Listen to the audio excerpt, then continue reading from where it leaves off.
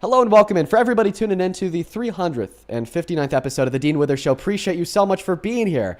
That being on YT and, of course, on TikTok. Welcome in, folks. Now, we have a lot to go through today. If you've never been here before, let me tell you what we do. We talk about the breaking news, we keep you informed, and we debate Trump supporters so we can hopefully sway the minds of more of the American electorate base to, want to hold them accountable come midterms because of the lawless executive overreach, the tyranny, the immorality, and the abuse of power in every single sense of the phrase that we see coming from D.C. So if you are a Trump supporter and you would like to debate me, make sure to head over to TikTok, hop inside of the guest request. Just make sure that you're an American adult that's 18 plus. That's MAGA. Now, we already have the very first Trump supporter of the day loaded up into the box. Their name is Anthony, and we're going to hop into a debate with him momentarily. But before we do, I want to have a chance real quick to go through the breaking news. Breaking news, Donald Trump has once again fueled the flames of his abrasive and brazen attack on the Constitution. Well, he's made many of those, so what specific attack am I talking about? I'm referencing his attacks on the 14th Amendment. If you've been following my streams, if you've been following the White House, then you will know since day one of the Trump administration, they've been trying to do everything in their power and control to take birthright citizenship away from the children born to undocumented immigrants on American soil. They even went so far as to pass an executive order to get it done with, to get it out of the way, to reclassify the children born to undocumented immigrants here as undocumented immigrants themselves. But the issue with that is that violates the 14th Amendment, okay?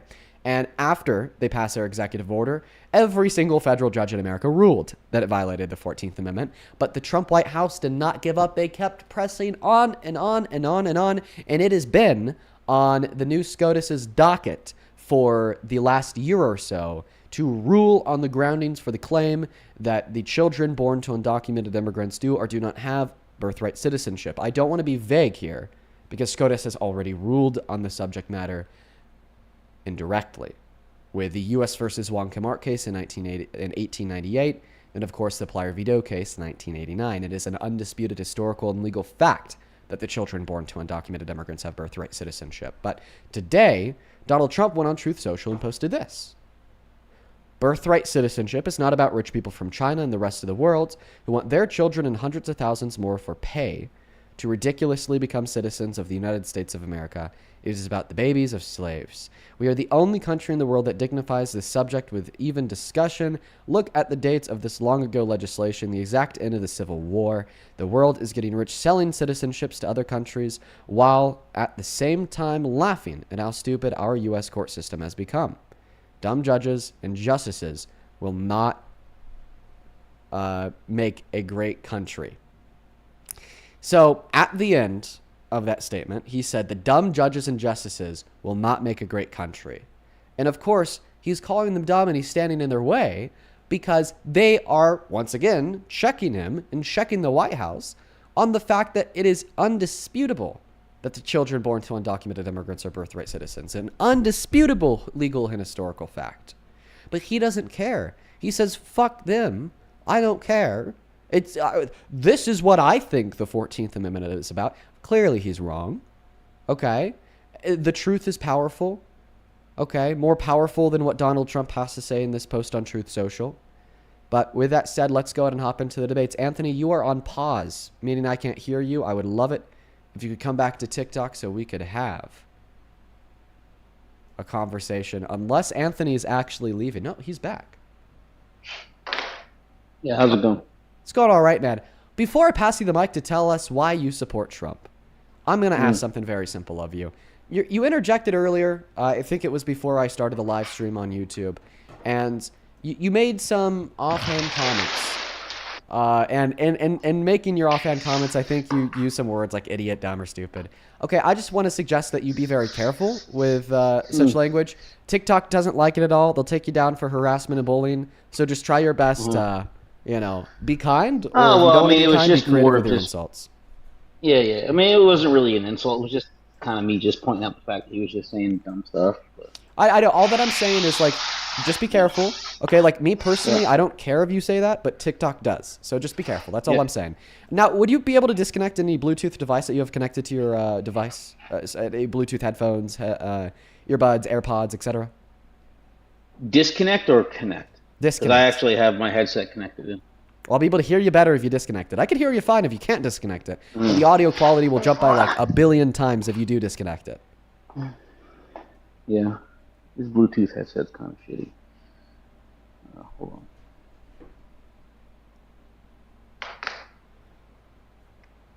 While he's doing that, guys, make sure that you're double tapping away that phone screen. You hear me? Yeah, we can. So take it away. Tell us why you support Trump. Locking up the border, well, not necessarily locking up the border, but securing our border to the level that it's been secured, and getting a lot of the people that have been let in that haven't really been vetted properly. Mass deportations. I fully support the mass deportations. The conflict that we currently got going on in Iran, I definitely support that. Why? Why not? I mean, Iran has been the number one sponsor. I just want to clarify. You support it in the because why not? Why do you think not? Do you support the terrorism that they've been sponsoring for the last? I'll give you years? my thoughts on your views. I'm just like simply interrogating your views to learn a little bit more before I respond. So what are the reasons why you support the war, not conflict, the war in Iran?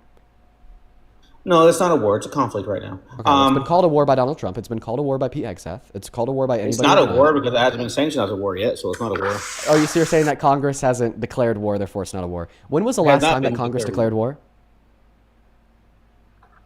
I don't know. World War II? World War II. So Vietnam wasn't a war? No, it'd be anywhere. Anytime you have a military conflict, it's pretty much war. But okay, so then you accept that it is war. It's not going down in history as a war. Did the Vietnam War go down in history as a war? No. The Vietnam War didn't go down in history as a war. It's a conflict. It's not a war. So I just want you to say that with your chest. So when the average American thinks about Vietnam, one moment. No, we're not talking about if Congress officially declared war or not. We're talking about what it went down on the books in history as. When the average American thinks of Vietnam, do they call it the Vietnam War? It's a conflict. It's not a war. You're not answering my question. Do people call the Vietnam War the Vietnam War? It doesn't matter what people call it. Okay, so then you accept that people have, had it go people down. People call men women. I mean, it doesn't make it fucking true. Well, I mean, people call rapists good presidents. Doesn't make it fucking true. But my point here would be is that you are a part of a very slim minority who think that we need an official declaration of war from Congress in order for it to be war. Okay, we don't need a piece of paper like drafted and agreed to by a couple hundred people in order for a war to be a war. What makes a war is going to be bombs, is going to be killings, is going to be conflict, is going to be fighting, is going to be geopolitical strategy like shutting down the Strait of Hormuz, is going to be like bombing warships, is going to be sinking warships, is going to be sometimes boots on the ground, other times killing the leader of another country, other times bombing elementary schools. That's what makes a war. A document agreed to by a couple hundred of our leaders does not make war. It just means that the war is considered a war by our Constitution, not necessarily by our people. Who bombed the elementary school? We did. The U.S. No. Oh, who bombed the elementary school? Who do you think? No, there's plenty of evidence pointing that the Iranians lost track of their missile because their guidance has been jammed. Oh, that's not true. So, yes, the U.S. military came out with a preliminary report saying that it was a U.S. missile. B, it makes no goddamn sense to argue that it wasn't a U.S. missile because it hit the elementary school the same time we hit their leader, and Iran only responded with their first wave of ballistic strikes hours later. And C, we have pictures of the missile. It was built in Boulder, Colorado. You mean the Iranian propaganda that you put out there with tech that was used for the actuator that was used in missiles that were built in the freaking 80s, 90s, or whatever? Iranian wait, you think that the DOD under Donald Trump and Pete Hegseth You're talking about the evidence, the picture that was put out of the tech. Slow down. Okay? The group of people, the body of people saying in their preliminary report that it was a U.S. Tomahawk is the Department of Defense. And then you call that Iranian propaganda. So you think that the Department of Defense operating under Donald Trump and Pete Hegseth amount to Iranian propaganda? You said that there was evidence. There is no evidence proving that it was. The evidence that proves it was is a report from the U.S. military. U.S. military says that it was their ordinance that hit the elementary school. Yes, there's a U.S. strike. Or do they say it just falls in line with the timing? Because there's no way that they're going to prove they're going to say it was actually their ordinance. That's what they said. They said so. I don't believe it. Well, look it up on your own. If you just go to Google, you type in U.S. report Tomahawk that hit elementary school was U.S. and then click enter. You're going to be given a source from Amnesty International, the New York Times, the Council on Foreign Relations, Just Security, BBC, once again, PBS, the American Prospect. All of these outlets are just simply reporting on the U.S. military investigation.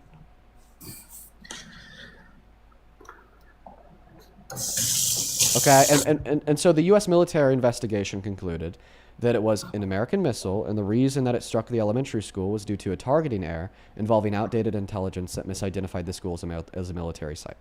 So that's what the DoD under Trump is saying. Okay. Well, I don't have anything to prove otherwise, so I'll take your word for it until I look it up. Okay, perfect. I appreciate you for conceding. Yeah. Right, and that's an issue. That's a really big issue. Donald Trump walked into office promising no new wars. Then he turns around, he starts a war in a lie. He says it's because they're an imminent nuclear threat. Okay, our director of national intelligence has said, no, that's not true. And then in the process, he kills 174 girls at an elementary school, the U.S. Tomahawk. Come on, man. This is just like one of the many examples of Donald Trump's negligence and lies and hypocrisy and hate and violence fueling the deaths of more innocents predicated on a lie to the American people. That's in turn also hurting the American people through increasing oil prices, which not only make your gas more expensive, but increase the price of manufacturing for everything 3.4% in the month of February alone. The national, so we're still cheaper on gas than we were when Biden was in office, aren't we? Well, we are right now actually cheaper on gas than late 2022. It's actually gone down 5 cents. Do you know why? Because the futures have gone down. It's all about the futures. I'll tell you why. I'll tell you why. Because what happened, okay, in 2022 when gas was more expensive then than it is today, Russia's invasion of Ukraine. Then we and every other country in the EU and the UN turned around and sanctioned Russian oil, which cut us off from 25% of the global supply. Okay? And of course we should sanction Russian oil. We were never part of it. No, we didn't buy Russian oil. We bought Saudi oil. Yes. No. We bought OPEC oil. And did you know that Russian oil accounts for 25% of the production of all OPEC oil and 50% of the production of OPEC plus oil? Russia's a member of OPEC plus. You didn't know this? So we're buying Russian oil. That oil doesn't. Yes, because we were buying OPEC and OPEC plus oil. It does. That oil stays in that region. No, because it was a part of OPEC plus oil. And even if it did stay in that region, okay, well, then why would cutting us off from buying it impact the gas prices here at home in America?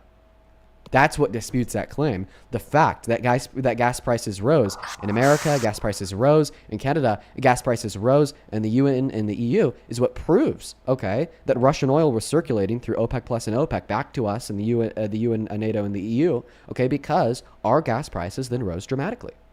It's because there's UN countries that were buying the oil that then had to cut themselves off from buying it. Otherwise, they are funding the war on both sides. Because that's currently what Germany is doing. And that's what we did. We imposed sanctions on Russian oil. That's exactly what we did. We stopped buying it. Gas prices rose here. So it's funny because you're telling us that, gas prices are super high today. They've risen by $1 in the last month. Why? Because of the war that Donald Trump started, leading to the Strait of Hormuz being shut down. Yeah, the thing is, I'd rather this is actually a very similar reason. No, I'm still talking, Anthony. Sit down, my friend. Sit down. I'm almost done.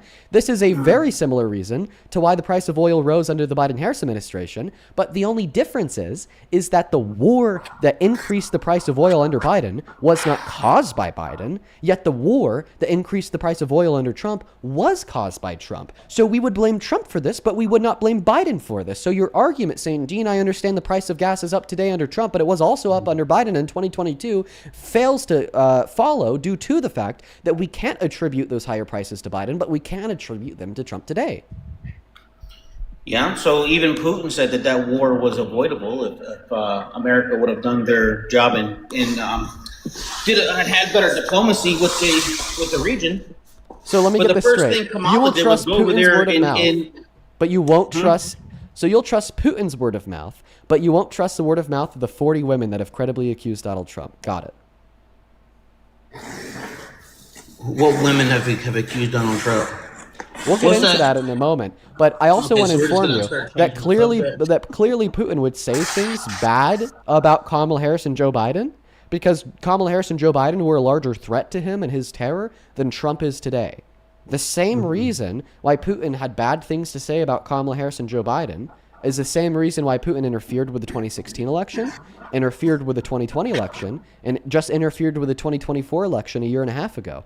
It's comical that MAGA is now taking the word of mouth from somebody like Putin to mean absolute truth to reflect on what we should believe ourselves. I didn't know that Putin was a trustworthy ideologue that we should look up to for critical thought. Well, on that same side of the goalpost there, I didn't know the Iranian IRGC was a legitimate source of news, but you guys use that. Okay, name one time I've cited the IRGC. You don't have to say the IRGC. It's just the amount of stuff that you talk about. You just said it was the IRGC. You just said it was the IRGC.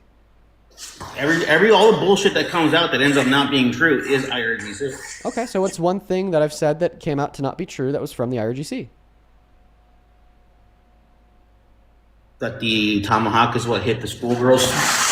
You literally conceded like less than 10 minutes ago that was a U.S. Tomahawk that hit the schoolgirls, not because the RGC indicated it, but because a U.S. military report concluded it.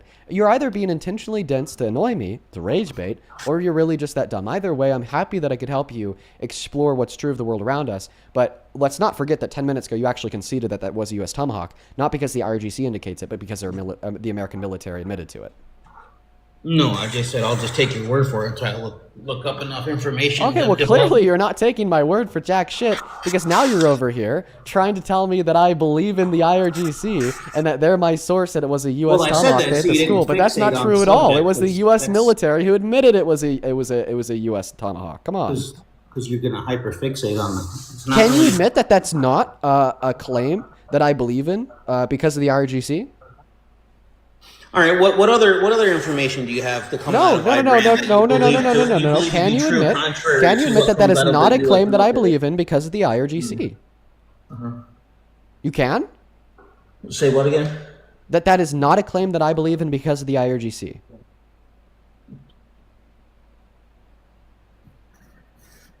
So what are you asking me? This guy can't track. You told me that my source, that the source for the claim that it was a U.S. Tomahawk that hit the elementary school is the IRGC. Now corrected you 5 times. That's not the source. The source is U.S. military. They admitted to it. So can you concede that you were wrong when you suggested that the source for that claim is the IRGC? No. No, you can't? Okay. Dude, listen. You're crazy.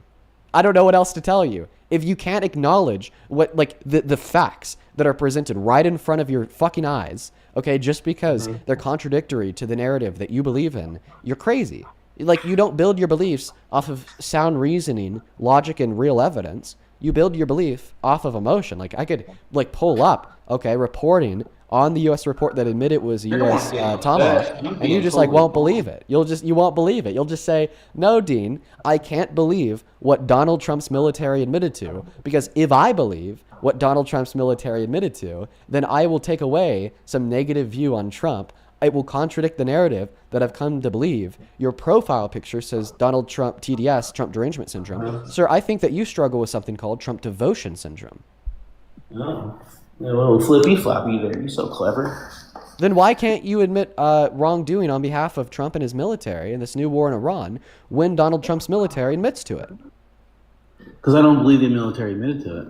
Okay, well, what do you need to see, dude? How about we look through it together? Look at your phone screen right now. Okay, here is me Googling U.S. report Tomahawk hit elementary school.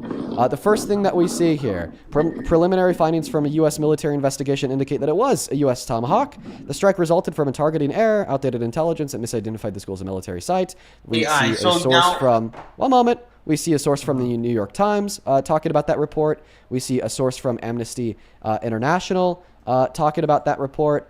We see a source from a Council on Foreign Relations. Report says U.S. struck Iran school. We see a source from Just Security. Once again, report says that at the school, quote unquote, says a preliminary U.S. Military inquiry has since concluded that American forces were likely responsible and that the strike resulted from a targeting error rooted in stale intelligence data. Okay, right? Like, come on, look at all this evidence. Okay, so where's the official source? Like the actual U.S. military report. Yeah, where's the official source? Where's the press briefing? Where's the official source? You could likely find it on like the DoD briefings. Coming out saying, "My bad, we fucked up." You could likely find it on like the DoD briefings, wherever those live. So you don't. Why don't you have that as part of your source? Because I trust the cohort of the 10 that I just showed you. Maybe that's a problem. Why is that a problem? Because the original reports coming out saying it was the U.S. tech that hit the school was Iranian propaganda. So you're reading. Dude, it's not from Iran. It's from our government. Well, you can say that's from our government, but you didn't read me any government reports that would prove that they admitted it. You just read me articles. Yes, articles about what? Articles of people saying they did something. No, articles you're not reading me off an referencing the U.S. report. They are not official sources. Where do you think they get their stories from? Wait. You don't think that the New York Times, in conjunction with Hill, in conjunction with PBS, in conjunction with the Office of Foreign Relations, in conjunction with everything else that I just showed you, BBC, so on and so forth, would amount to enough evidence to believe this to be true? No. Okay, you're crazy. That's not an official source. Okay, what kind of sources source. do you CBP use? is official source. Like all of the agency, FBI, CIA, these are all official sources where you would accumulate official data and information from. Those are not official sources. Those are media sources. Yes, it's media sources reporting on the official source. Here's another one. Here's like another one from NBC. Let's see. Outdated intelligence likely led to the deadly missile strike on an elementary school in Iran, according to a U.S. official and 3 sources familiar with the preliminary findings. The investigation found that an American munition. Okay, now you want to know the name of the U.S. official. I think that you're just trying to run away from the point because you know that you lost. I think that you're running away from the point because you know that you lost. No, I'm not running away from the point. Yes, you absolutely are. There's no official source. Dude, these are all official sources. When every single mainstream media outlet in the world is repeating the same thing, it's true. You're going to tell me that the DHS or Hegseth or Department of War or whoever, they're not going to come out and say, we made a mistake. It's our fault. There's not going to be any admit of guilt, but yet all of a sudden New York Times, and then you've got all these other news stations, and everybody's got all this stuff to say on how a official whatever the article said. Okay. The article said that a source said that this happened, but there's nothing to prove it. Yes. So this is actually coming from AP. So AP spoke with a U.S. official under condition of anonymity about the ongoing investigation, and then the U.S. official shared that information with him under the condition of anonymity. Okay, so I can just write my own article and say an anonymous source told me something. No, you actually can't, because if you were AP and you claimed that an anonymous U.S. official spoke with you, then you'd get sued. Your company would get fucked. It'd get destroyed into oblivion. That is patently illegal. It is quite literally the most illegal thing that a journalist or body of journalists could do. So the fact that they did this, okay, and then the White House can turn around and say it was false. How are you going to prove the source if it's anonymous? Nobody can prove it. Okay, well, it is proven because they can't just say that an anonymous U.S. official told them this and lie. So who's going to fact check them if it's an anonymous source? The simple fact that we know that every single mainstream media outlet in America has reported on it, and the White House hasn't said it's false or turned around and sued every single mainstream media outlet in America, okay, is what proves it. Not to mention that, once again, every single mainstream media outlet in America, regardless if they're on the right or left, they have some rules that they have to follow for procedure on what they can say legally and what they can't say legally. Not to mention that they all, in one way or another, okay, have a reputation to maintain.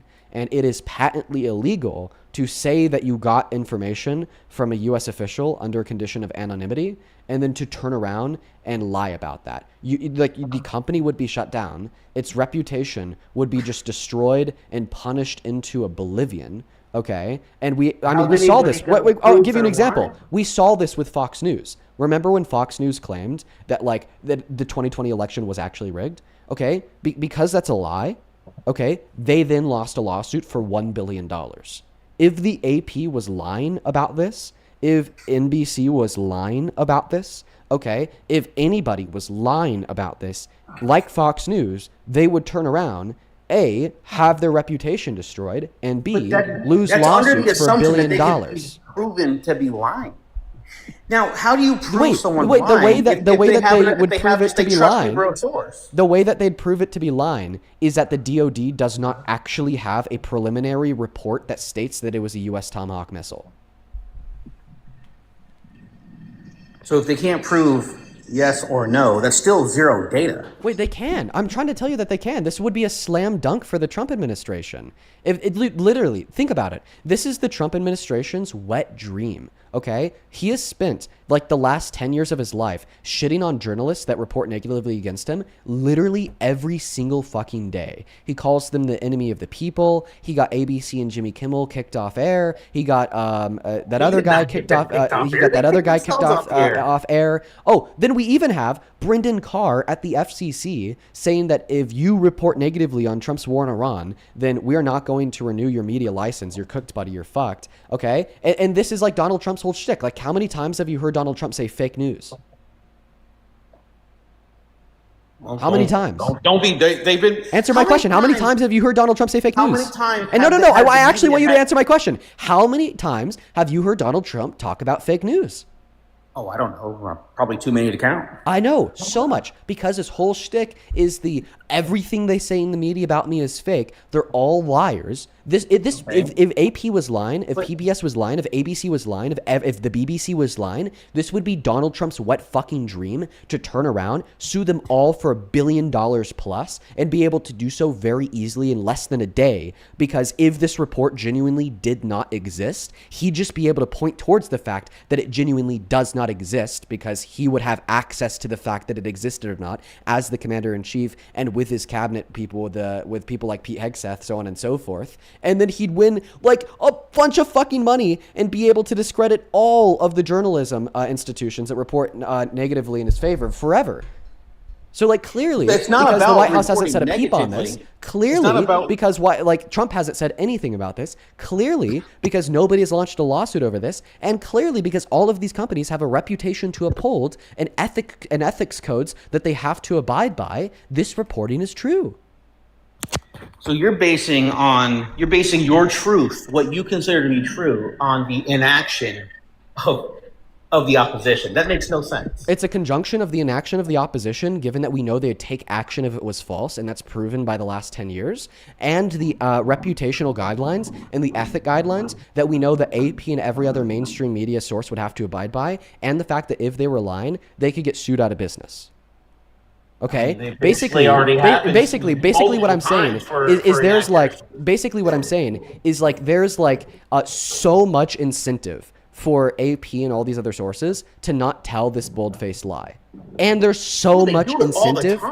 No, not like this. I understand that you and other Trump supporters like to argue that that these different journalistic outlets are just bold-faced lying. Okay, but clearly, in like most of these scenarios, what you're going to be pointing towards is some like misrepresentation of what you think the truth actually is, not a bold-faced lie of like a U.S. official saying something that they didn't. It's not the truth because you don't have a source to tell you that it is true. You just got people saying, "Hey, look at my article. This is what I found to be true," but it's not because they have no official source to prove it. Okay, I'm going to go over this. You don't have an official source. They do have an official source that only spoke to them under the condition of anonymity. This happens all the time in journalism. This is not new. No, 1 second. I want to let you know that this is not new. This is the way that news has worked in this country, like since before you were born. Since before you were born, U.S. officials, whistleblowers, have been speaking to major reputable outlets under the condition of anonymity to say that this thing is true.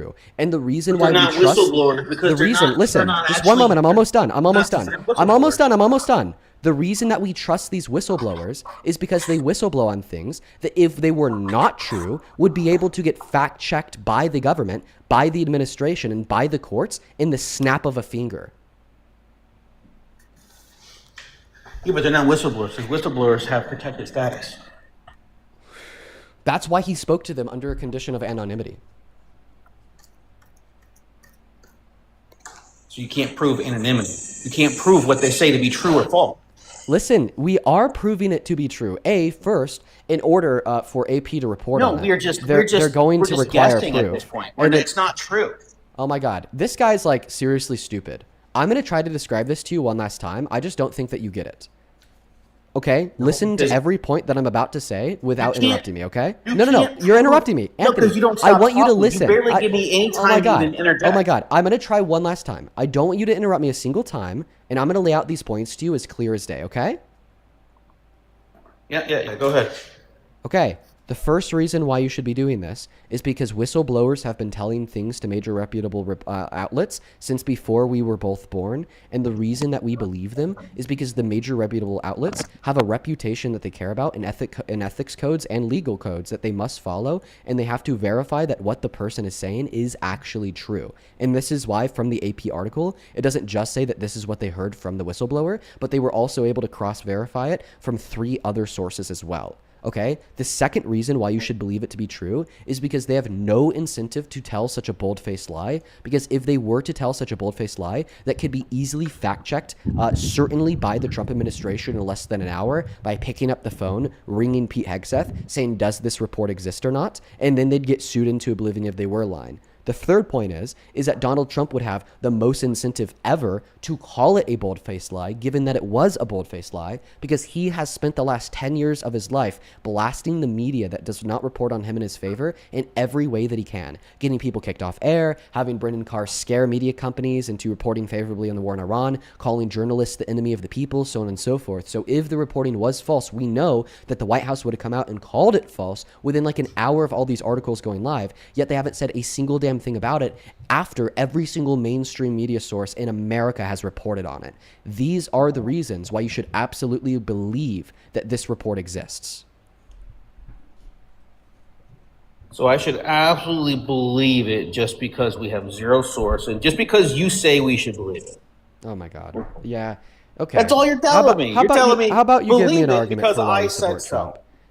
Listen, I'm talking to a man-child. No, because the thing is, let's just go ahead and move on. Just give us a reason. Because you and the rest of your crowd, you want to act like you're critical thinkers. But then when it's time for you to use your critical thinking cap, you refuse. Okay. Then you're just like, oh, orange man bad, fuck Trump. You know, I'm the one that's all you guys did. Hey, do you think that Donald Trump kicked Jeffrey Epstein out of Mar-a-Lago?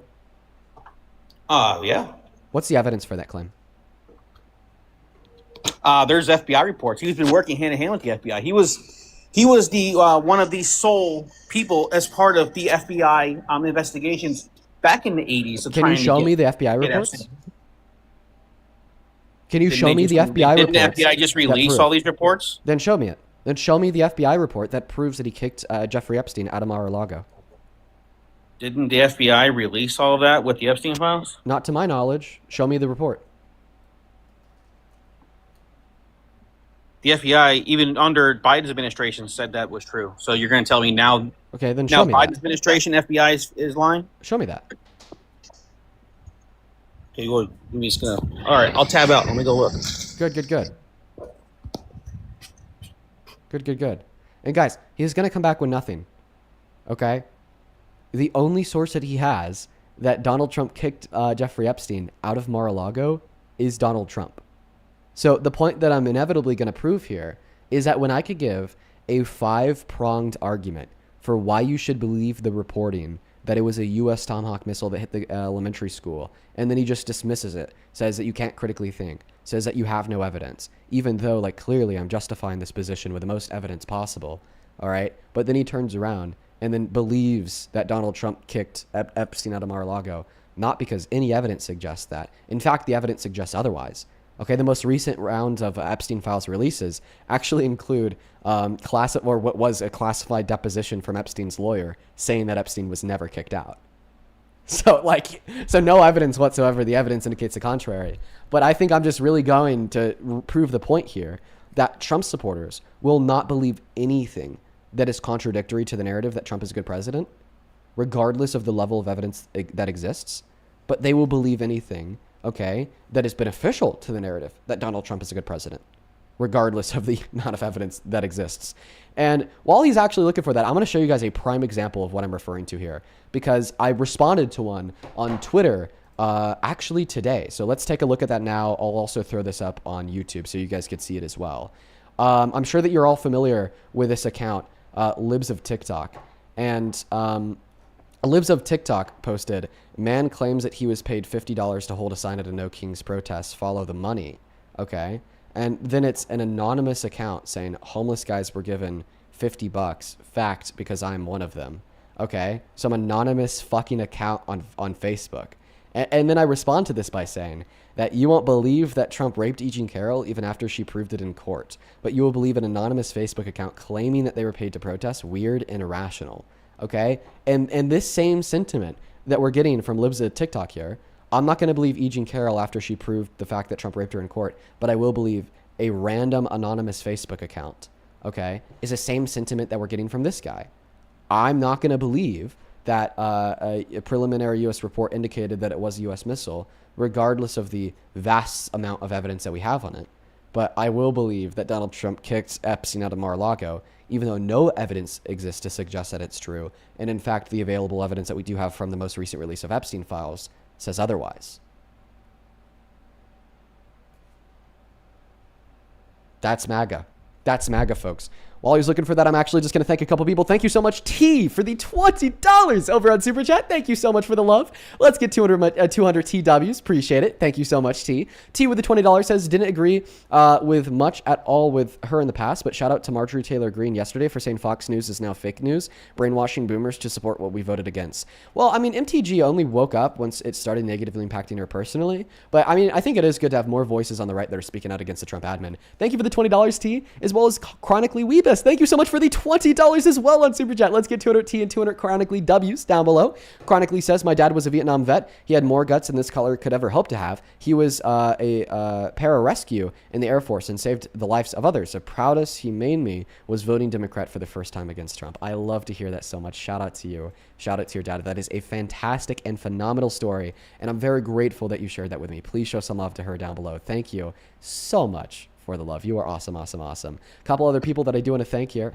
but it actually looks like Anthony's back. Anthony, were you able to find that evidence? Yeah, there was part of the disposition. Many attorneys, witnesses, they all said that Trump kicked Epstein out of Mar-a-Lago. Okay, where can I find the deposition, the attorneys, and the witnesses? What do I have to look up?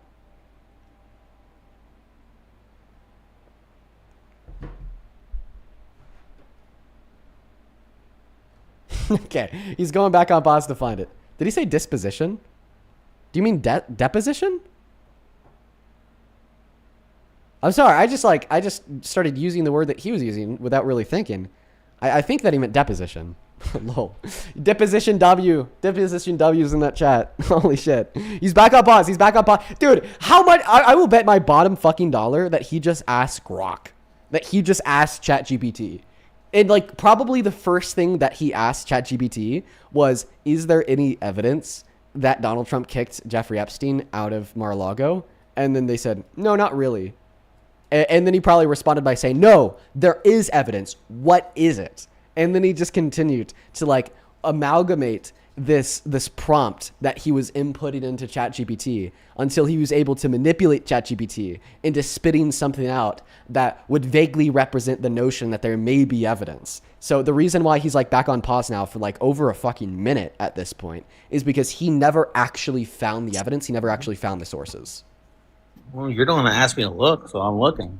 What are they? If I had a computer sitting in front of me like you do, I would have found it by then. I mean, you actually do. And ironically, your phone is a computer, buddy. Yeah, well, I can't do two things at once with it because, you know, it's just the way it's made. It won't let me do it. So I know, but I'm asking you to do that one thing at the one time of finding the evidence for us. I am. The Bradley Edwards. Remember when you got on pause? I can't hear you, my friend. The Bradley Edwards interview in 2019.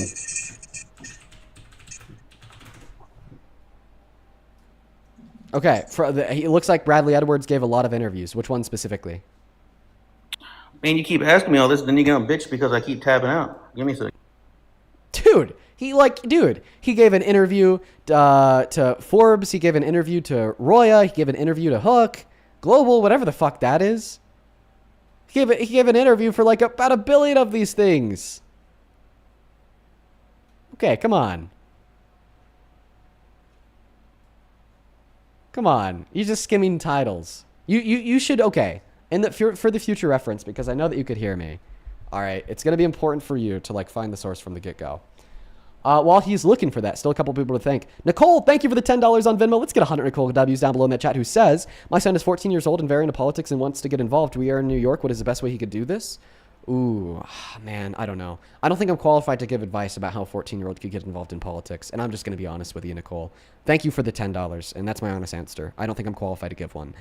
Jacob, thank you so much for the $20 donation on Venmo. Let's get 200 Jacob W's. Thank you so much. Jacob says, independent journalism is one of the longest-lasting pillars of a check and balance on our institutions of power, and the president is literally trying to destroy it. They should tell you all. They should tell you all you really need to know about how corrupt he really is. Yep. Thank you so much for the $20, man. Shout out to you, Jacob. Same thing with you, M. Rose. Thank you for the $20. Who says, didn't Fox lawyers use the argument in the legal case that no reasonable person would think that they were being factual and not being hyperbolic? And did they also change their accreditation from news to being just entertainment so reliable? Yes, they did, bro. Isn't that crazy? I think that's wild, M. Rose. Thank you for the $20. And then Kate, oh my God, thank you so much for the $100 donation on Venmo. This was one of the very first donations in the stream. That is absolutely wild. Please show some massive love to Kate down below in the comment section. That is Kate. Kate with $100 says, I appreciate how well you debate. Coming to the table, the facts seems like such a lost art. I know, it is anymore, Kate. Just look at the people that come to the table on the other side from me. Thank you for the $100. It is beyond kind. That is literally so much money, and I'm so fucking grateful for you. Let's show some massive love to Kate down below in that comment section. Also, let's get 200 Max W's for the $20 donation, who says, for the whiteboard fund, if you don't get a whiteboard by this weekend, I want my money back. Dude, I need to get a whiteboard. On God, I need to get a whiteboard. Over on PayPal, thank you so much, Adam, for the $40 donation. That is incredible. Let's get 400 Adam W's. He says, it's unbelievable MAGA men claim to be these alpha males criticizing liberals for being beta, yet worship Trump, who operates women in teen beauty pageants. Please have Graham Plattner on your podcast, who's running for the unseated Susan Collins here in Maine. I'll have to check him out. And thank you for the $40, Adam. You were awesome. And also, complete truth nuke. Show some love to Adam down below. And then Nicole, thank you for the $11. He says, hey, Dean, love you, man. A sad day in San Antonio, though. School pew-pew today. I think I heard about that. Some like student shot a teacher, then shot himself. Bro, super sad, man. Thank you for the $11. Same thing to Caroline. Thank you for the $10. And SJ, thank you for the 10 as well. Thank you so much for sending a bit of love. Show some love to Caroline, SJ. Show some love to Adam. Show some love to Kate. Show some love to Nicole. Show some love to all of the donors. Thank you guys so much for the love. Were you able to find the specific interview? 2019, I think I saw with New York Times. He did several interviews. Okay, well, I'm sure it which was all one, interviews with the same stuff. So which same one did he provide evidence that Epstein had been kicked out of Mar-a-Lago by Trump? It was part of his reporting with the witnesses. Okay, but once again, I'm asking you for a specific source for that. You're just vaguely citing an interview that happened in 2019. Okay, so and what outlet was this interview with? He did some in 2020, 2024, 2019. Okay, can you point me towards like a specific interview? And all that. Okay, could you point me towards one? Like just one, because look you just gave me like look up New York Times interview with Edwards. And then Guthrie said also that Trump kicked Epstein out. Okay. Well, we're focusing on Bradley Edwards right now. Okay. So on Google, I just typed in Bradley Edwards interview. Okay, 2019 New York Times. Is this a written interview? Where are you seeing this? Like on an article? Is it on YouTube? I don't know. I just looked it up. I mean, you asked me to look something up. Well, I know, but if you looked it up, then like the result would have been like an article. It would have been a video. Like, let's start there. Was it an article or a video? I didn't go that far. I didn't click all that. Wait, but you don't need to click anything. You just see it. If it's an article, it says so. If it's a video, you see the thumbnail. Well, the New York Times, it would more than likely be an article written, right? Okay, so what's the title of the article? I don't know. But if you looked it up, then you would have seen the title of the article. I just looked up specifically information regarding Trump kicking Epstein out of Mar-a-Lago. Okay, and then you saw an article posted by the New York Times as a search result, right?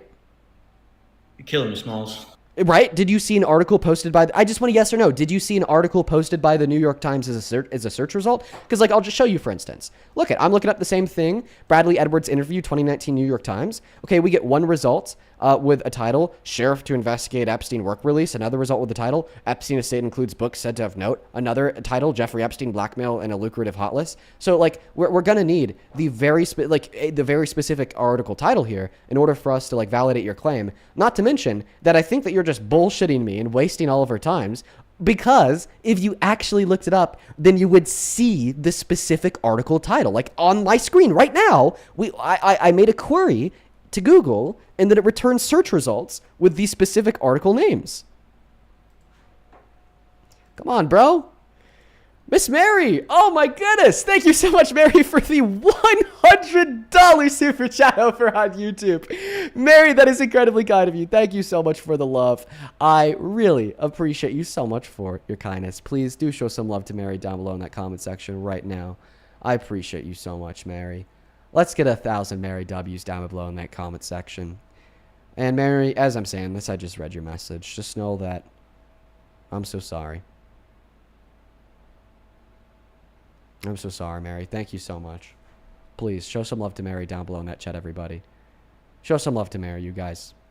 On top of, just $100. I mean, their message was really meaningful. Thank you so much, Mary.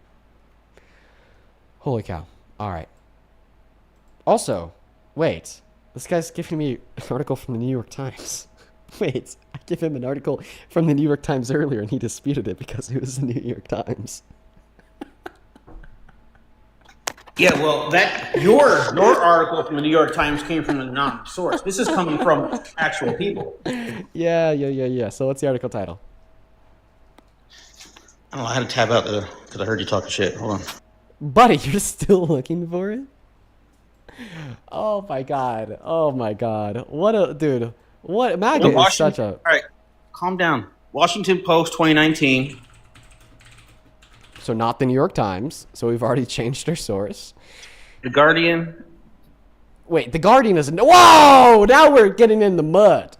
Because The Guardian is a different source from the Washington Post. So let's start with the Washington Post. That's what's pulling up. So what is the article title of the Washington Post? There was a 2019 article in the New York Times Magazine. Okay, so what is the article title from the Washington Post? All I need is a publisher and an article title. That's all I need. So I gotta look up an article, the title of the article now? What the fuck? What do you mean you gotta look that up? What do you mean you gotta look that up? That's what you should already see on Google. That's what you should already have. The entire conversation's been fluid here. I mean, so buddy, no, Anthony, I'm gonna need you to listen to me. What do you see on your other tab? Because if you're on Google, it should be the name of the publisher and the title of the article. So something here is telling me that you're actually not on Google, that you're on some fucking AI. And you're just asking the AI for sources to justify your claim. And then the AI is just spitting out random years and random publishers. But dude, come on. So intellectually lazy. AI has brain rotted this generation. Okay? Stop being a dipshit. I'm going to give you one last chance here to legitimately give me a source for your claim. Here are the 2 criteria that a legitimate source would hold. The name of a publisher and the name of the article published by the publisher. I will give you an example. The New York Times.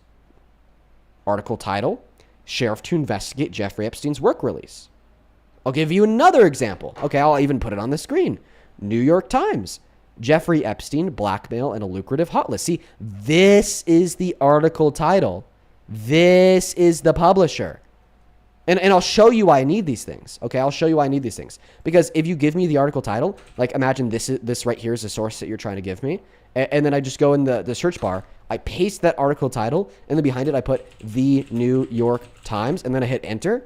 It will be the very first search result. And then I'll be able to find it, I'll be able to click on it, and then we're all good to go, buddy. That's how we give sources. Unreal.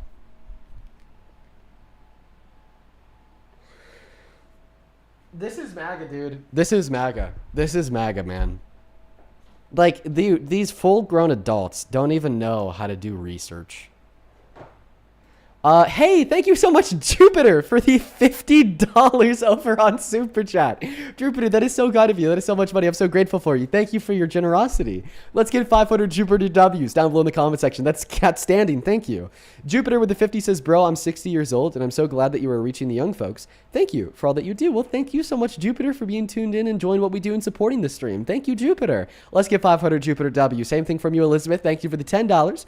Who says he's a quote-unquote critical thinker, but doing research to back up his claims is killing him smalls. Ironic much? I know, yeah, it's killing him to do research. Holy shit. It's like throwing water on the Wicked Witch of the West in the fucking Tin Man Dorothy movie. Holy shit. So embarrassing. Can't remember its name. Thank you so much, Isaiah, as well, for the $20 donation on PayPal. Let's get 200 Isaiah W's. Isaiah with the $20 says, this guest is a prime example of how hypocritical MAGA is. This shit is so sad. He can't even give you one example, yet tries to call you out for him lacking a source. I know, because he's stupid. Thank you so much, Kiana, as well, for the $10, who says they literally have no critical thinking. They always just have the two same talking points. They're under a literal hive mind. And this conversation has proved it, Kiana. We've been trying to get this guy just to do research and give a source for his claim, and he's like, oh, saying, bro, you're killing me, Smalls. I just can't do it. And he's now failed 5 times at giving a source for a claim. That is how uncritical MAGA thinks. Good point. Thank you for the $10. Braden, thank you for the $5. Elizabeth, thank you for the 2. Caroline, thank you so much for the 10. Over on Venmo, thank you so much, Colin, for the $5, who says, thank you for keeping me informed on current problems of the world. You're welcome, Colin. Thank you for the 5. Stephanie, thank you for the 10, who says, my dad said, how do you deal with the idiots every day? I get mad listening to them. I get mad listening to them too. It's just repetition and learning how to control my anger. Thank you for the $10, Stephanie. Then Morgan, thank you for the 5. Casey, thank you for the 5. And with that, we're all caught up. If you guys want to support me in the stream, you can find the Venmo, PayPal, link tree in the bio on TikTok, pin message over on YT, and the handles at the top of the phone screen as well. So have you found the source yet? Anthony, I want you to come back to TikTok.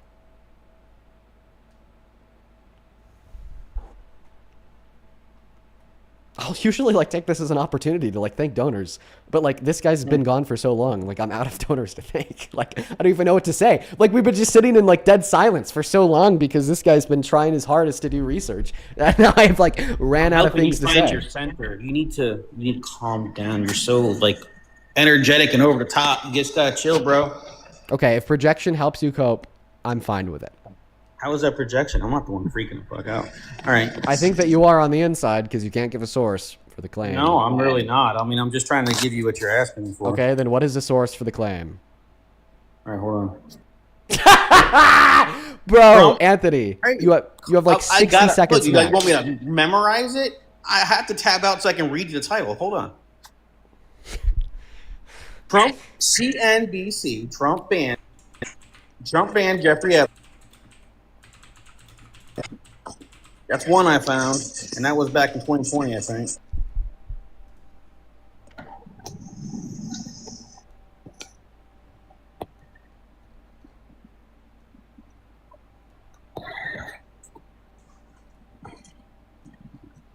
Okay. All right. Perfect. I have a question. Mm-hmm. So, if your question is, did I read the article? No, I did not read the article. CNBC says President Trump banned his former friend, the wealthy investor Jeffrey Epstein, from Mar-a-Lago. A new book says. What book? I don't know. Click it, dude. There's a link. Epstein says that he was exiled as a never remember he was. New book tells what got him exiled. Donald Trump's advertised with Epstein.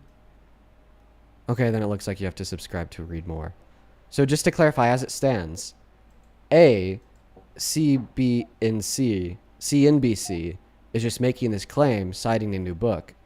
B, Donald Trump has since contradicted this claim. Remember months ago when he stood in front of the journalists on Air Force One and said the reason why he kicked him out is because he was poaching his girls, talking about his masseuses. And then C, nobody knows what this book is.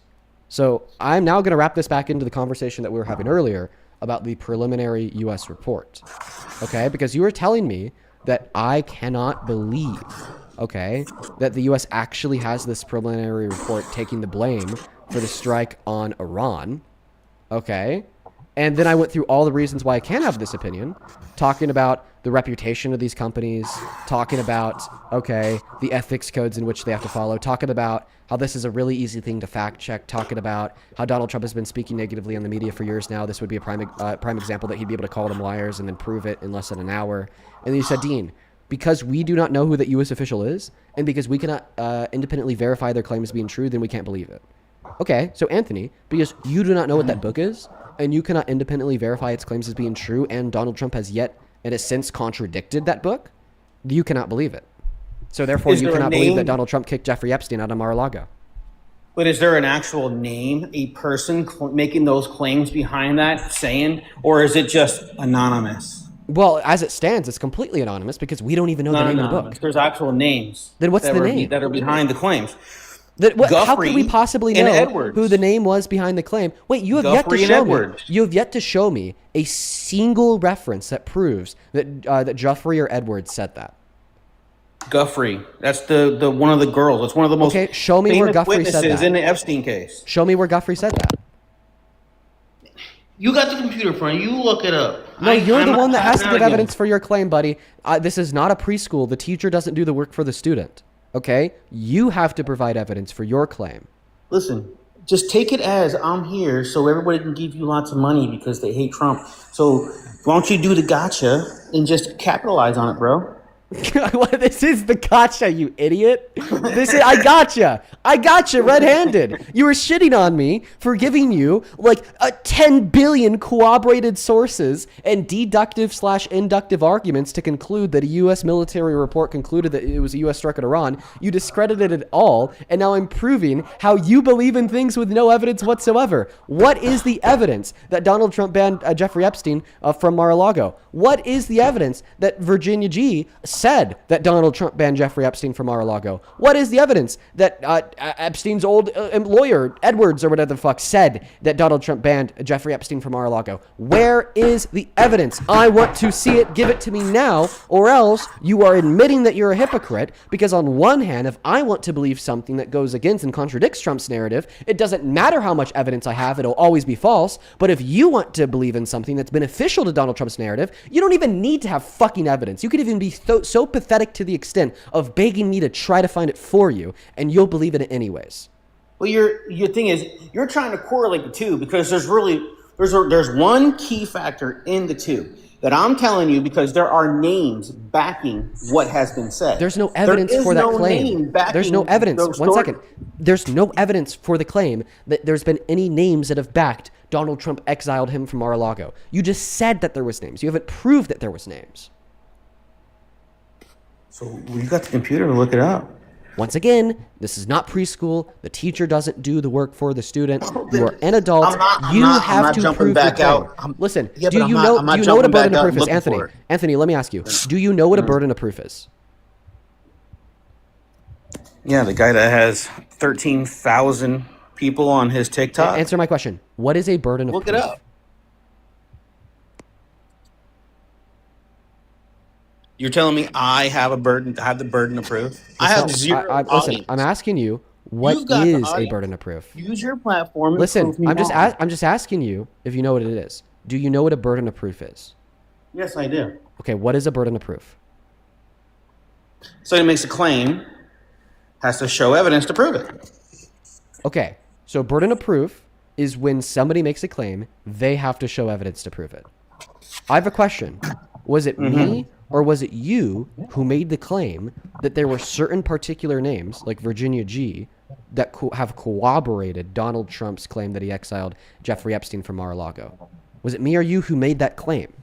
It wasn't really me making a claim. It was me looking it up, and it gave me the information. No. It was a claim. Okay? It was information that was given to me by the internet. No. Let me clarify here. That's another claim. A claim is when you say something that you believe to be true, right? Right? Could we agree?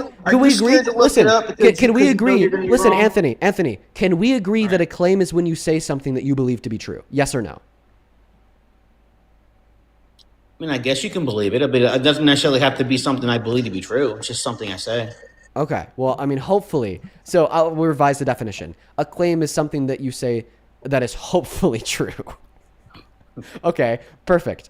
So were you claiming something that either you thought was true or was hopefully true when you said that there's specific names like Virginia Giuffre that corroborate Donald Trump exiling Jeffrey Epstein from Mar-a-Lago? Yes or no? That's what the internet told me. That she was a witness. Yes or no? and Were you the making lawyer- a claim? Yes or no? Uh-huh. Sure, I said it. Yeah. Okay. Mhm. So so you have admitted that you made that claim. And earlier you defined burden of proof as when somebody makes a claim, they have to prove it to be true. So because you just admitted to making that claim, you have to prove it to be true. So you're Which telling me means you're you cool have with to give me me the tabbing evidence. out. You're telling me you're cool with me tabbing out and scouring. I want you to find me evidence for the claim that you made. You're exhausting. I'm exhausting because I require evidence. You just describe MAGA in a But you- nutshell. You but take you've the got- path of least resistance in every scenario whatsoever, I have and you no will problem trust doing it. The fucking thing is, Facebook I'm on a and single X phone, and dude. random You posts have on a social computer media in front as of you. sufficient evidence to find things to be the case. Also, not to mention that you are admitting that you believe this with no evidence. Because if you believe this with evidence, then it wouldn't be exhausting to go find it.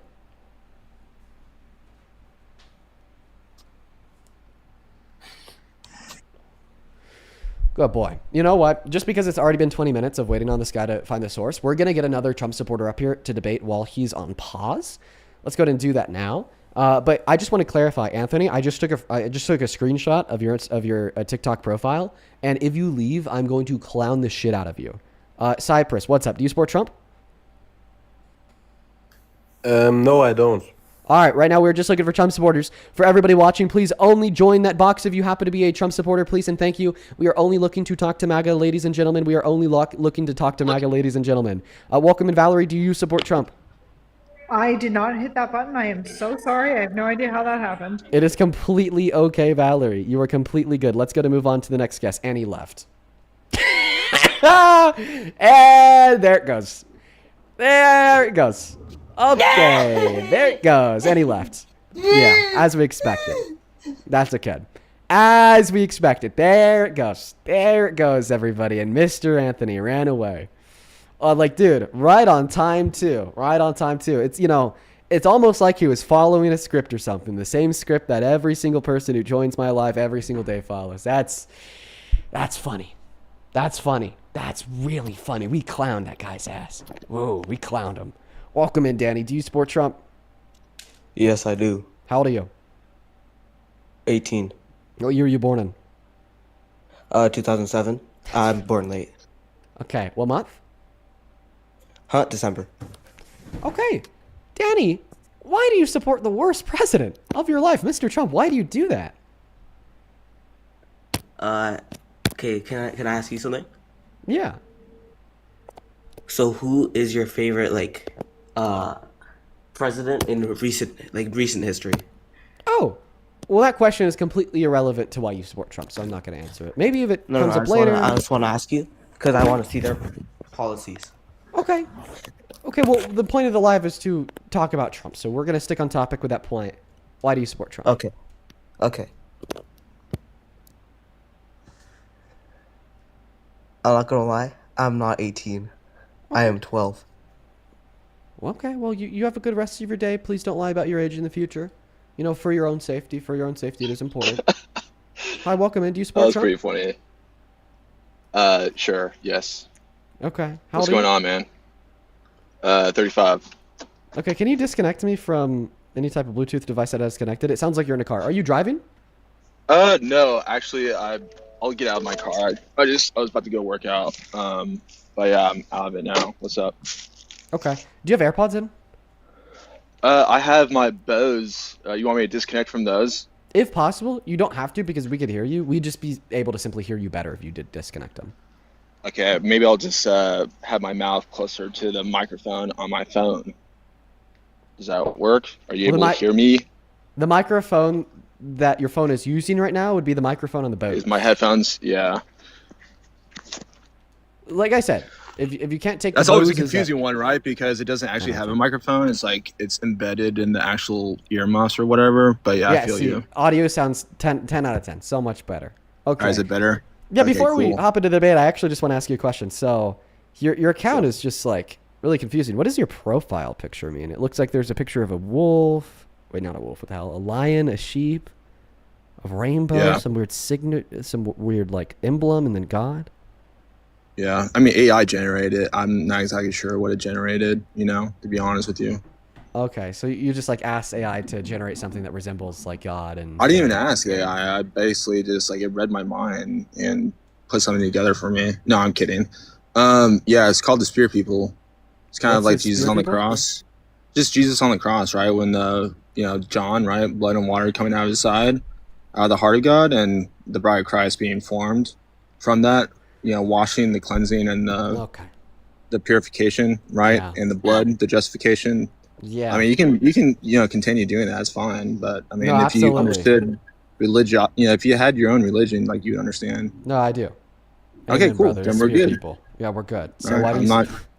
Gotcha. I'm not saying anything bad. Hopefully, Right. I mean, please don't knock me off, No, the I panel won't. for believing in Jesus. No, amen, brother. The spear people. So, spear. Okay, I person. thought you were gonna give me a hard time. I kind of like sensed something in your heart a little bit, but No. but now So- you're on level ground. Okay. So, Mr. Spear person, why do you support Trump?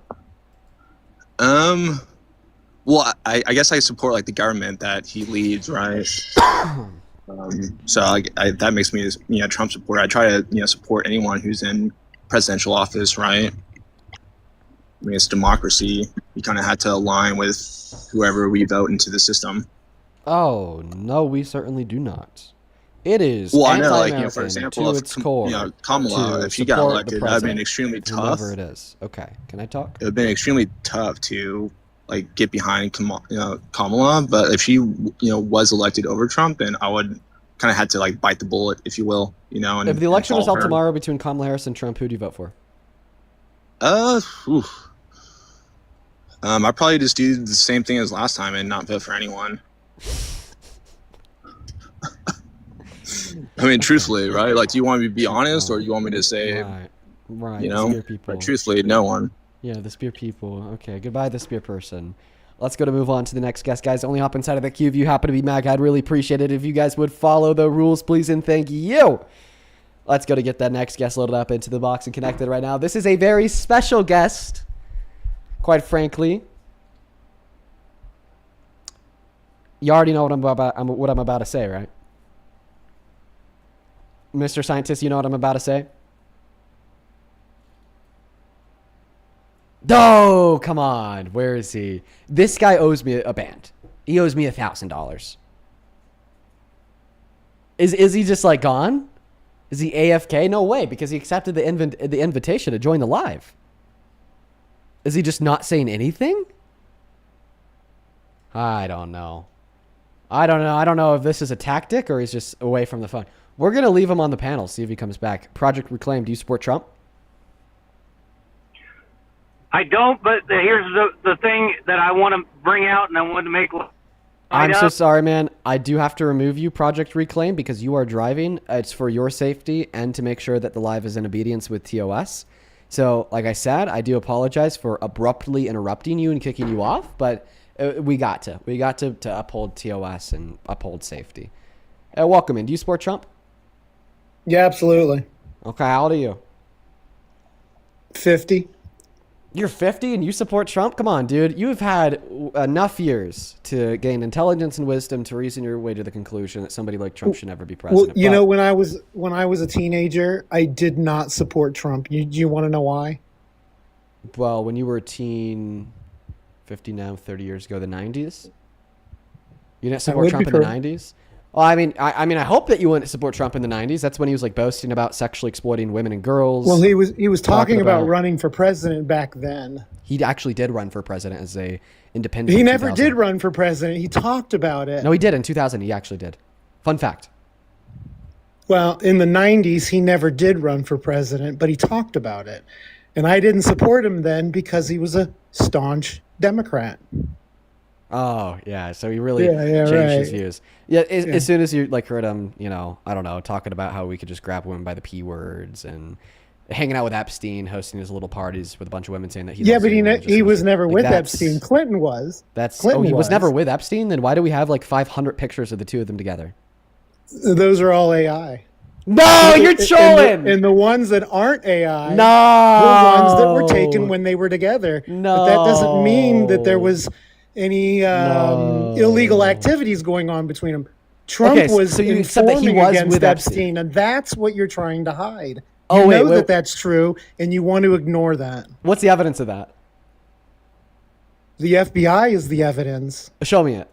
You want me to show you documents from the FBI? Yes. You think I can provide you top secret documents? Oh, wait, of a if the criminal evidence is top informant secret, then how do you know that it's true? That's in the middle of a case. With If a the bunch evidence of is top of secret, how do you know it's pedophiles? true? That's ridiculous, man. If the evidence is top Nobody's secret, gonna how do you come know on it's here true? with evidence, and you don't have that evidence. If I asked I'm you not the for one making the evidence, claim. you couldn't provide evidence. I'm not the one making the claim, buddy. So I just want to clarify. You're arguing here that the evidence Well, is top you're secret. making a claim that the MAGA party is negative. You're making some kind of claim that Check Trump this is a out. pedophile. He's Wait, not. I'm gonna give you the best argument insofar as why you shouldn't support Trump. Okay? And I Hey, mean this seriously. Can you tell me one thing? Because I'm heading my own movement right now. You probably don't realize this, but I'm the top the secret head evidence of the movement. Respectful Lives Matter movement. So can you tell me why does skin color matter so much? Why are you asking me about skin color? Could I just give you my argument why you support Trump? Why you shouldn't support Trump? Do you support Black Lives Matter? Yes, of course. I support Why? Black Lives Why Matter. do you support Black Lives Matter? What is black and why does skin color matter? Okay, I can tell you why I support BLM after I give you the most compelling argument ever insofar as why you shouldn't support Trump, okay? Shoot. You shouldn't support Trump because he is secretly a deep state Democrat who is working from within to not only destroy the GOP, but also to destroy America. And I'm dead ass. You need to stop supporting Trump right now because of that. Oh, okay. All right.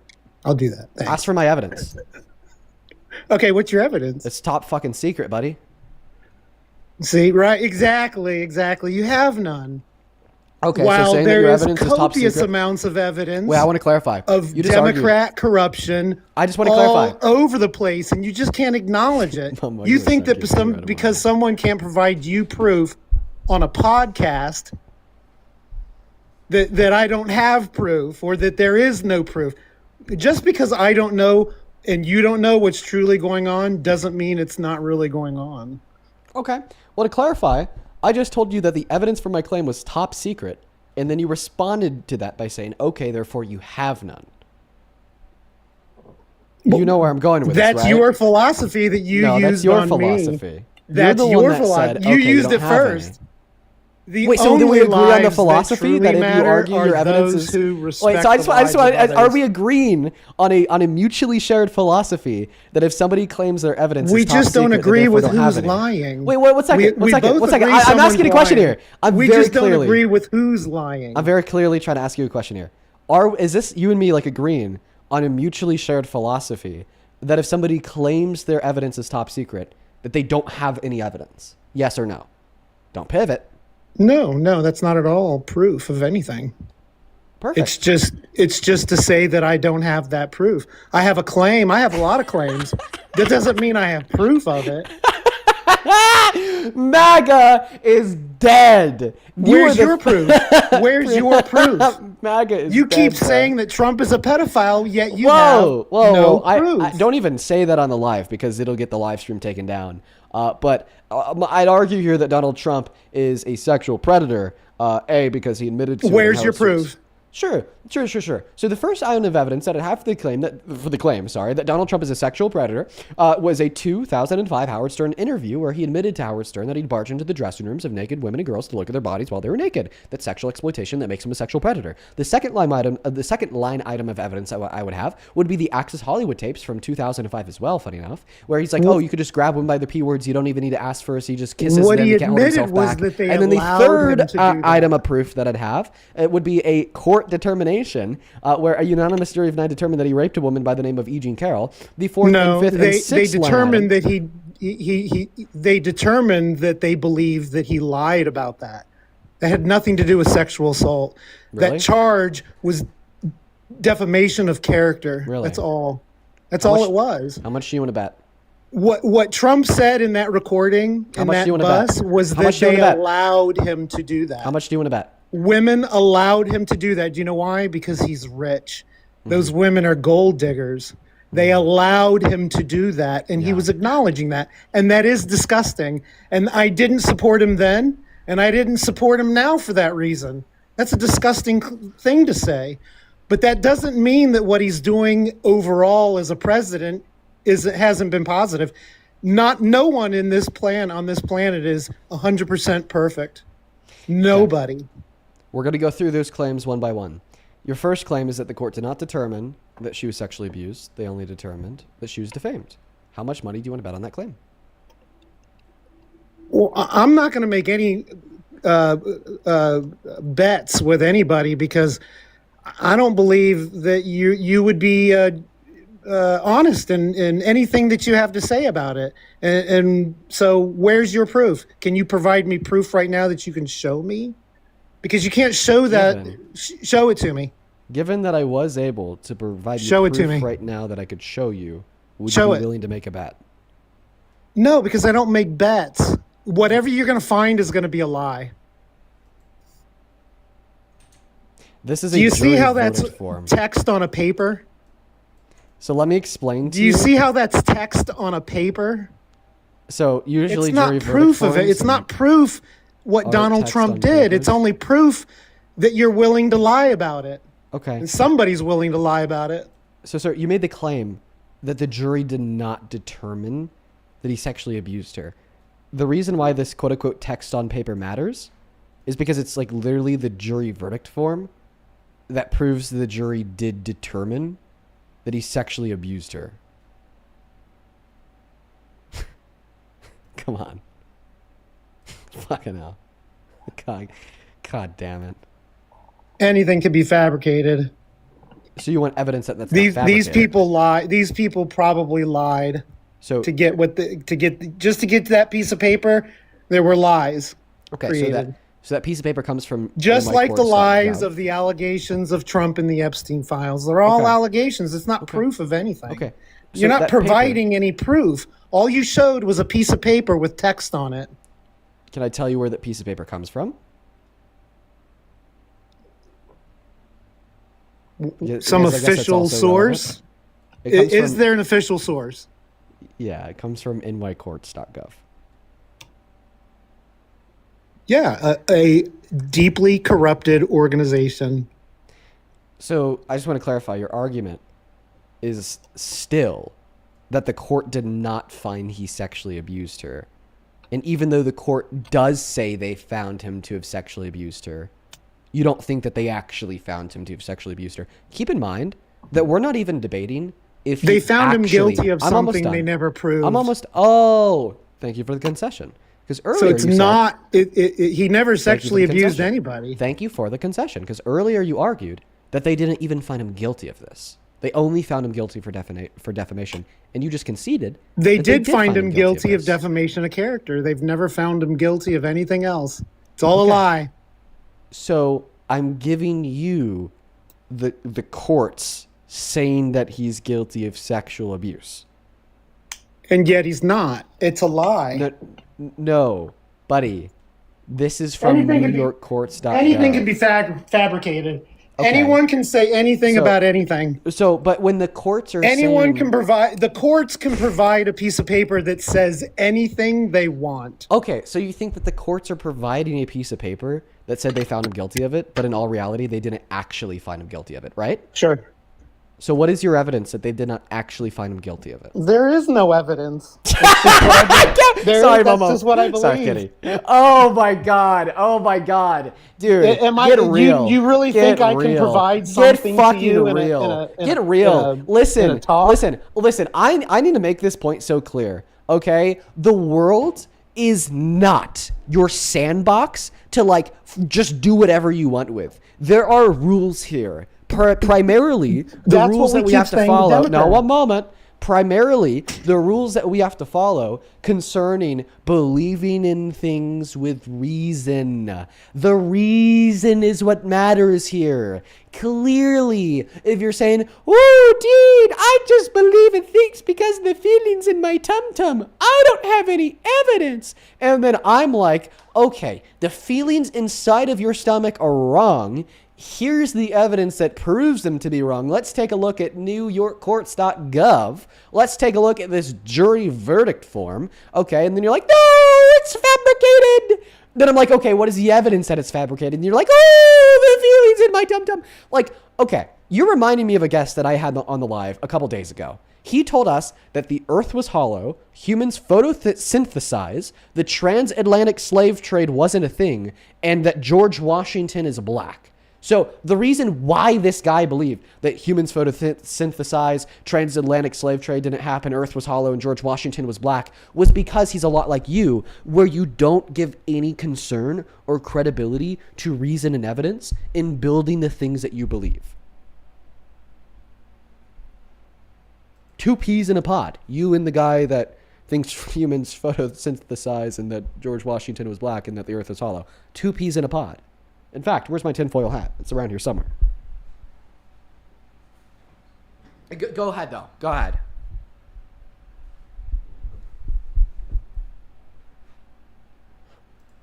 You know what? I'm actually going to ask you a very interesting question. How do you discern what's true from what's false? Hello? Hello? Here's a question. How do you discern what's true from what's not true? Logic.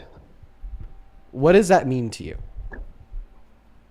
Well, I'm just wondering why skin color matters. Don't pivot. Are you able to answer that question? Don't, I'm not pivoting. I asked that question before you asked your question. The feelings in my tum-tum. Now answer Your mine. tum-tum. What's logic? What does that mean to you? When you use the word logic as an answer to the question, how do you discern what's true from what's not true? What does that mean? Does that mean evidence? Well, you use common sense to come to a conclusion about things, and sometimes that means making a wild assumption. I know that's probably seems crazy to you, but sometimes you have to make wild assumptions because I wasn't there when Trump did all these things that were supposedly true. If it is true, well, that's horrible, but that doesn't mean that he's not doing something good now for the nation. You asked why, why do I support Trump today? Well, I'm not supporting him because of the negative things he's done. I'm supporting him because of the positive things he's done. So you said you make wild assumptions. So well, I have to about Trump. So what you're do you making think, me if you're asking what do me you think is about more reliable? Certain things that I really don't have the deepest knowledge of because I wasn't there. I can only assume based upon what I hear. But what do you think? And is more what reliable? I believe I'm hearing is a lie. What do you think is more reliable in the sense of like tracking truth? Wild assumptions or evidence? Well, absolutely evidence, but no one's provided solid evidence that Trump assaulted Miss Carroll or anybody else for that matter. What he said on that tape was that they allowed him to grab them. He admitted that women allowed him to grab them. Okay, so if he never said he assaulted somebody. Okay, so if Donald Trump admits to it, then you'd believe him. Not necessarily. I believe there's what? But you're just talking about what you think Donald Trump admitted to. Well, I believe that when he said that, that's think about he was using the right words. He was saying that they were allowing him. So and that's exactly what they did. They allowed him. He was never found guilty on that fact either. And everyone's getting dressed and I'll tell you the funniest is that I'll go backstage before a show. Yes. And everyone's getting dressed and ready and everything else. And no men are anywhere. And I'm allowed to go in because I'm the owner of the pageant, and therefore I'm inspecting it. I'm inspecting. I want to make sure that like everything is good. You're there. Yeah, the dress. Is everyone okay? They're standing there with no clothes. Is everybody okay? And you see these incredible-looking women, and so I sort of get away with things like that. Ooh, he gets away with things like that, right? It's because of his money. So is that Donald Trump admitting to sexual exploitation? I don't know what he's admitting to exactly. He's admitting that women are allowing to take advantage of them. So he's admitting that women allowed him to take advantage of them, and it was because of their money. Clearly, if he wasn't Donald Trump, if he didn't walk in there with millions of dollars, they wouldn't. No one in their right mind would allow a drifter just allow them to grab themselves. That happened because of money.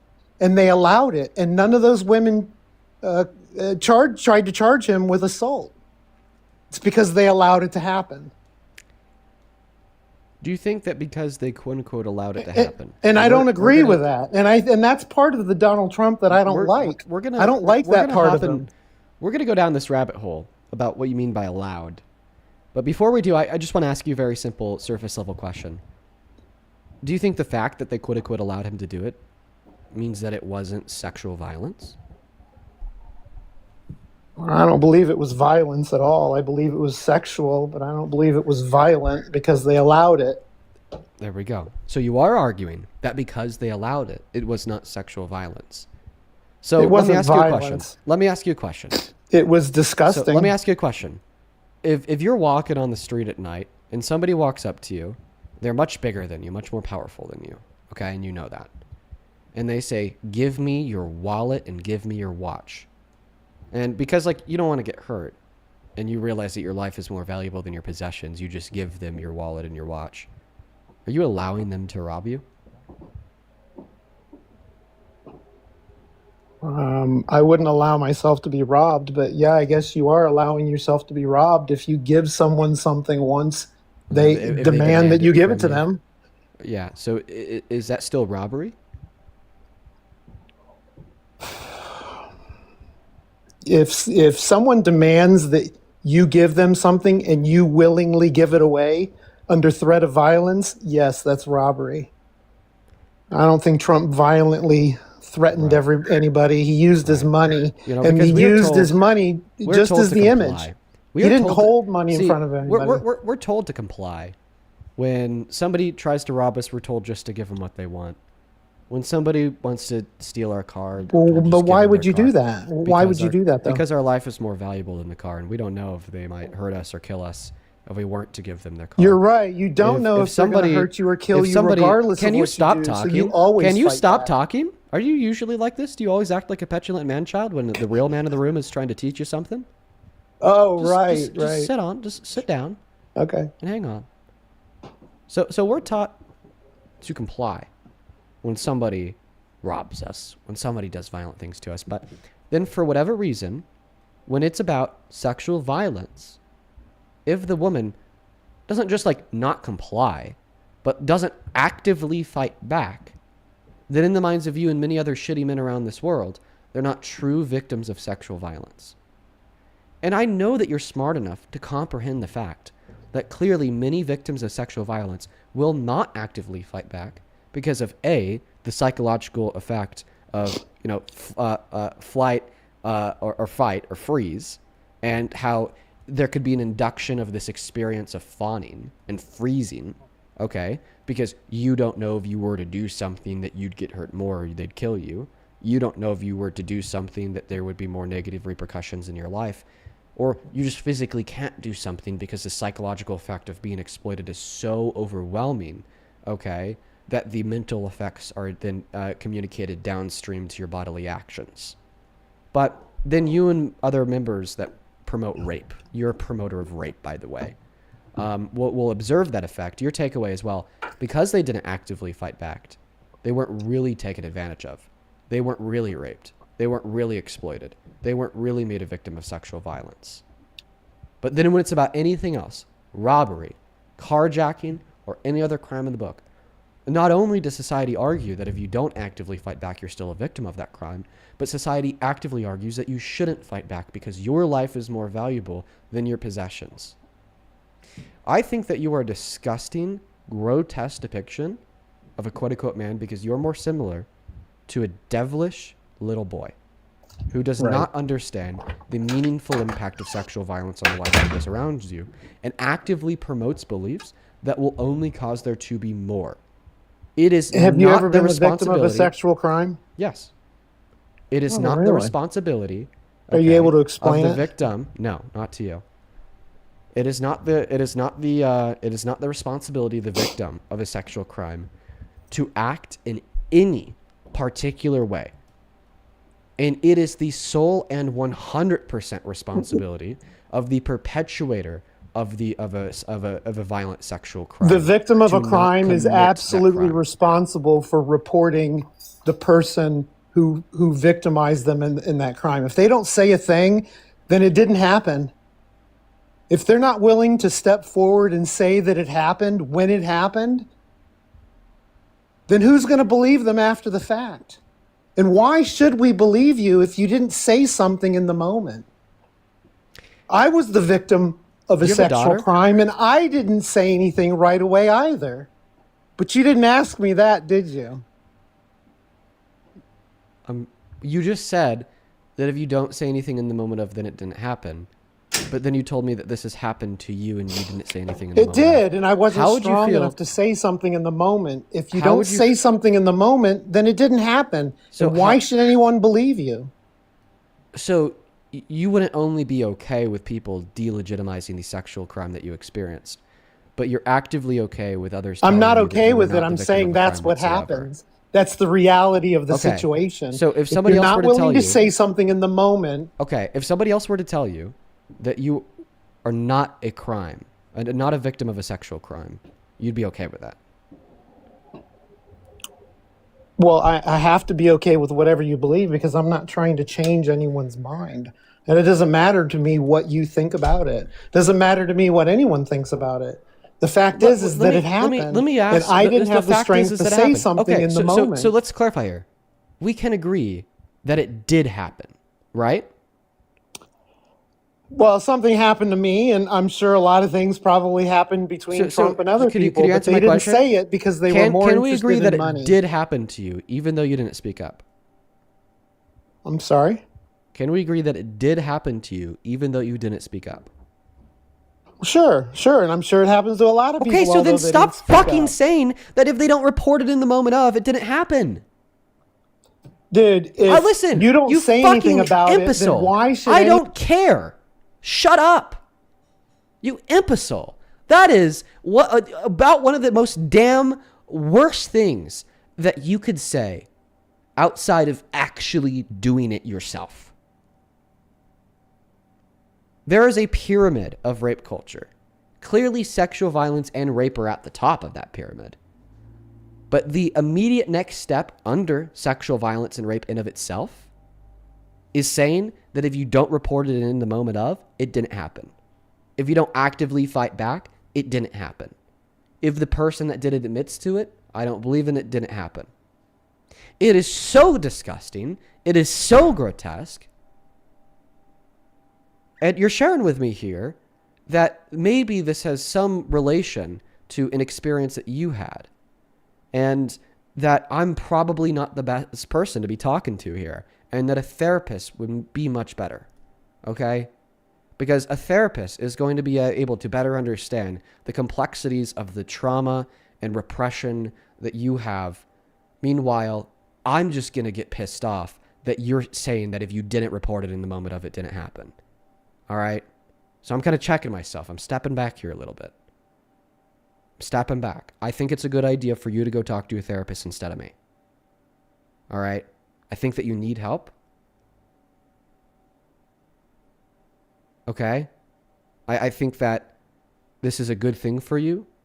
I think it would be meaningful. I'm not even trying to be demeaning. And I think that your life could be made dramatically better if you were to sit down with a therapist. All right, man?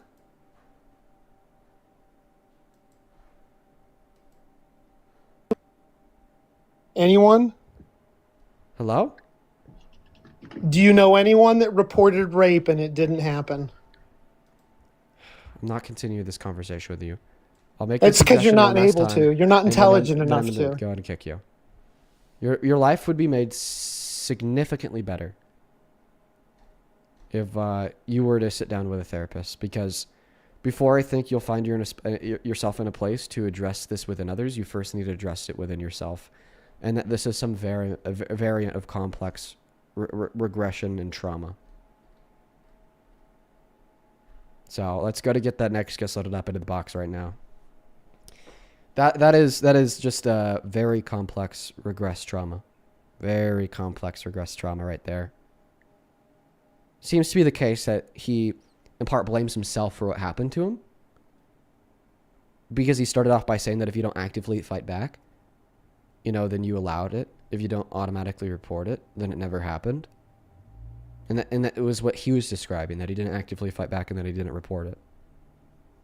So that's going to be a conversation for a medical health professional, a licensed therapist, not Dean Withers.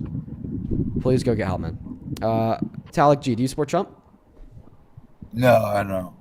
All right, man. We're just looking for Trump supporters. We're going to go to get that next guest loaded up into the box right now, y'all. Only up inside of that queue of your MAGA. Only up inside of that queue of your MAGA. Here we go, guys. We got Caitlin Barker loading up into the box. Make sure that you're double tapping on that phone screen on TikTok, okay? Shout out that live as well. Hit that repost. We're going to get that next Trump supporter up in here right now. Holy shit, guys. That was a crazy, crazy conversation. Welcome in. Do you support Trump? Wait, I didn't even mean to do this. No worries, guys. We're going to go put the rules up on the phone screen. They're very clear and simple. You got to be 18 plus, American and MAGA. If you find your way into the queue breaking these rules, I will ban you. Very, very simple. Very, very simple. So make sure that you are following them, please and thank you. Make sure that you are following them, please and thank you. We got the next guest connecting right now, folks. We got MAGA for Life loading up into the box. By the way, if you want to support me, you want to support the stream, you can find my Venmo, PayPal link tree in the bio on TikTok, pin message on YT, top of the phone screen on TikTok as well with a handle. Welcome in. Do you support Trump? Sounds like a child. So you have like 3 seconds to start speaking before I just kick you out of habit. 6, 7, 6, 7. It was a very small child. Let's get that next guest loaded up in here right now, guys. There's a lot of people, okay, in the queue that are not actually Trump supporter. A lot of people in the chat spamming that they are MAGA. So if you are in the queue, you're one of the real Trump supporters in there, and you actually want to come up here and have a dialogue with me, okay, please just let me know in that queue. Please just let me know in that box, in the comment section, please. And we'll get you loaded up in here. We're just looking for real Trump supporters, guys. I hope that you understand this is a debate live. Please and thank you. Do follow those rules and respect the boundaries of the live. Okay, just a bunch of people spamming 6-7. Nobody spamming that they want to come up here and debate. Sounds great. Okay, guys, still looking for that next guest right now. Welcome in 27 following. Do you support Trump? 27 following is not here. He's not connected. So we're going to go to disconnect him and move on, guys. Leave the queue unless you're here. Hey, hi, do you support Trump? Trump? Can you hear me good? Yeah. Yes, I do. How old are you? 18. What year were you born in? 2007, September 27th. All right, man. I'm going to go and thank a couple people that have sent in some donations into the live, and then I'm going to pass the mic off to you. Does that sound good? I'm going to put in my AirPods and... We'll be able to hear you much better if you don't. Just heads up, but I'm going to go and thank a couple people.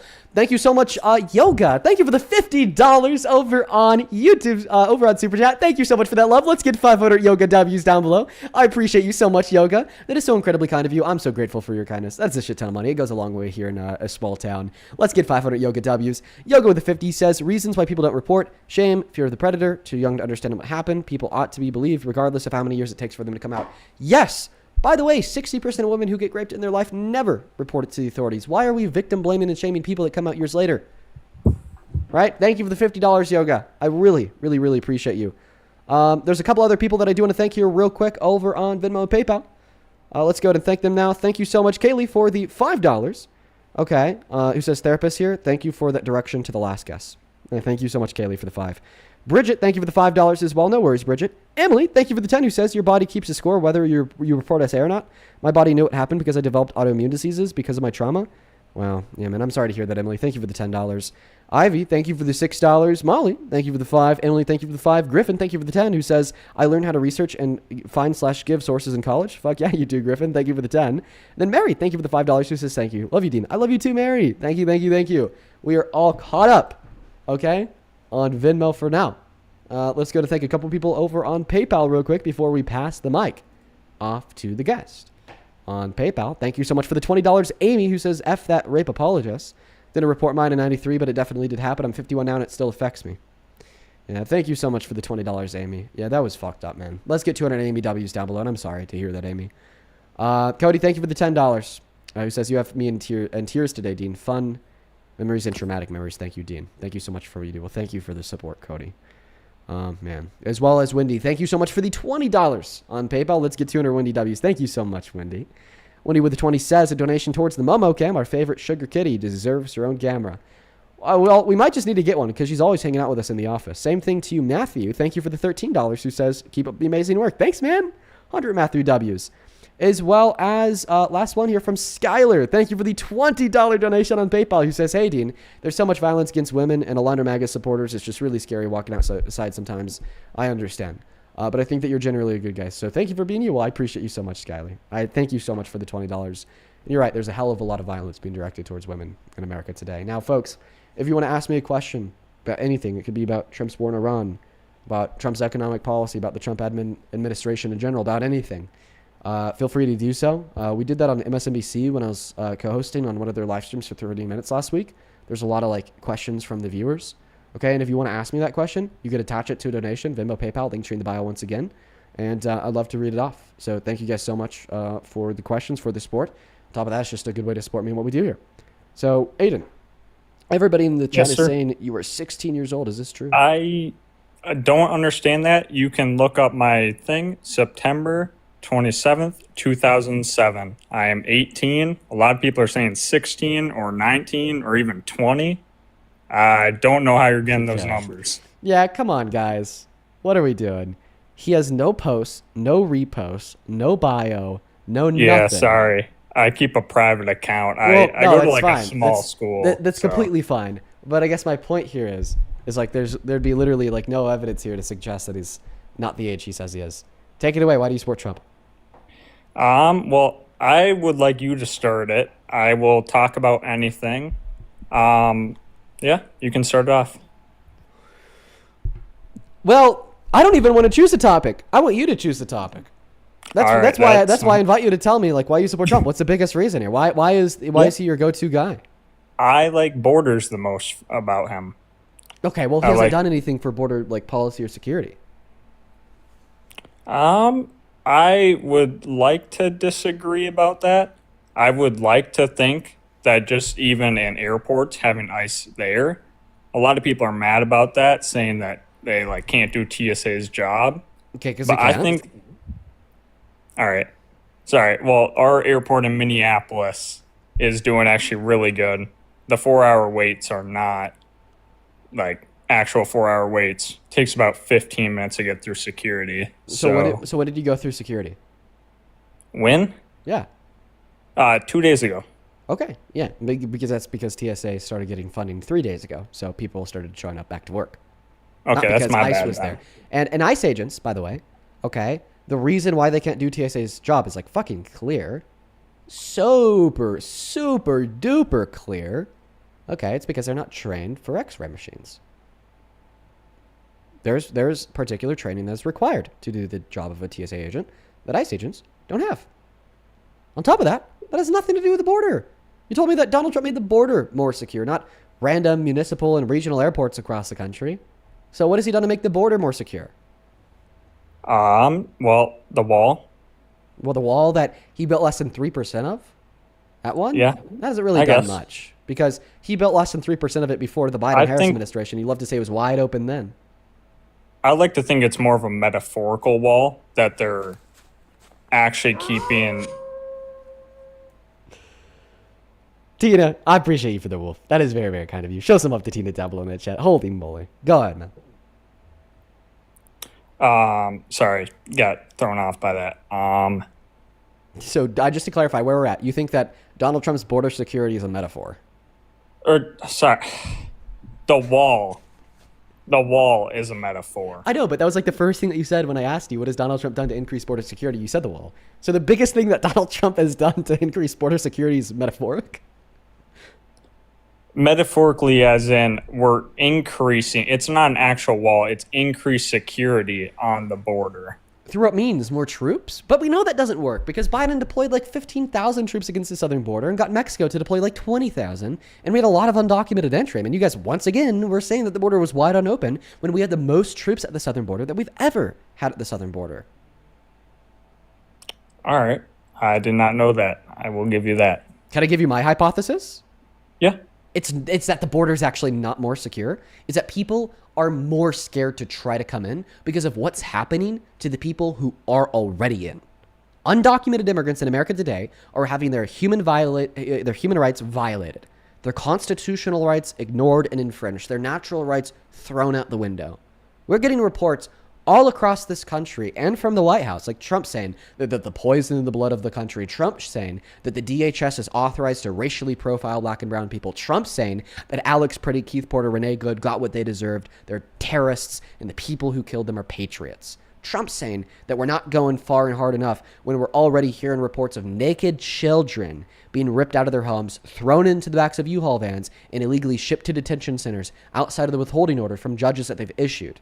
Okay, the court's saying that the Trump administration is illegally deporting people with no due process and a violation of their 4th and 14th Amendment rights, by the way, to a place in El Salvador where they are literally being treated like terrorists and tortured, being forced to kneel from 9 p.m. until 6 a.m. Okay? We also see a systemic attack on citizens in this country where Donald Trump is trying to strip birthright citizenship away from the children born to undocumented immigrants here when that is a patent and clear violation of our Constitution's 14th Amendment. These are the reasons why undocumented entry has gone down. Not only are they immoral, not only are they abrasive and fascistic by nature, if that's even a word, if it's not, I just made one up, but they're also short term.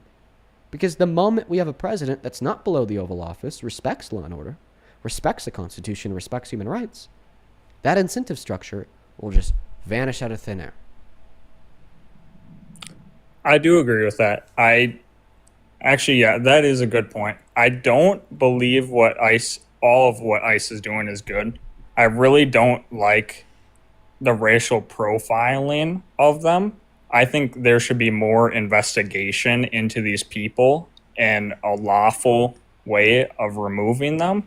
Oh, buddy. But I also do think that this is not good. But what has come of it, of scaring people to immigrate, is helping a little bit. Oh, buddy, my friend, this isn't one of the one bad apple arguments where maybe a couple of them are racially profiling and we need to investigate them and kick them out. That was a department-wide memorandum. The Department of Homeland Security has authorized and actually given orders to all ICE agents to use somebody's race as an identifying factor to suspect them as being an undocumented immigrant. It is systemic. If you don't like that, you can't just choose to give the thumbs down to a few bad apples. You have to obligatorily give the thumbs down to the system as a whole, which is exactly why so many people in the comment section of this live stream right now are spamming F-ICE. Because it's not just the one bad apple, it's the system as a whole. I do agree on that is the whole system.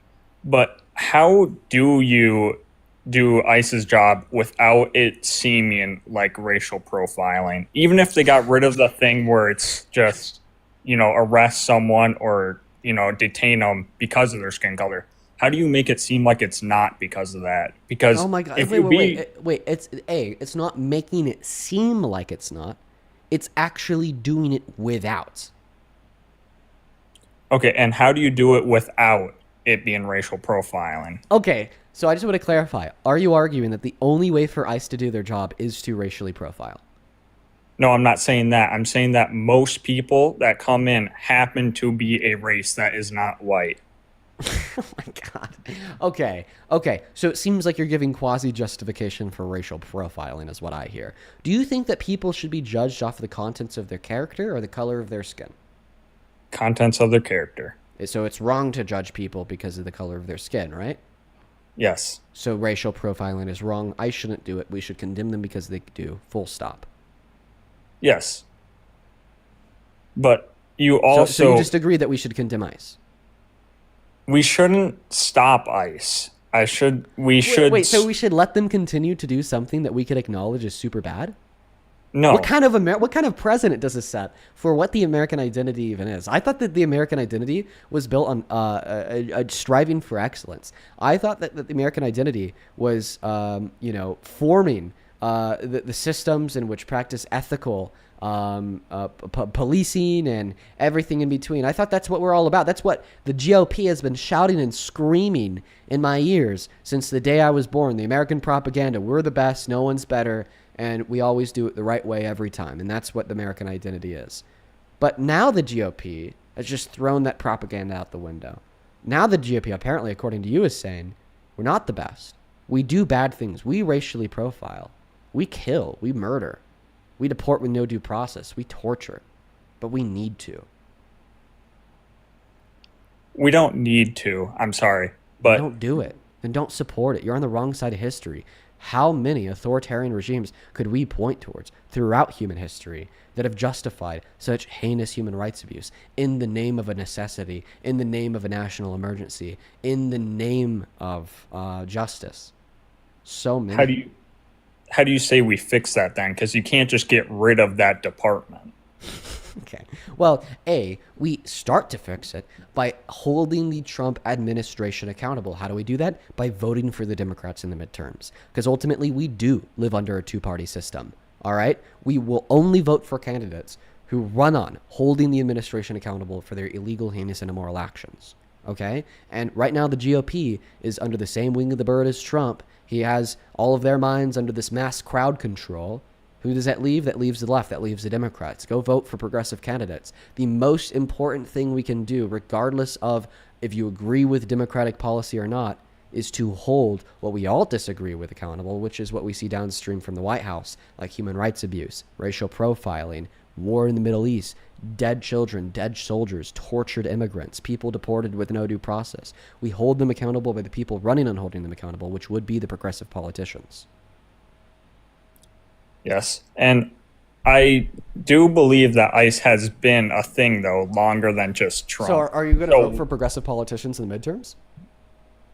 I would say I'm not going to vote in the midterms. In the next election... Would you still consider yourself a Trump supporter? If he somehow went for re-election, let's say he didn't run in 2014, and he could run again, I would not vote for him again. Okay, but I'm going to support him through his presidency right now. Oh my God. It's fucking, this is just like a waste of debate. It's like I could just share all of the information that exists in the totality of the world with you, and you'll say like, okay, I still support Trump. What about this? So we went over all the detrimental harm that's been caused by Donald Trump's mass deportation. Name one quantifiable positive outcome on America of Trump's mass deportation. More jobs for Americans? Less jobs for Americans. We have a report from the Cleo Institute that informs us that immigrants actually give more jobs to American citizens by making the economy as a whole more productive. But clearly, I don't even think that we need the economic report from the Cleo Institute to prove this. We should be able to reason this with common sense, considering the fact that they pay $1.1 through $1.7 trillion into the GDP per year. Okay, they pay over $100 billion in taxes per year. Okay, and a lot of that is through the consumer base, where they turn around and give money to American companies to buy their goods, which only uplifts them and makes them more economically productive. Not to mention that since Donald Trump started his mass deportation, we've been getting the worst jobs report we have in 20 years. All right. Yeah. So where are the new jobs? Because they're not here. You're right. So then what's the quantifiable positive outcome of mass deportation? I still think it's economy, because in Minnesota, which is where I live, the state I live, the mass, scam that happened here, that was my tax dollars going to that. What mass scam? The fake daycares that got... Oh, like which ones? Like the most popular one we can talk about is the Quality Learning Center. Okay, and how do you know that was a fake daycare? Because there have been multiple reports on it. Oh, well, actually, no, there hasn't been multiple reports. There's been one report by a stupid man of the name of Nick Shirley. So what did this report prove? That the daycare got $3 million in funding. Okay, well, a daycare getting funding isn't a scam. So it doesn't seem like the report proved a scam.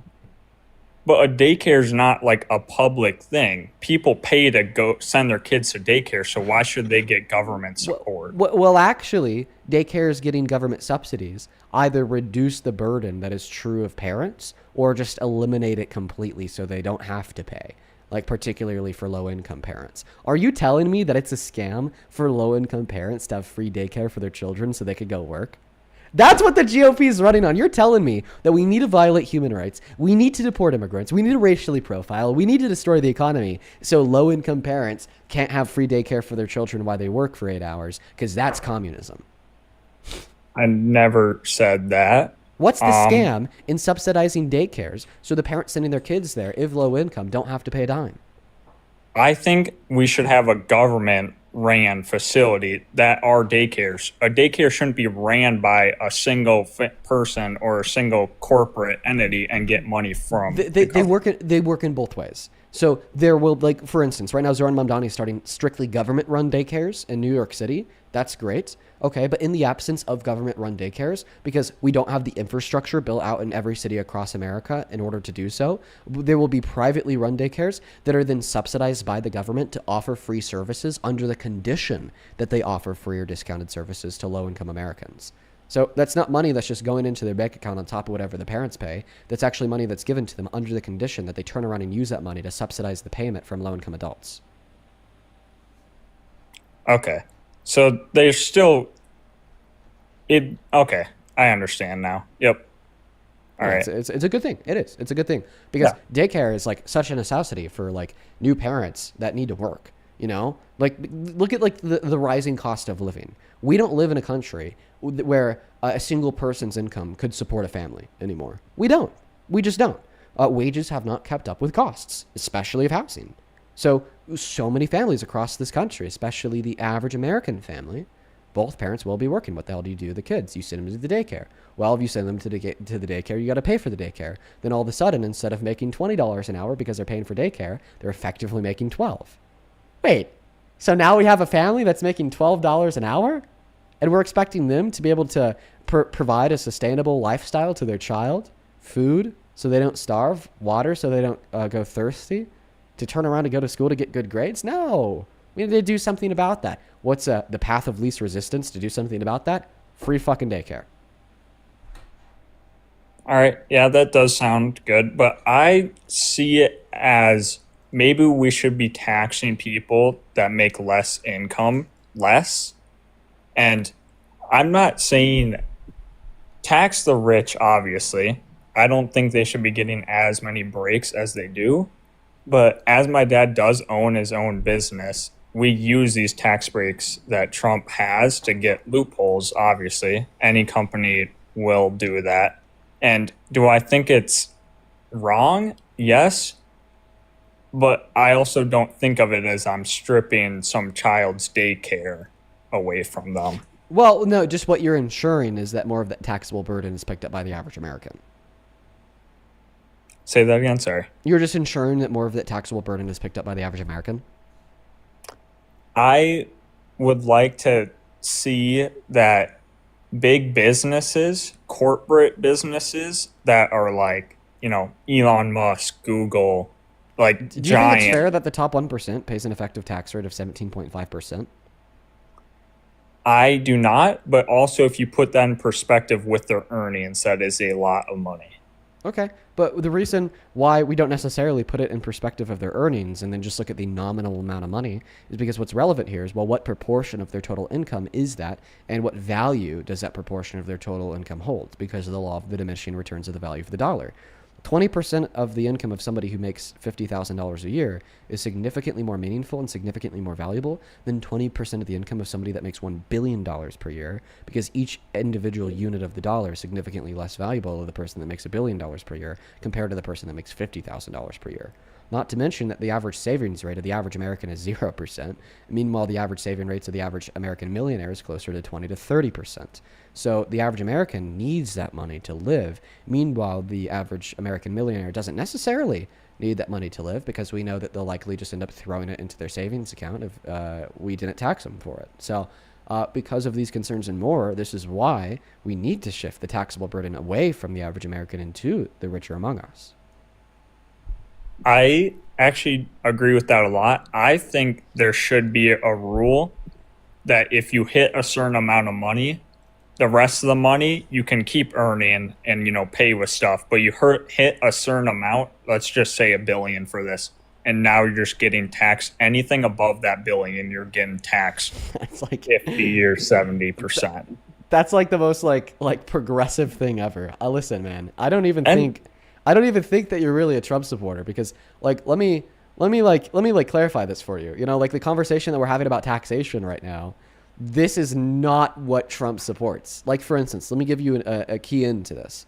The Big Beautiful Bill was Donald Trump's revision of America's tax code. Okay, and under that, the purchasing power and the effective tax rate of the average American making at or under $51,000 per year went up. Okay? Meanwhile, the purchasing power, the effective tax rate of the top 1% went down by 3%. According to Trump, according to his administration, we do not have a problem where the average American is getting taxed more than they need and the average top 1%er is not getting taxed enough. According to Trump, we have a problem where the average American isn't getting taxed enough. Meanwhile, the average rich American is getting taxed more than they should. Okay? So Donald Trump is advocating for the opposite of what you believe. He's advocating for the opposite of what I believe. Yes, and I think that should change. Actually, now that you say that, the midterms, I might vote for a more progressive, but I'm still going to stand that I don't want Trump as another president, but as long as he keeps doing what he's doing and our country isn't going to end, I will still put my full trust in that he will get us through. Well, that shouldn't be your bar. Your bar shouldn't be the literal damnation and apocalyptic ending of the United States of America. All right? I think a more fair bar to hold to is, well, is he pushing this country in a better direction than where it was before he walked into office or not? And that's not what we see. He's materially making people's lives worse. Cutting off all federal aid to the place you live, Minnesota. Taking health care away from 10 million low-income Americans when we already have 51,000 that die every year via lack of access to health insurance. Starting a new war in Iran that we're spending $1 billion a day on. How's that for fraud? I don't believe that the war in Iran is a scam. I don't believe that their nuclear program is why we are there. I believe we are there to take control of that area to make more money off oil in that region. And I do not support boots on the ground there. However, if there was, let's just say a lot of people are saying like, oh, like draft him then. If there was a draft that went out, I would not be mad to go fight for my country. Okay, I would be mad to fight for my country when my country's the bad guy. When my country is the aggressor. But that's a better word. Aggressor. Yes, we did start it. And I feel like we should be there. It's hard to, this feels to me like a lot like Vietnam. Like everything was split. Everything was split up. We weren't there to help the people. We were there to help ourselves. And it was a very one or two-sided war. There's the people that supported and but these wars come with a cost, man. The cost of people's lives. My great uncle died in Vietnam. He didn't even want to. He was forcefully drafted. I will never understand the perspective of people that argue that we should be in these regions to make money. Because the cost of that making money is lives of people like you and I.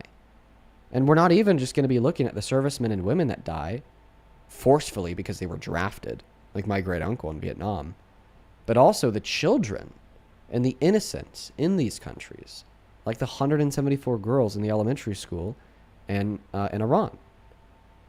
Like, money is valuable, but money is not worth murder. I would have to somewhat agree with that, because I do think murder is wrong. I don't think people should just go around killing each other. But we are talking about a country that tends to be a bad a bad country. They're bad to their people. The people around them are, they feel they're... Why did they even get in power in the first place? Do you know how? I do not. You can enlighten me. Because we intervened. They had a democratically elected leader in the 50s that wanted to nationalize all of their oil production, meaning that us in Britain wouldn't make any money off of their oil production.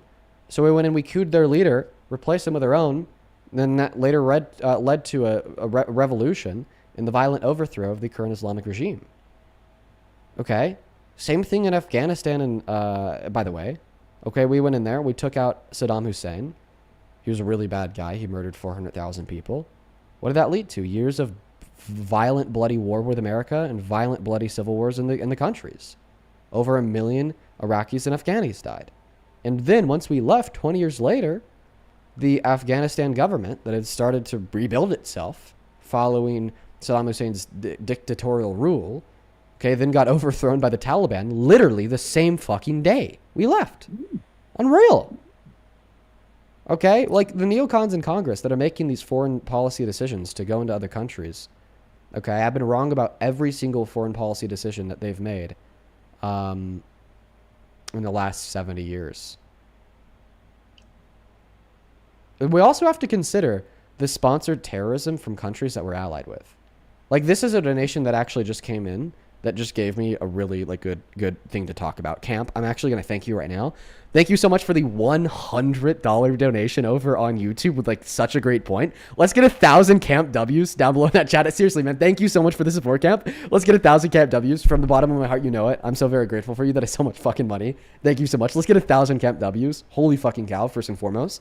But second of all, Camp's message here with a $100 donation says Saudi Arabia has financed more terrorism than Iran by a considerable margin, yet they're considered an ally. And that's a really good point to bring up because the Camp is right. Saudi Arabia, the UAE, financing the genocide in South Sudan, okay, or even our involvement with the ongoing onslaught of the Congolese people, extracting more of their minerals and resources, putting up a fake quote-unquote peace deal. Meanwhile, they're still rebel insurgents genociding Congolese individuals.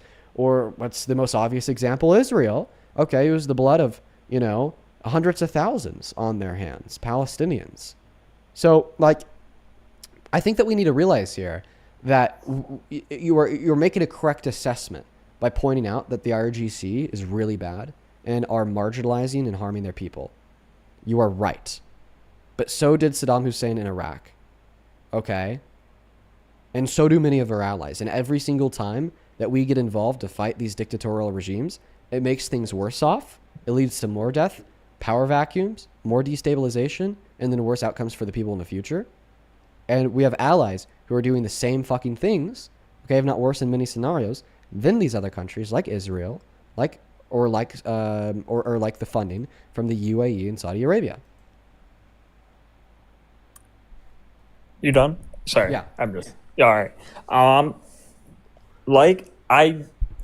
So that's hard because I feel like the U.S. is seen as the main power in the world right now, and that a lot of people look to us to solve conflicts, but then also look to us when we intervene as we are the bad guy.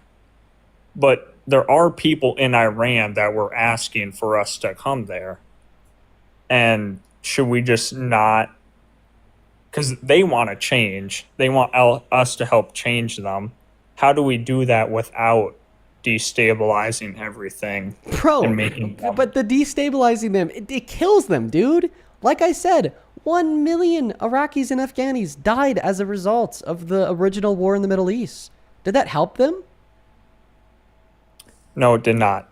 Okay, so we shouldn't have done it, right? Yeah, we shouldn't have done it. Okay, so you're asking a good question. How do we help them without going to war? Well, because we know going to war doesn't help them. Let's not do that. And then let's start a conversation about what we should do instead to legitimately help them. Okay? But as long as we could agree that going to war in Iraq, Afghanistan, and Iran is a bad thing to do, then we agree that Donald Trump is somebody who shouldn't be president because he went to war in Iran on a lie that they presented an imminent nuclear threat, which they did not, and in breaking his promise of no new war. Yep. I still support that we should be in war with Iran. Dude, but you've demonstrated, you agreed that when we go to war, it does not help the people. You've agreed that when we go to war, so many people die. You've agreed that when we go to war, it creates a power vacuum which leads to the overthrow of more authoritarian regimes. Why would you still support it? Why? What is the reason? Put it in 2 sentences or less. Because who else will help them? But we agreed it's not help. How do you help them then? That question is irrelevant. As long as that we could agree that what we're doing is not help, therefore it's something that we shouldn't be doing. Okay. I still believe, not believe, sorry, I'm going to stop saying that, that the Iranian people wanted us there. Does that mean that we're helping them? They think it is. No, so but why? Are we? In our view, no, it isn't. But okay, but is our view true? Who knows if it is? Well, history knows if it is. Dude, when we took out Saddam Hussein, millions of Iraqis and Afghanis celebrated and went hoorah. They were partying in the streets, chanting about how much they loved America. Oh my goodness, you should have seen it. It was the day of liberation, the day of success, and the day of moving on. Then 1 million of them died. And not saying that we could have fully prevented that, but... So do you think that we should have gone to war in Afghanistan and Iraq? I do. Because that was a relation in terror to the U.S. Dude! 1 million people died! And... So 1 million! Million! Bro! 1 million! Do you know how big of a number that is? Do you know how big of a number that is? 1 million people died because of us.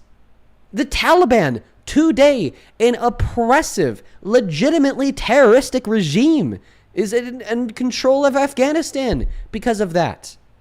These repercussions aren't just historical. Like today, little girls are having their genitalia mutilated and cut off, and they will for the next generation or two because we went to war in Iraq and Afghanistan. And we went to war. And you don't give a fuck. I care about all the people that die, but we can't have a terroristic threat in the U.S. and not react to it. But they need to die. Bro, we took out Osama bin Laden. Okay, we sent that rapey O'Neill guy, fuck him, to go kill him, and he did. And in a specialized Black Ops mission. That's the way that we react to it.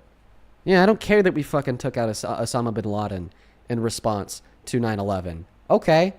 Yeah, that was a good Black Ops mission. W. Okay, but we didn't need to completely start a war predicated on the lie that they had weapons of mass destruction in 2 countries. I think it was a threat of national security. And it's not one person. That's what Hitler said. That's what Hitler said. You are parroting Nazi logic. By the way, go watch the Nuremberg trials. That's what the Nazis said. Dude, unironically, I could quote Himmler. I don't know if that's his name. Second in command. I think it was Himmler. As like telling his psychiatrists in the jails during the Nuremberg trials, as saying that Göring, was it Hitler? Was it Himmler or Göring? One of the two. I think it was Himmler. As telling his psychiatrists in the jail, okay, that like if you just tell the people that war is needed because of national security concerns and we need to do this for the safety of our country, then people will support it and you could do whatever you want. Like, dude, this is what Nazis say, brother. And not to mention that this is also what led to the destabilization of the region, the creation of the violent terroristic regimes, and the apparent imminent nuclear threat that's in Iran today when they're screaming, fuck America, fuck America, fuck America. Okay, well, that's because before our intervention in the Middle East, there were Persian queens. Like legitimate queens. Okay, like, man, you just... We go into the Middle East, we make it worse off every time.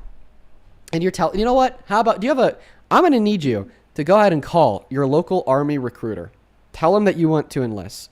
Because if you're telling us, okay, that we needed to go to war in the Middle East under Bush, and that was a good thing, if you're telling us that we need to be in Iran today, I'm going to need you to enlist, okay? Because we need more bright young men like you to fight for what you believe in, to go hop on the front lines. So go enlist. I already said this. If a draft does come out, I will sign up. Oh, don't wait for the draft. Don't wait for the draft. Go sign up right now. By the way, why? you don't I suck want at to live my life. So did the 174 girls that were killed by our Tomahawk because of the war in Iran. So did the 1 million Afghanis and Iraqis that were killed as a result of civil war that we started by going into the regions. You know, so did the 18-year-old that was killed in Iran, last month because of the war that he started. Yeah, people just want to live their lives. That's the reason why we shouldn't be going to war in the Middle East. Oh, but is only your life important? That's the only one? I also heard that school of children was 100 feet away from a military base. Is that not just in the direct fire of a military base? Point number 1, Tomahawks are equipped with advanced GPS technology. Point number 2, they are manned with cameras. Point number 3, the U.S. military tech, is precise to the point of being able to drop bunker blasters down to the fucking centimeter to kill their Ayatollah in a singular strike. Not to fucking mention that we've taken out leaders with missiles inside of buildings by sending the missile through a window in the building to specifically kill them while not destroying the building. This is the United States of America. We spend over $1 trillion a year on our military. It is so advancedly equipped that even if there was a military site 100 feet away from the elementary school, that there's no fucking excuse. All right. I believe it as a Tomahawk missile has a blast radius more than 100 feet. And it was dropped on the school. It wasn't, even if what you're saying about the blast radius is true, it was dropped on the school. Okay, well, that's not good. It's what we call a war crime.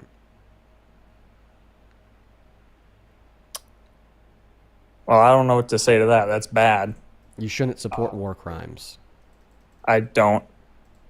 Listen, I'm going to thank a couple people real quick. Thank you so much, Hans, for the 50 Australian dollars over on Super Chat. Let's show some love to Hans down below in that chat. Thank you so much, man. That is very, very kind of you. That is HANS. Hans with a 50 Australian dollars says, I'm an American living in Australia, and we've been following you quietly for months and have decided after your speech at No Kings to no longer be silent. I'm so proud of you, and I thank you for your teachings and to be a voice for those that can't. I'm proud of you. Shout out to you, Hans. Thank you so much for the 50 Australian dollars, and I really hope that you're still in here because I really want you to be able to hear this. Thank you so much, Hans. That is awesome. I'm so proud of you. Glampire, thank you for the $20 on Super Chat, who says, why do we always hear from MAGA? Come in the legal way, but then support a very illegal way to obtain resources overseas. Really good point. More hypocrisy. Thank you. Show some love to Glampire in that chat. Then Queen with the 10, who says the effects on the world due to the Iran war are massive. Countries are running out of oil and won't be able to provide necessities to their populations. Millions will die due to unsafe water and no food. What's the country that we saw literally run out of oil, and now they're issuing and introducing mandates of people can only get this much gas per week or can only do these many things. They're starting to ration oil, not only for gas but also for the production of all of their goods and commodities, which would include food. And now fertilizer is also fucked. Nerd of the Games, thank you for the $20 super chat as well, who says, is it just me or would Trump be dumb enough to try to fight Godzilla if Godzilla was real? Yeah, Trump would be the guy to try to drop the nuke for sure. Appreciate you for the 20. Gordon, thank you so much for the $10 over on Super Chat as well. I appreciate you. With that, we're all caught up over there. Thank you guys so much for all the love. Let's go in quickly. Catch up elsewhere. Okay. All right. Well, my computer's freezing. That's great. Great to see. Great to see. I'm going to go to thank a couple people over on Venmo real quick while my computer is legitimately frozen. Holy cow. Let's see here. Matthew, thank you so much for the $25 donation on Venmo. That is very kind of you, man. Thank you for the love and support, man. Show some love to Matthew down below in that chat. Huge shout out to Matthew for the 25 bucks. Thank you so much, Nicholas, for the $10 as well. He says, lit my old Trump hat on fire today. Funniest thing I've done in a while. Fuck yeah, Nick. WU. Jamie, thank you so much for the 15 bucks on Venmo. Says, always a pleasure. Like I said before, good job with the facts. Thank you so much, Jamie. Hannah, thank you for the 10, who says, 18, I did vote for Trump, but because of the no tax on overtime, and unfortunately I rely on overtime. I can admit when I'm wrong, though. If you stop to support Trump, you should join the live hand. I'll have a convo with you. It'd be great.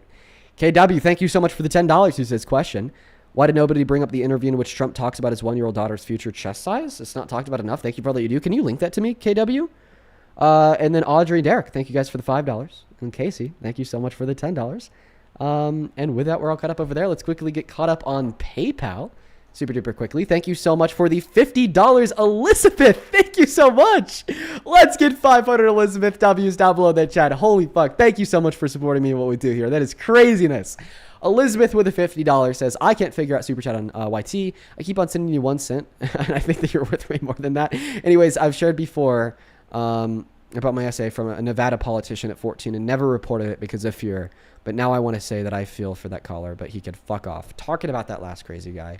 And I'm so sorry to hear that. And yeah, you know, I could feel for him too, in the sense of in the sense that he was taken advantage of, and that's where this is coming from. But I simultaneously also uphold that fuck off mentality, because under no circumstances is it ever excusable to be parroting those beliefs.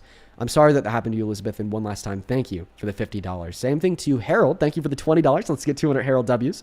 Thank you so much, man. Good to see you, by the way. Who says, with authoritarian situations like the border, the good people stop coming, but the criminals don't care about it, much like a drug dealer is undeterred from stiffer laws and sentences. Reagan started it, Clinton fell into the trap, and Buckley was on it. Heard of any data on it?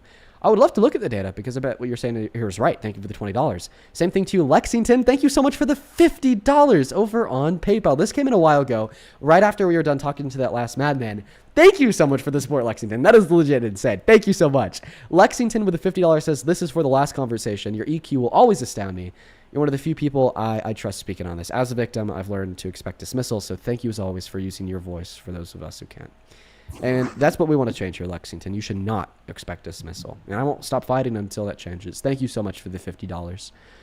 Bella, thank you for the $10. I really appreciate you. And then Aram, thank you for the $3. Thank you, thank you, thank you. With that, we're all caught up. If you want to support me, support what we do here, support the stream, you can find the Venmo, PayPal link tree in the bio on TikTok. Pin message over on YT. Handles also at the top of the phone screen. And, dude, I'm not going to lie, man. I'm going to move on, okay? All right. All right, you take care. You take care. Let's go to get that next guest loaded up into the box right now, folks. Oh, man. Oh, how to hit that stretch, dude. Been sitting in this chair for 2 hours, man. Holy cow. Holy cow. Welcome in. Do you support Trump? Hi, darling. Hey, did you hear anything about, now I don't know because I haven't fact checked it yet, but you know where you get drop boxes? And it said, Marco Rubio said we're going to stay over there permanently and take it over. Have you heard anything? I'm just asking. I don't know. Hi, Olivia. Hi, baby. Hi, everybody. Have you heard anything about that? Jill, I haven't fact checked it. I don't think I'm going to debate you, Joe. Why? Because you're crazy. Why are you so scared? Everybody's saying that you're scared of me for some reason. There's no reason to be scared. Who's everybody? On my lives, I come over there like, they followed me from your lives. They said, we really liked him. Wait. Didn't Santana change your mind? About what? Oh, wait, yeah, he's in the queue. Perfect. I'm going to let Santana I'm not yelling and cussing at you. Yeah. No, it's Santana. You're not. Santana, I like mentioned it even before you sent me that text. What? Mm-hmm. What text? What's going on here with Jill? I thought that you changed your mind. Jill, yeah, you remember the conversation we had? Yeah, but I'm not cussing him out. Okay. So, but I thought we shift our position in as far as how you felt about your support with Trump. Oh, no, there are some things I don't like about, what's going on, but no, I didn't change all the way. Okay. But, we had a good conversation. Okay, but you've made the decision to at least engage in respect and good faith? Yes, absolutely. You helped me on other to calm down, try to remain calm instead of going up. And I mean, I've had a couple episodes, but nothing like I used to on every single live. But because they start talking me down and making fun of me and stuff, there's no sense in that. When they come on my panel, they don't want to debate. They want to just insult me because of my age. Okay. Right, well, I don't think people insult you because of your age, Jill. It's probably something else. No, they tell me, put your teeth in. No, that's my age, okay? I'm 65. Yeah. Or they call me old grandma. Which Okay, actually well, some people came from your live and they're like, will you be my grandma? We like Dean, but man, we really fell in love with you. No, make all that right. shit up, Well, just like Trump. Jill, I'm gonna leave you with Dean in case he decides he wants to talk to you. I'll be Okay, honey. listening, but you got to Okay. remember what you said. All right. I am, honey. And everybody, there's a lot of people that know that I've done much better. Much. Okay. Thank you. I All right. appreciate I'll it. be listening. All All right, right. honey. Bye, Jill. All right, All right, bye. bro. See you, Santana. By the way, Santana, if you want to stay up for a ghost, I mean, I'm telling you this now after you already left, but I'd love to have you up, man. So if you want to stay up, feel free to get back in that queue. Yes, see, it's Jill time. Jill, it's time, and Jill. Jill is, I'm gonna give you maybe Jill is- 2 minutes, 2 or 3 minutes. Jill, what's the main reason why you still support Trump? Well, I mean, I do support the war. That's got to be done. No, we've already Uh, gone through that, Jill. What's the main reason why you support Trump?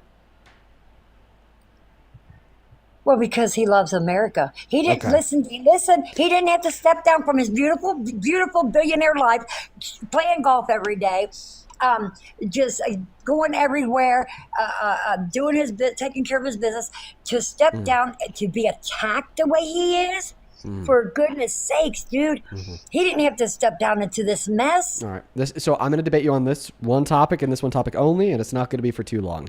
Now, your claim is that Donald Trump loves America. No, the fuck he doesn't. Here's my evidence. He hates over half of the country. He has called for the execution of Democrats, referencing the 6 in Congress he said deserved to be hung. He's celebrated their deaths, referring to Rob Rayner and Mueller. And now he's calling Democrats the greatest enemy of this state. On Truth Social, he posted, now the death of Iran, the greatest enemy America has is the radical left, highly incompetent Democrat Party. And just today, not even 4 hours ago, he said the Democrats are like terrorists. You cannot tell me that he loves the country when he's calling for the execution of his political opponents, calling them terrorists, celebrating their death, and labeling them as the greatest enemy of this state. Point blank, period. These values would never be represented by any one person that would claim they love this country. Well, they're treasonous. So why wouldn't he call that? And they're doing things that are for Islam. Look what they're doing. They're up there. So you agree with it? New York. Who's they're up there in treasonous? New- Who specifically is treasonous? Oh my goodness! Are you kidding me? Biden, Obama. Look what they've done. Oh, to so this all? country. Do you think I'm treasonous? No, not everybody. But am I? I thought that you were Republican and you turned your back on Republicans, so I didn't like that part. Okay, so did that make me treasonous? Because I did when I was like 16. Yeah, I did. Did that make me treasonous? Not you personally, honey. Okay, how do I become treasonous? Wait, what if I were to say that like? Country off. Hold on, baby. What if I were to They say that sold- like? What if I were to say members of the military do not follow any unlawful orders that you are given by Trump? Do not follow That's them. treasonous, honey. That's Okay, treasonous. so you think that I should be executed?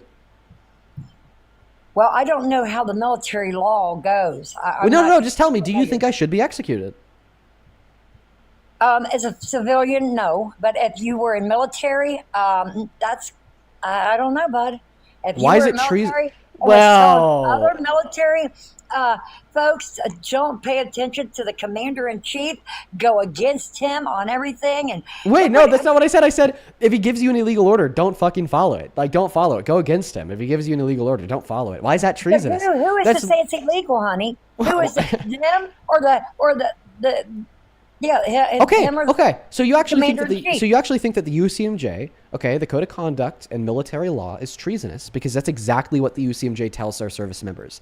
The UCMJ tells our service members, okay, that if they're given an illegal order, that they should not follow it. And you ask, well, who determines if it's illegal? The Constitution and determines that it's illegal. So now answer my question. Do you think that the UCMJ is treasonous?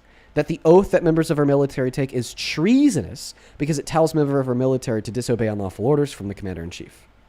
What was unlawful? What was unlawful about That's what not he the statement said? that's being made here. The UCMJ has always told members of our military to always disobey any unlawful order from any commander-in-chief, fine, but regardless what's if they're unlawful? actually giving an unlawful order or not. And that's also all that I said. You said I was committing treason for saying that if Donald Trump were to give an unlawful order, that they shouldn't follow it. Why is that treasonous when that's what the oath that members of our military take when they join the military? Why is that treasoness when that's what the It wasn't UCMJ says? unlawful. Listen, honey, it wasn't unlawful. They're just going to get Trump because they hate his guts. I don't think, dude, Jill, you're literally not tracking. Also, don't call me honey, okay? Okay? Okay, sorry. Yeah, my name's Dean. Well, you're Thanks. like a So grand. I'll go ahead and repeat what I said. You're arguing that it's treasonous because Donald Trump actually isn't giving any unlawful orders. I disagree. I think he is. So does SCOTUS. They ruled their What? What opinion do you on the say? deployment What of the is it? National Guard in Illinois to be unconstitutional. But regardless of that, we could posit that he has not given a single order that is unlawful, and still yet it is not treasonous to say that if he gives an order that's unlawful, that they don't have to follow it. Oh, if it's unlawful, right?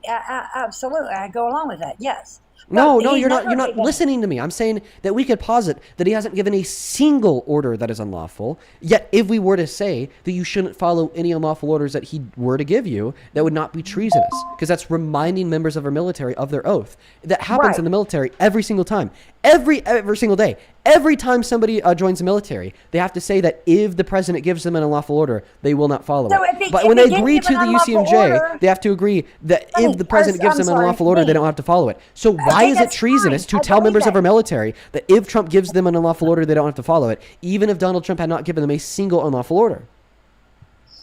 Why would they bring that up then? Why would they say, do not? Why would they even bring that up? What was the Because reason it's for the that, core Dean? protection. Because it's the core protection to this country and this country's values. If you've ever They been in the should military, which you know. clearly haven't before, okay? They know the oath they take. Because honey, because Dean. it's brought up and reminded to them every single day. But I just want to clarify. Can you agree that it's not treasonous? Like now you're just arguing. Well, why do they bring it up? Well, that's Oh, a no, different it's question not than positing treasonous. that it's No, treasonous. that's not treasonous. I don't think that is. No. Okay, so then you agree that he called for the execution of non-treasonous Democrats, right?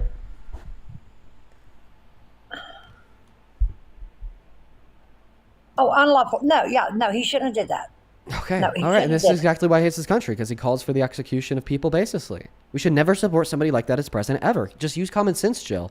Imagine, okay, that there's a Democrat in office, like Obama, that's saying, we need to execute these Republicans. We need to send them to death. We need to hang them. They need to be dealt with. They need to be taken care of. They've done nothing to deserve execution. Nobody would support Obama. But now that it's Trump, okay, calling for the execution of Democrats is apparently the tan suit of 15 years ago. No one fucking cares. Like, come on, man. This is so beneath and below the Oval Office. We should not have a commander-in-chief. That is such a grave threat to the American identity and what it means to be an American. Okay, this is the land of free speech. At least it should be. This is the land of freedom of political belief, or at least it should be. This is a land where we don't have a monarch, where we don't have a dictator, where we don't have a king. Okay, this is a land where we have a constitution that ought to be respected and ought to be followed. And this is a land where we shouldn't have presidents that are calling for the execution of their political opponents. Right, but see, he just called for it. They tried to execute him. What do you think about that? Who's they? Who's they? The Democrat Party. The Democratic Party? We Give me tried to no. execute Come our own on, party. you're crazy, Jill. You're crazy, Jill. The Democratic Why? Party did not try to execute Trump. Well, who The did? We two wouldn't try to assassination execute attempts our- that were made on his life were made by registered Republicans acting independently.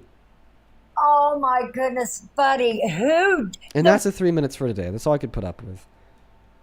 The reason that I even agreed to talk to her for 3 minutes today, if even that, is because apparently Santana got her to concede on a bunch of different points. So I thought I could change her mind. How do you support Trump? I was on the fence, but I definitely do not support at all anymore. Good to hear. Good to hear. Love to hear it. Love to hear it. That's great. You take care. Go ahead and hop inside of that queue if you happen to be MAGA. We'll get you up here. Go ahead and hop inside of that queue if you happen to be MAGA. We will get you up here. Let's go to get that next guest connected into the live right now. Adam, thank you so much for the $25 donation on PayPal, man. Appreciate that. Let's get 250 Adam W's. I really appreciate it, and I'm so greatly appreciative for the love and support. That is very, very kind of you, man.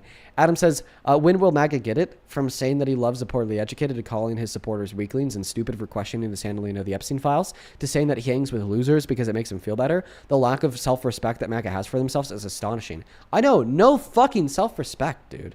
Not at all. Not at all. Racks my brain every day. Thank you for the $25, by the way, dude. Very kind of you. Same thing to Allison. Thank you for the $5. And then Malik. That is Mallick. Thank you for the $24 donation on PayPal. He says, keep on doing what you're doing. A lot of Americans are brainwashed. I'm from Ontario, Canada. Well, shout out to you. All the love in the world to Ontario, Canada. And Malik, thank you so much for the $24 donation.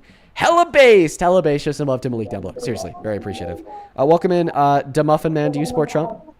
I do.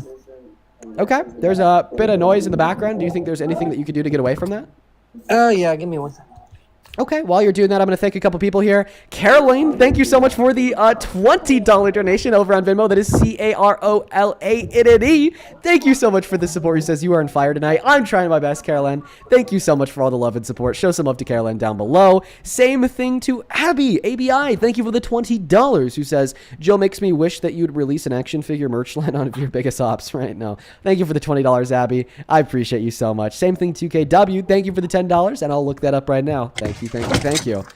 Okay, all right. Please show some love to all of our donors. If you want to support me, the stream, and what we do here, you can find the Venmo, PayPal link tree in the bio on TikTok, Ben Message on YT, and the handles at the top of the phone screen on top of my head right there. The Muffin Man, why the fuck do you support the worst president of your life?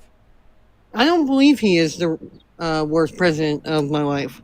Oh, I think Biden was. Real quick, how old are you? I'm 34. Sounds good, man. Take it away. I believe Biden was.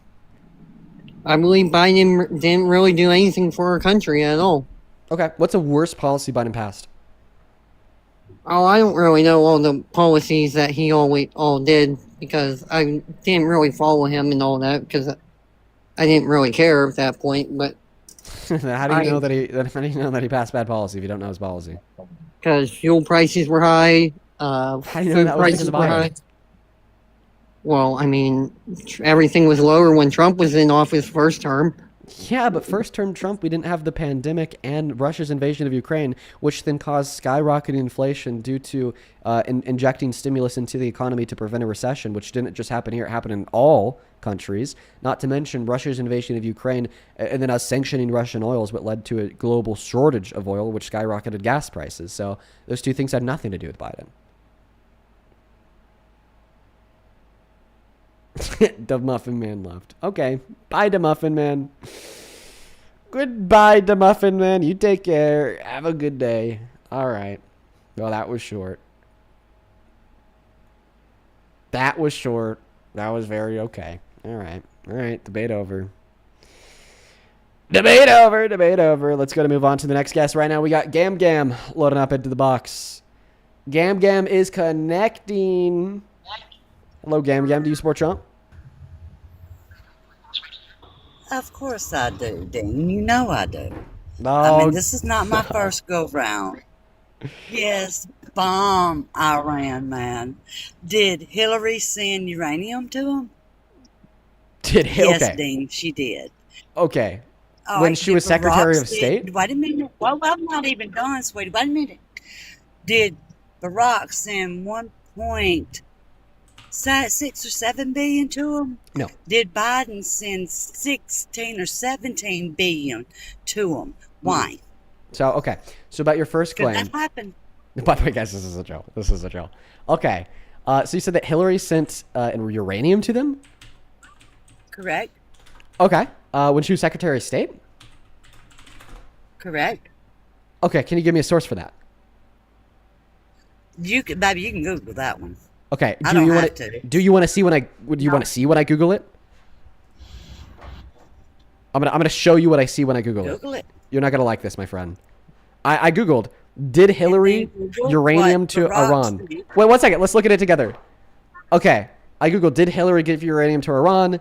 No, Hillary Clinton did not supply Iran with uranium. Claims suggesting that she did are false and generally confused two separate issues. The 2015 Iranian nuclear deal, the JCPOA based. Okay, and then something that happened in 2010.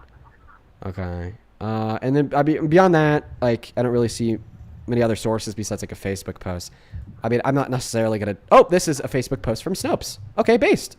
Wait, let's click on the link. Oh, fact check from Snopes. All right, fact check from Snopes. Did Hillary Clinton supply Iran with uranium, inspecting her role in the nuclear deal? False. Okay. All right, sounds good. So I just showed you how you could do less than 30 seconds of research to prove your claim wrong. You're Sorry, still Gabriel. wrong. Well, what's your source? Because I can, if I was at a computer like you, I could do the research and come up with it. Well, come on. I'm not at a computer. Just like tell me you what to this look time. up. Tell me what to look up. We can do it You're together. not going to tell me she didn't do it. You're not going to tell me Barack didn't send Iran money. Looks like Snopes is You're not gonna going to tell tell you me Biden didn't send Iran. I mean, I understand that it sucks to be wrong, but it looks like you're wrong, my friend. Snopes, fact check. Gam You is know? wrong. Quite frankly, false. Do you see that stop sign looking thing? What is it? Oh, wait. Can you read that word? It says false, right? I can read it, but also the research is, pro and against. So there you go. There. Wait. How about we revise our Google search? Evidence that Hillary Clinton gave uranium to Iran. Okay, Baby, so go ahead. I debated the whole school system before I had Google. Go ahead. so now we're like changing the Google search here to like give like biased search results. So like the most unbiased way that we could research that claim that she gave uranium to Iran would be to search up, did Hillary Clinton give uranium to Iran? Now, clearly, all the evidence we found indicated that I was right and you were wrong, but you're insisting that I'm wrong and you're right. So we're now going to give a biased search. So we're now framing it as if we know she did it and asking for evidence. Evidence that Hillary Clinton gave uranium to Iran. Wait, the first thing that pops up is still the fucking Snopes fact check saying that it never happened. If you don't want me to cuss, I advise you not to cuss, okay? Okay. Well, I advise Trump to stop raping women, but you made him president. So I think that cussing is the least of our concerns. Right, Gam? Damn right I done that, buddy. Versus Kamala, are you tripping? Her name is Kamala. I That was don't know not- why you mentioned her. I think that was just like, they have What's like her buttons name? in front of them when they get cooked. They just kind of hit the button. Kamala, But Biden, but Kamala. Kamala. Is she black or is she actually Jamaican and something else? She's not black. Did you just say, is she black or Jamaican? Yeah, because nobody knows. I mean, she's actually Jamaican. Oh my and God. that's Oh my something God. else. She's not Jamaican even isn't a race. That's a American black person. nationality. Let me explain this to you, Gam. Jamaican isn't a race. That's a nationality. That's like asking, are they black or are they American? That's like asking They're me, Dean, are you white Jamaicans or are you Jamaican. American? They're not black, dude. Okay, move on to Barack. That's not a, wait, is black a race? Move on to... No, I gotta Yeah. ask you, is black a race? Yes. Okay, is Jamaican a race? You move on to Barack. No, answer my question, please. Is Jamaican a I'm gonna race? find you Hillary and send it to you. No, Move on answer to my question. Barack. You're actually running, Gam. Is Jamaican a race? It's a country. Jamaica is a country. Exactly. Jamaican It's is not the a ethnic- race. There's black people that live in Jamaica and also a lot of black people that are from Jamaica because the they're transatlantic Jamaican. slave trade didn't just touch They down don't on call brown in themselves- America, but I'm also in white. Jamaica. And I'm white. They call themselves Jamaicans. I deal with enough of them to know they don't. You don't say, "Oh, that's a black person." No, you say that's a Jamaican out of respect. So Do you know what that is? So they're simultaneously black and Jamaican. Okay, the most common terminology that we would use to Do not identify refer to them as the black most people, they common are Jamaicans. the most common terminology that we would use to refer to a black person in Jamaica would be an Afro-Jamaican. If we're getting as specific as possible, it's Afro-Jamaican. No, they're Jamaican. Okay. Jamaican. There is, But they're not no- black? Is Barack Obama black? They are black in skin. Is Barack Obama black? He's black in skin. Wait, but is he he's black? not American. What? He's not American? He's black in skin, but he's not making him American. What? Wait, That are you does saying not that he make him a is, black or are you saying that he is American. not That's his American? color. He's not a black American, no. What makes a black American? Now, will you look up how much Barack sent Iran? No, because I gotta ask you, what makes somebody Look a it black up, Dan. American? Ma'am, what Well, what they're makes somebody a black black and they were American? born here. Okay, so They are both black and Kamala born here, Harris like I'm a and white Obama were black and born here. No, go ahead. You don't think Obama was born here? Move on to look up. You don't want to look it up, do you? Nah, Look bruh. it up. Was Obama born here? Stick to the point, dude. This is the point. Stick Was to the Obama point. Look born up here? Barack. No, I asked you to look up Barack, Oh man. my How much he God. sent Iran. Unreal. I want you to look it up, Dean, because you Oh. know you're gonna find it. Okay, well, can we Why don't you can we look up talk about Biden, Obama being because you born wanna here? find it. Wait. Can we That's talk not what I about come on here to- can we to talk about Barack. Obama being born here Worst after we talk president. about your claim that Obama gave Iran trillions of dollars? Look it up, because that's what I'm here for. Okay, after I look it up, can we talk about Obama being born here? We talk about, I never seen a birth certificate. Go ahead. I know you're going to find one on Google, and I can find something to alter, exactly what you say, but go ahead and look it up. Okay, well, I actually don't even need to look this one up because I know it. So Obama never directly gave, Iran a single penny of taxpayers' dollars. So there was a part of the JCPOA agreement, which was a denuclearization agreement, which then allowed them access to their bank accounts in South Korea. And by the way, the reason why you won't talk to me about Obama being born here after you argue that he wasn't a black American is because you're basically just reading your script and it doesn't allow for talking points outside of what you already pre-approved for yourself. But if we want to talk about specifically the quote-unquote money that Obama gave to Iran, he never gave a single penny to them of taxpayers' dollars. Well, where did he get the money from then? Where did he get the money from? Well, he didn't get the money from anywhere. Iran got the money from their own bank account that had previously been sanctioned in South Korea. Wow, you are off base, dude. Ah, yeah, because I'm telling the truth. I know. No, he give it to him. All right, wait, how much money did you say that was given to them?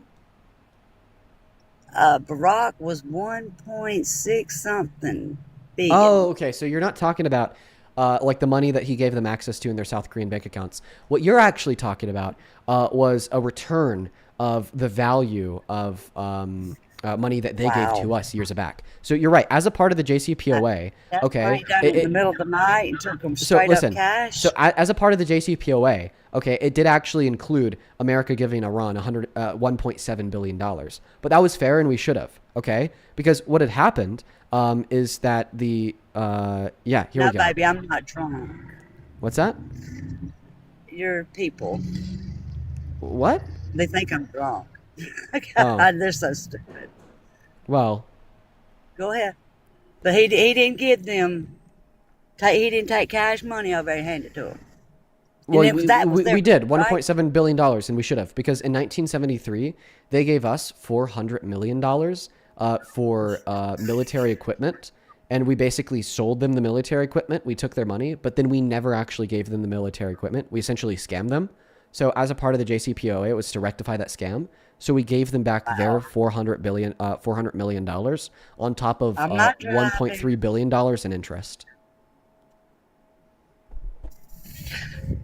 Okay, you can make your little claim all you want, but that money was just handed to them. No, it wasn't. Yes, it was. No, you could fact check me on this. Yes, it was. Now, Biden. Wait. I want you to fact check me on this. I'm telling the truth. Because I'm not sitting at a computer. I'm telling the truth, too. Okay, well, here's my source. If you go to... Well, actually, you were. When you said that Obama had given them $1.7 billion, you were telling the truth. I just simply gave you the reason why. And my source on this, if you want to know it, is if you go on Google, you type in Brookings, the Brookings Financial Institution, super, reliable. I'm going to tell you, the United States, Iran, and $1.7 billion, sorting out the details. You see it all laid out, okay? The reason why we gave them $1.7 billion. You can Google. You don't trust anything you could Google. No, I didn't say anything. I said everything. So why don't you trust this? Is it because it contradicts your narrative?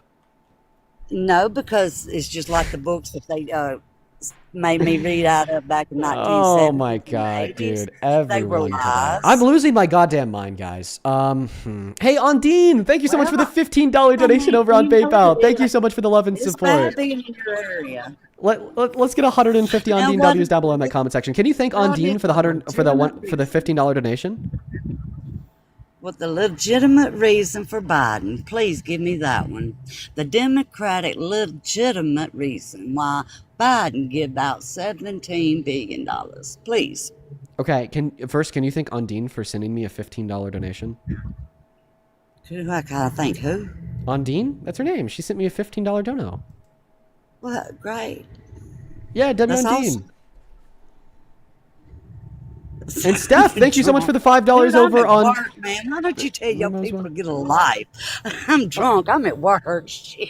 So wait. I want to read Steph's donation message. Steph sent $5 on Venmo and says, "If Gam Gam was my gran, I would slam my head into a fucking wall."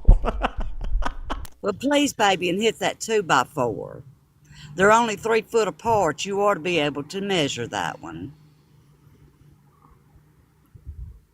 Is she hitting the 2x4 yet? I can help her if she likes. That's Stephanie. That is one of the fucking funniest donation messages I think I've ever received on this stream. I'm seriously just about in tears. That's great, dude. I'm fucking wheezing over here. Wow. Holy cow. Kay, thank you so much for the $50 donation on Venmo as well. Let's get 500 KWs. Thank you so much for the love, Kay. That is very kind of you, man. That is so much money. I'm so grateful for you. Thank you so much for all the love and support. Kay with the $50 says, keep up the great debates. You give your generation hope for the future. Oh, thank you so much for the love and support, Kay. That is so very kind of you for you to say. Same thing to Jamie. Thank you for the $10. I appreciate you. And then Carissa, thank you so much for the $50. Who says, thank you for all that you do.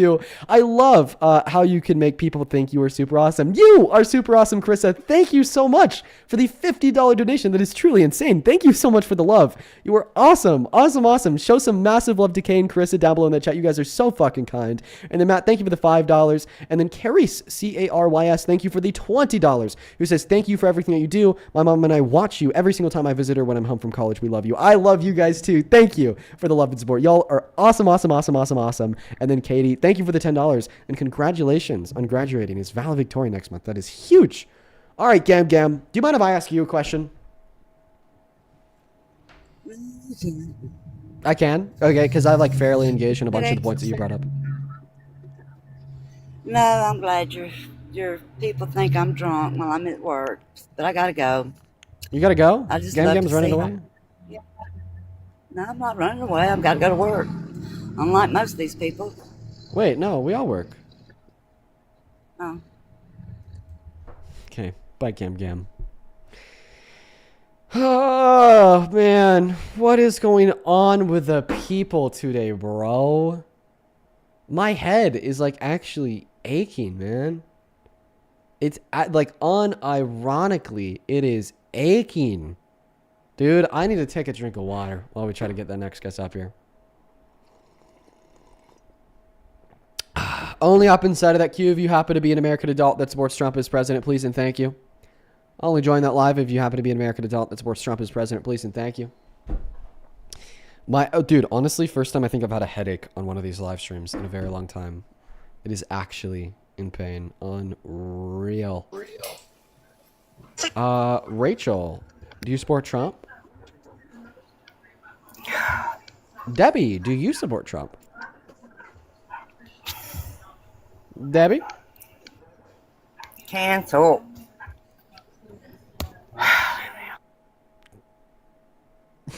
I got you, Debbie. I got you, Debbie. Don't worry about it. You're all good. Let's go to move on to the next guest right now. Hello, Dean is homophobic. Play Roblox with me. Holy shit. You've been in the queue for 3 hours to say that. That account has been in the queue all day long. That's wild. Yo! Thank you so much, Amy, for the $20 donation on Venmo. The fuck is that? Amy, give me a second. Sanity?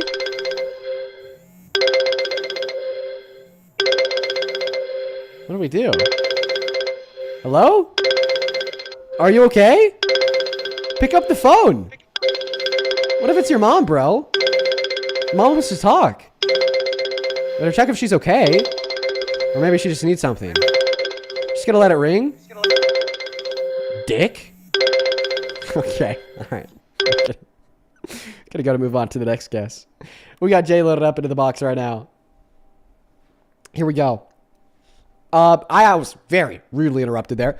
Amy, thank you for the $20 on Venmo, who says, Dean, words can never truly express how much it means to me that you speak up for survivors. You're a hero in so many ways, and we all have your back. Oh, Amy, thank you so much for the $20. And honestly, I think it's a bare minimum.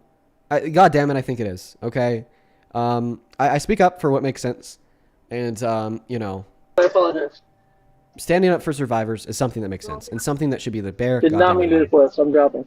Okay, no worries. So thank you so much for that love, Amy. Please do show some love to Amy down below in that chat while we look for that next guest. Same thing to Morgan. Thank you for the $5 on Venmo, who says every Monday it gets worse and worse. Oh, it's the Mondays. No, we've recognized that patterns. It's always the craziest on the Mondays. Hello? Oh, you were maybe 3. Goodbye. Moving on to the next guest. Wow. McKinley. Hey, Navy girl, thank you so much for the $20 donation on PayPal. Who says your patience and fortitude with folks like Gam Gam impress the hell out of me. You do it so we don't have to. Money well earned. Thank you for the $20 supporting what we do, Navy girl. I know they've been watching for a while. I hope that you're well. Shout out to you. It would really mean the world to me if everybody watching could please show some love to Navy girl down below in that chat right now. Thank you so much for the love. Let's go to get the next guest connected into the live stream right now. Noah, do you support Trump? So I've tended to lean right. Okay, how old are you? I'm 18. What year are you born in? 2007. If the election was held tomorrow between Trump and Harris, who do you vote for? So I didn't get a chance to vote, but this election I think I would have went Trump. Okay, man, I don't know. I just think that you're lying about your age. No, if you actually are 18, that's good. I just think that you're lying. Hey, Rebecca. I heard that you were on. No speak. Fuck you, Rebecca. I just want to let you know. I just want to let you know. Muting tactic again. No speak. I just want to let you know that I appreciate you for wasting the totality of your life sitting inside of my queue all day long, obsessed with me to the extent of wasting your day away inside of my queue. So go ahead, rejoin that queue. I'll bring you back up for another 5 seconds here in, I don't know, an hour and a half. How does that sound, Rebecca? Let me know. Let's go to get that next guest connected into the box right now. Only up inside of that box if you happen to be MAGA. Thank you so much, FamCam, for the $10 over on Super Chat, who says, what the fuck is kids' obsession with begging full-grown streamers to play Roblox with him? I don't know. I think it's kind of funny. Thank you for the $10, FamCam. What's up? Do you support Trump? Louis not here. Moving on to the next guest, guys. Follow the rules. Follow them. Follow them, please. Dean! Hey, sorry, just had to make my entrance. I had a question. Wait, what is that profile picture? It's you and what's his face? Oh my gosh, I need to remember what the heck is his name? Oh yes, the guy that spit on you. Well deserved, Dean Withers. That's crazy. Connor, do you support Trump? Yeah, do you support Do Trump? I support Trump? Yeah.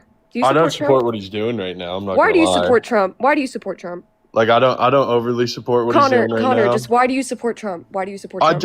What do you mean? I just told you Why I do you don't. support Trump? I need What you do to you- answer why you this- support Trump. What are you arguing with Just me with? answer I the just question. said I don't. Answer the question. Why do you support Trump? Yo, I swear you Dude, don't have a brain. Stop Did you not just hear what I and said? answer the question. Why do you support Trump?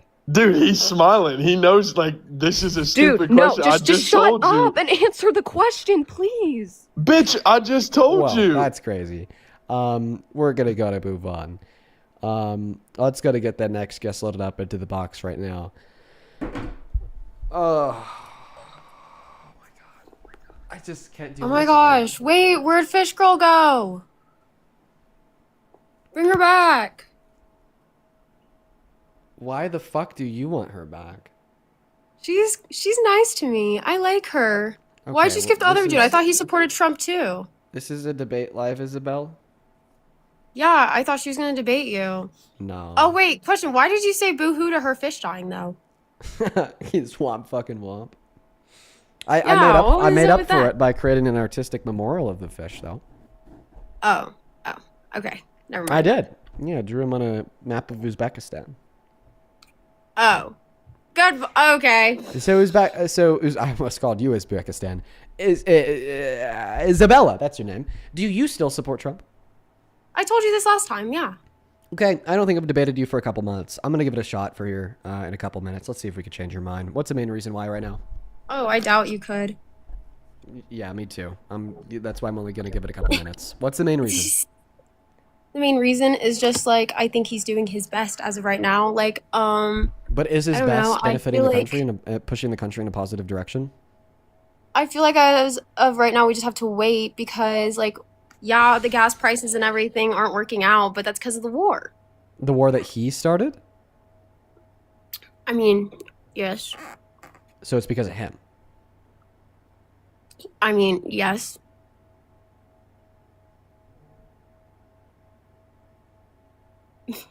So that's a What? reason to not support him. No, because I feel like he did it with his best intentions because they were like having what was it? It wasn't uranium or was it? I don't know, but they were like building all these. He didn't do it with his best intentions. Someone said enlist. Oh, girl. I could prove to you that he didn't do it with his best intentions.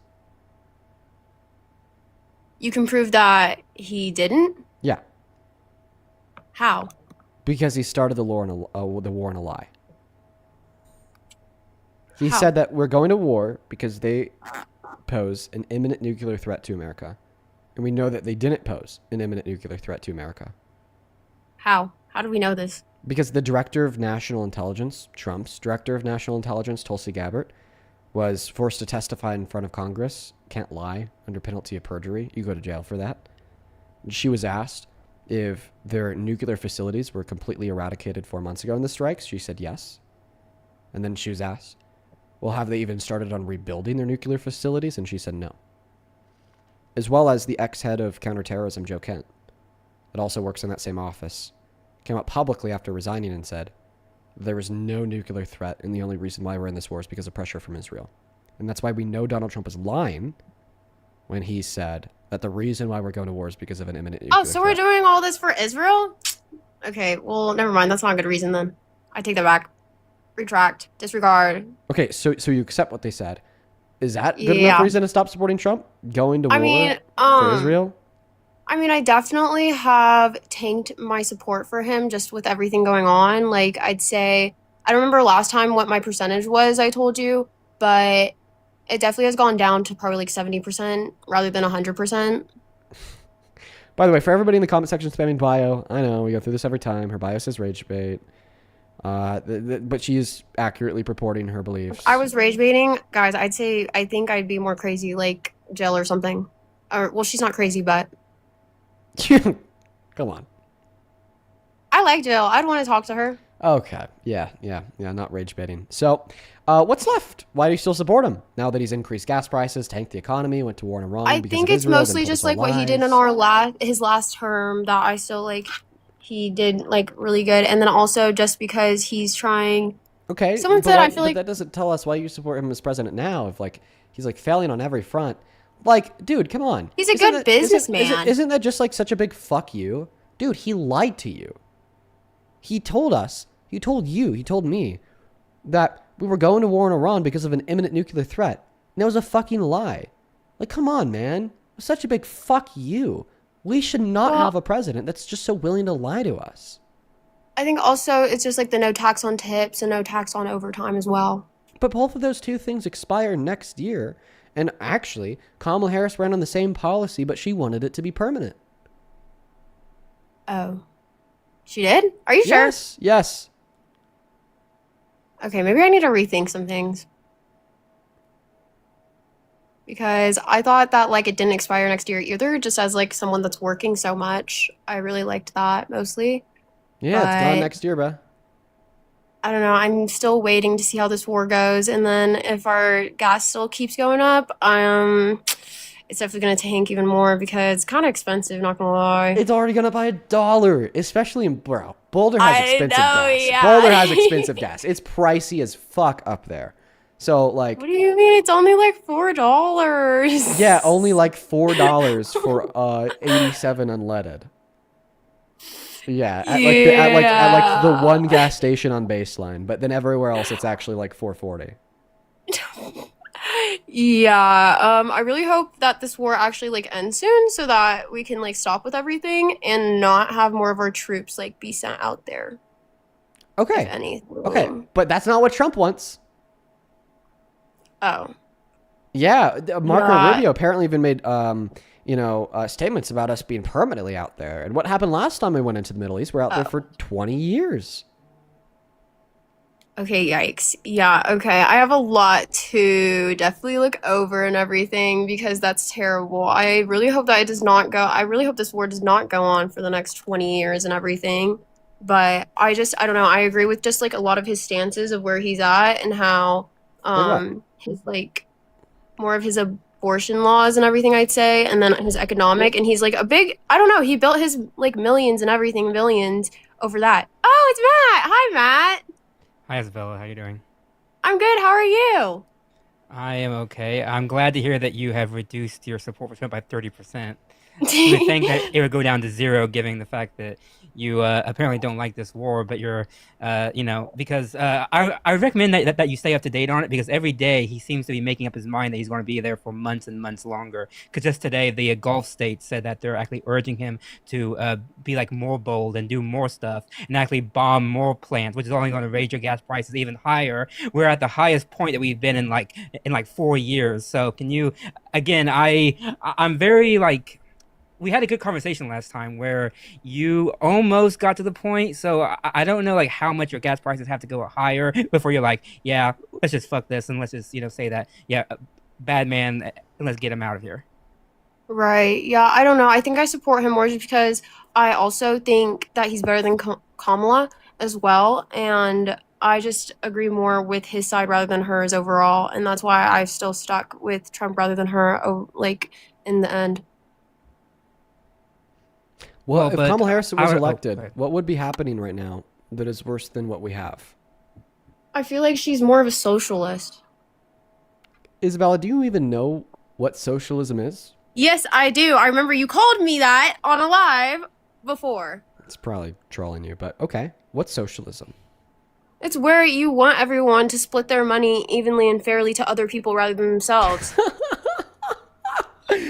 Oh my God, Isabella, no. That is, oh my goodness, no. Yeah, it's where you want to take, like, the people's money. No, actually, socialism has nothing to do with redistribution of wealth. Socialism is Then why merely... did when I said, oh, you guys should give me your money, you called me a socialist? I was just messing with you. So socialism, is when the workers own the means of production. Essentially democracy in the workplace. If you work at a company, you're also a part owner of that company. That's what socialism is. And that's not what Kamala Harris was. Well, it just seems that she was more of like wanting us to give more of our taxes to everyone else that doesn't want to work. Okay, so actually, you would have a lower effective tax rate if Kamala Harris won the election, Isabella. I'd assume that you make under $400,000 per year. Well, obviously, yeah. I would assume that you make under $51,000 per year.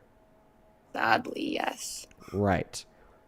According to the CBPP, the purchasing power of the average American making at or under $51,000 per year is having their purchasing power go down because of Trump's big, beautiful bill. Meanwhile, Kamala Harris's economic policy would have only benefited people making under $400,000, benefiting the average American at that $47,000 mark the most. But no, because they want to take everyone's money that's that makes over that much. Why would we want to take all the like? You guys are all for like eat the rich and everything like that. Like there's other rich people that have built their businesses from the ground up. What's your effective tax rate? I do not know right now. Would you say it's above 20% or below 20%? I think it's below. Probably like right below. Okay. So like what, 17%? I haven't done them, so. Yes, probably around there. And you make below $51,000 per year. Yes. The average member of the top 1% pays that same effective tax rate. Is that fair? I mean, as long as we're doing it all evenly. But it's not evenly. Can I tell you why? Because they make more. So it's not as much as the other stuff going. The value of the dollar. 20% of your income is significantly more valuable to you than 20% of the income of somebody in the top 1%, because each individual dollar is more valuable to you than the value of each individual dollar to members of the top 1%. Wait, see the last part again? It's a law of the diminishing returns of the value of the dollar. If you only have $1, that $1 is very, very meaningful, very valuable. Okay? But if you have $1 billion, then that $1 is not very valuable, not very meaningful. For every additional dollar that you have, and so that's why you guys want them to pay more in taxes and everything. Becomes weaker and becomes less valuable. So 20% of the income from a member of the top 1% is much less valuable than 20% of the income to you. With your income, you need to scrounge together funds to make ends meet, if you could even make ends meet. No savings. That's a myth. Living paycheck to paycheck and probably in a bit of debt. Actually, Now- I have no debt and I'm not scraping by, and I actually have a lot of money, thankfully, because I'm good at saving. So, Well, that's good. That's good, Isabella. I'd assume that your education is subsidized by your parents. my what? By your parents? What is Your education? my education? Oh, it's because yeah, the military. Oh, yeah, that's right. What about housing? Housing? Oh, I live in an apartment and I'm able to pay for it because I also work for my complex so that I can get even discounted rates. So Okay, I good. live Yeah. very so- much cheapest in Boulder, yeah. Yeah, so you find yourself in a position that many others don't, because many others don't have the privilege of getting free education.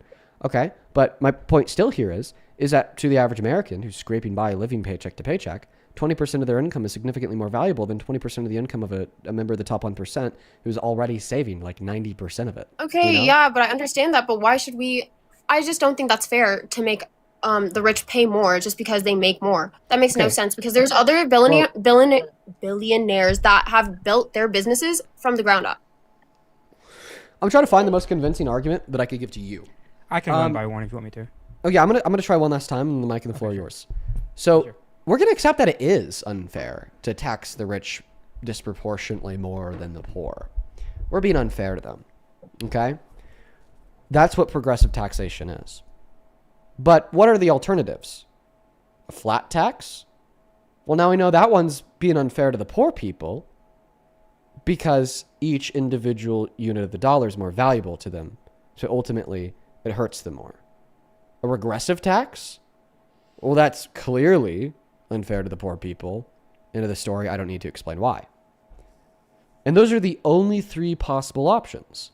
A progressive tax that's unfair to the rich, a flat tax that's unfair to the poor, and a regressive tax that's unfair to the poor. So if we only have three possible options, and under these three alternative views, there's going to be a group of people that get the unfair short end of the stick. Would you rather that group of people be those in society that are the best off? Or would you prefer that group of people to be those in society that are already the worst off? Obviously, I wouldn't want it to be the ones that are worse off. Like, obviously, that's the answer. But still, it's still, if we're all taxed evenly, I know everyone's going to be like, oh, but the dollar for us means way more, obviously, than the ones that are up there because they have so much money that they can just throw out wherever and everything, like Elon Musk and all of them. But still, like, what if I was a billionaire and I just, they want to tax me more just because I'm a billionaire? But what if I worked for that and I built my stuff up? I'm going to give you a really good analogy here. Like, yes, nepotism, that one maybe is different. Then I'm going to pass the mic off to Matt. So let's assume that every week we live in this dystopian society where we don't work for money, we work for water. Okay? Sound good? We don't work for money, we work for water. Okay? And let's assume that the average American gets 1 gallon of water a week. Okay? Okay, so you're telling me I'm just going to die off, and this is where your analogy's going. No, that's enough. 1 gallon of water a week will get you by, okay, in this dystopian world. I don't know what the actual, facts are on that subject matter. I don't know if, 1 gallon a week of water will actually get you by, but we're going to assume that it will in this dystopian worldview, okay? So the average American, gets 1 gallon of water a week. That's what they work for. That's what they get, okay? 1 gallon of water. Now, the average member of the top 1% gets 1,000 gallons of water a week, okay? Let's assume that we want to tax people's water. And we turn around and we tax everybody 20%. Who would be suffering the greater loss?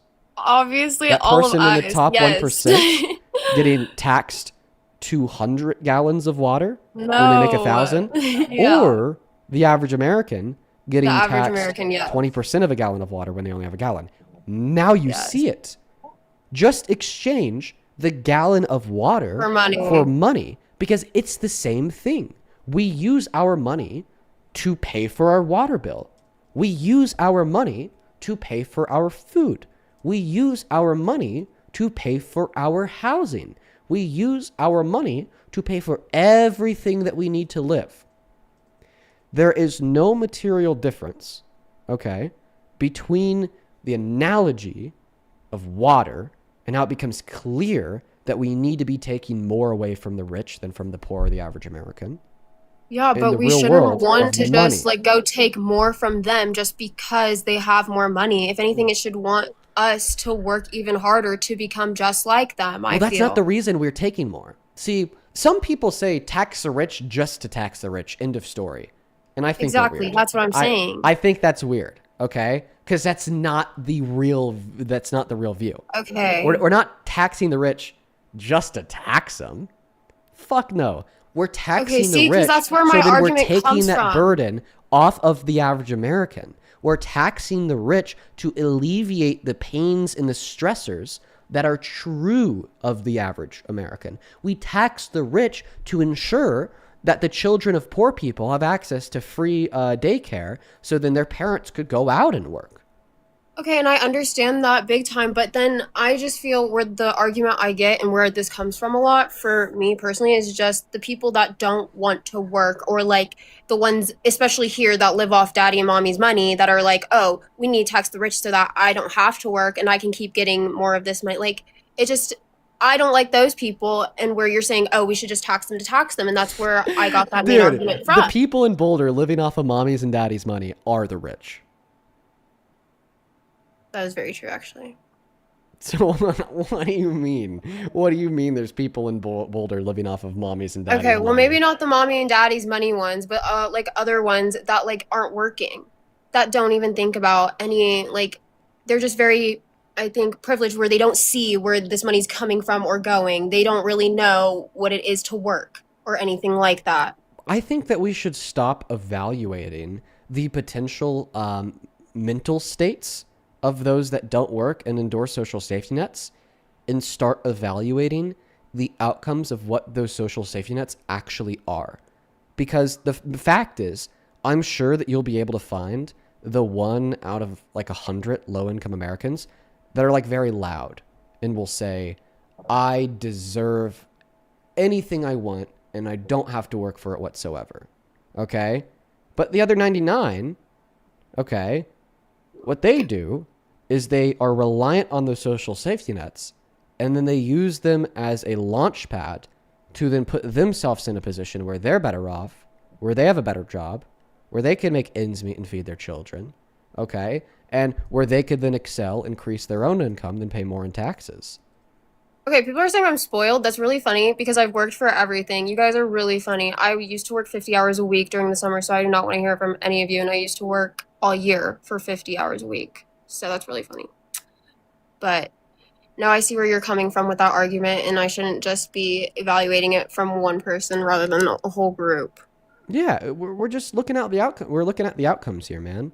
Okay? And those, I'd say that those people that think that they deserve, and demand. Okay, the issue isn't poor people. Okay? I don't care if a poor person that doesn't work says they deserve food. They do. I don't think they deserve to die. Right. Therefore, they deserve Yeah. food, because if they don't have food, they will die. Okay?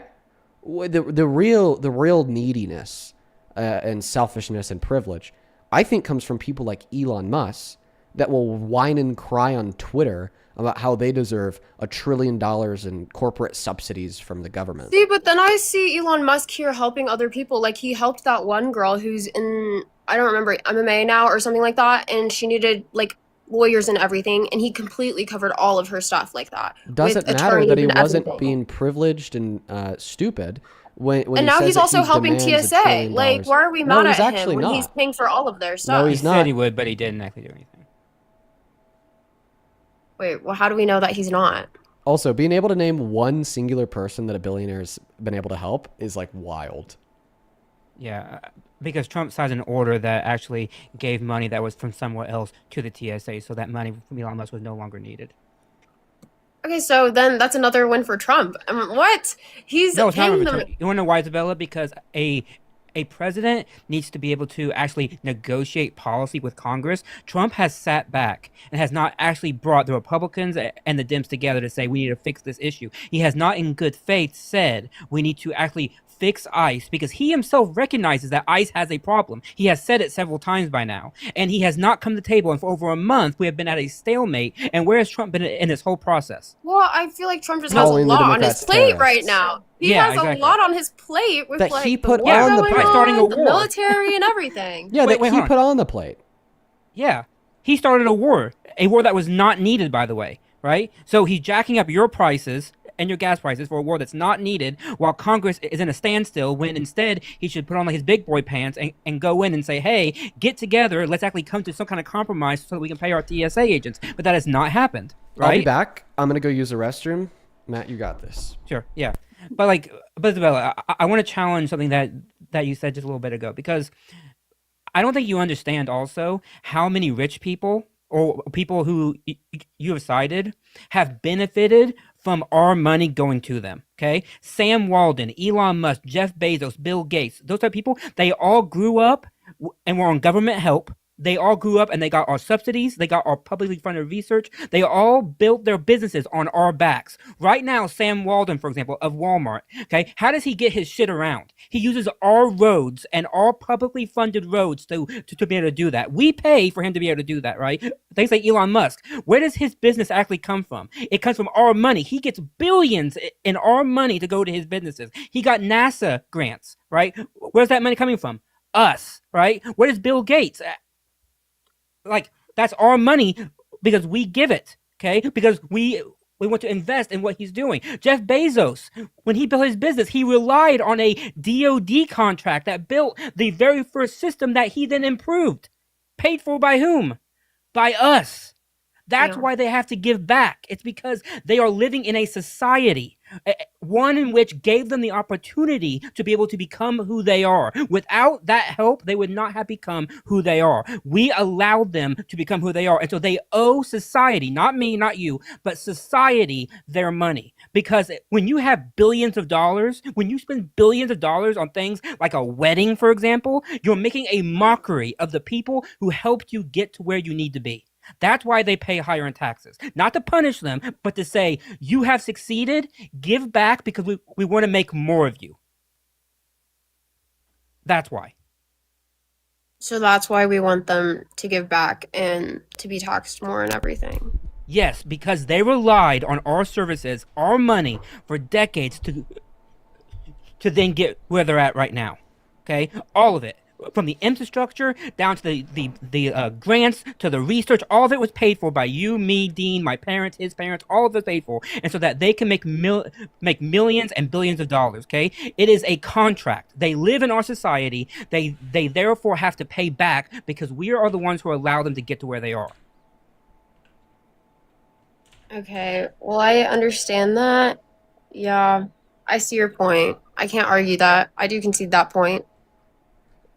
Yeah, and I don't know. It's a good point. I feel wrong. Still, like, just everyone's gonna be like, "Why are you for the rich?" But like, maybe I don't know. I just know a lot of people in that tax bracket that I don't think deserve to be taxed as much. Like, they can be taxed Like evenly. who? And Like who? my mom's in that tax bracket, and I work for everything. She taught me that I should work for everything. She doesn't give me anything, and she's in that higher tax bracket and everything.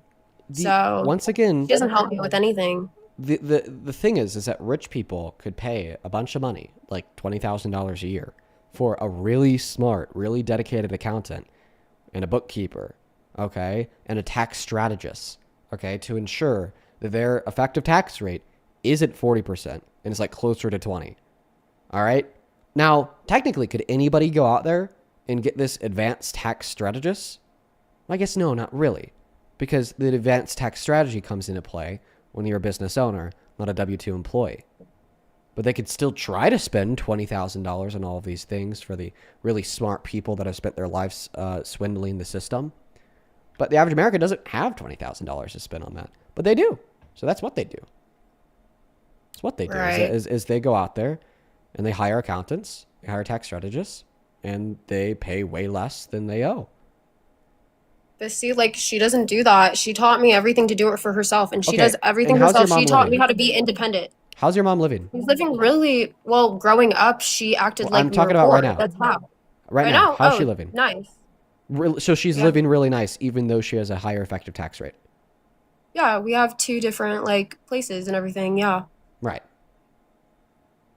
So the money that she's getting taken from her in taxes is it materially impacting the quality of her life in a dramatically negative way, is what you're saying.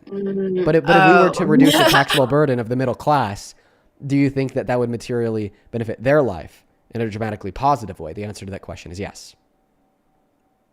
Well, yeah, I'm pretty sure. Like, I'm on the lower one and she's on the higher one, so I see both of those. And I don't feel like those people, she built it. She grew up poor. She had nothing. Okay. As we know, like you spoke to her, she grew up in the Bronx and then lived in Puerto Rico. She built her freaking way from the ground up. And so I don't think we should tax them just because, they worked that hard for what they Isabella, have now. I'm sorry. I'm going to kick you now. I do this when I think that the conversation has reached its natural end because you don't see the point.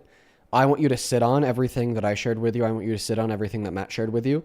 We have now given you like a billion different reasons and angles and arguments why the rich should pay more in taxes. We went through each argument with nuance and fine details. We went into the ins and outs. We approached it from a billion different perspectives. Okay? I want you to sit on everything that we've shared with you because you're just going back to your first claim that you made, which sparked this argument. Okay, well, I'll definitely sit and I'll look over everything, especially with the war and the economy as well. And then once I do that, I'll come back up with an update, I guess. Okay, sounds good, Isabella. I've been talking to Isabella like once every 2 months.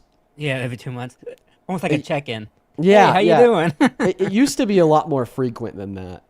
But now I'll just end my conversations with Isabella when I don't feel like they're productive anymore.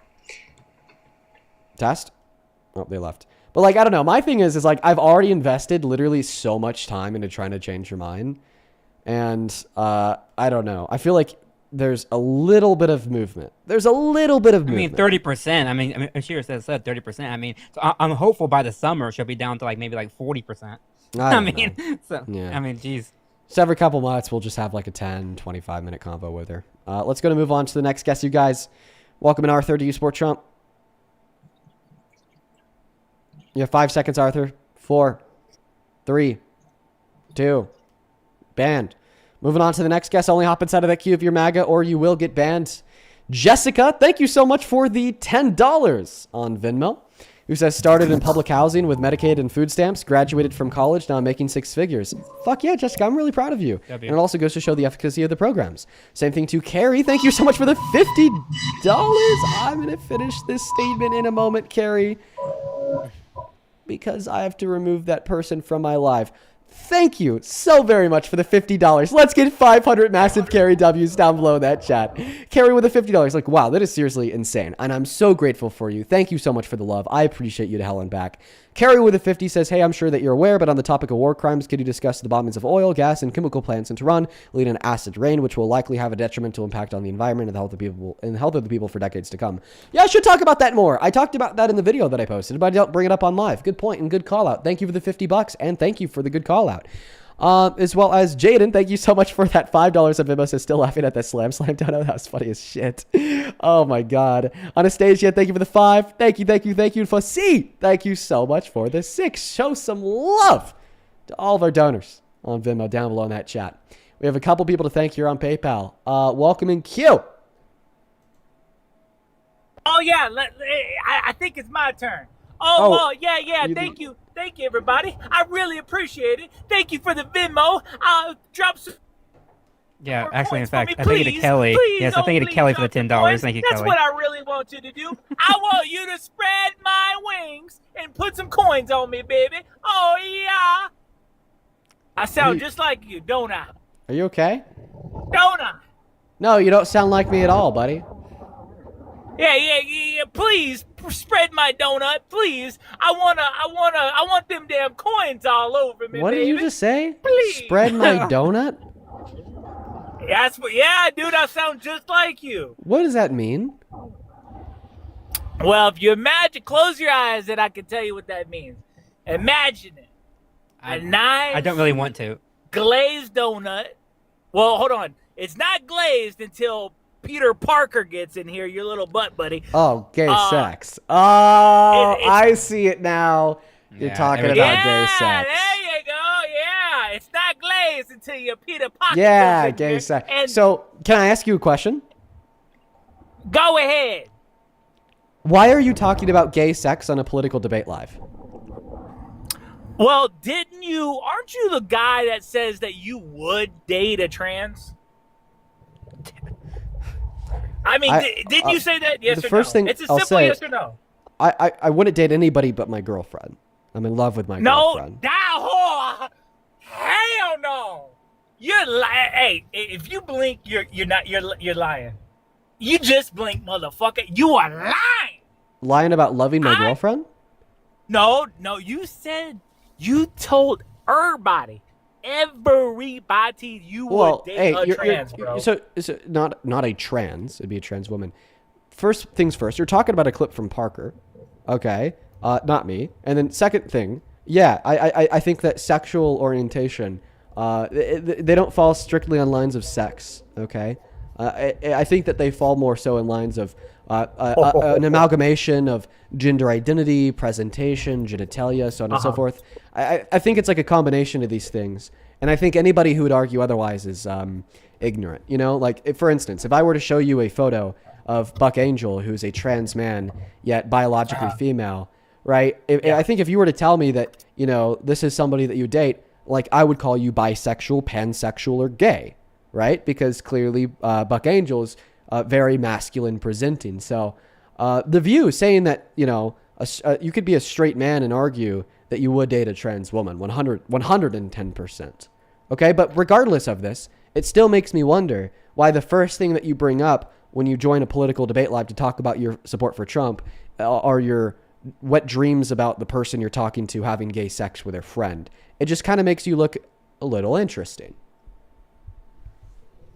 You find me interesting? That's flattering. Now, Madison, thank you so much for the $10 donation over on PayPal. I really appreciate you so much for the love, Madison, who says, Dean. $10. Yes, thank you, Madison. Yes, thank you so much, Madison.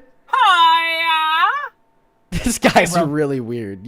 Okay, no, seriously. You know what's really weird? I'm going to put him on mute.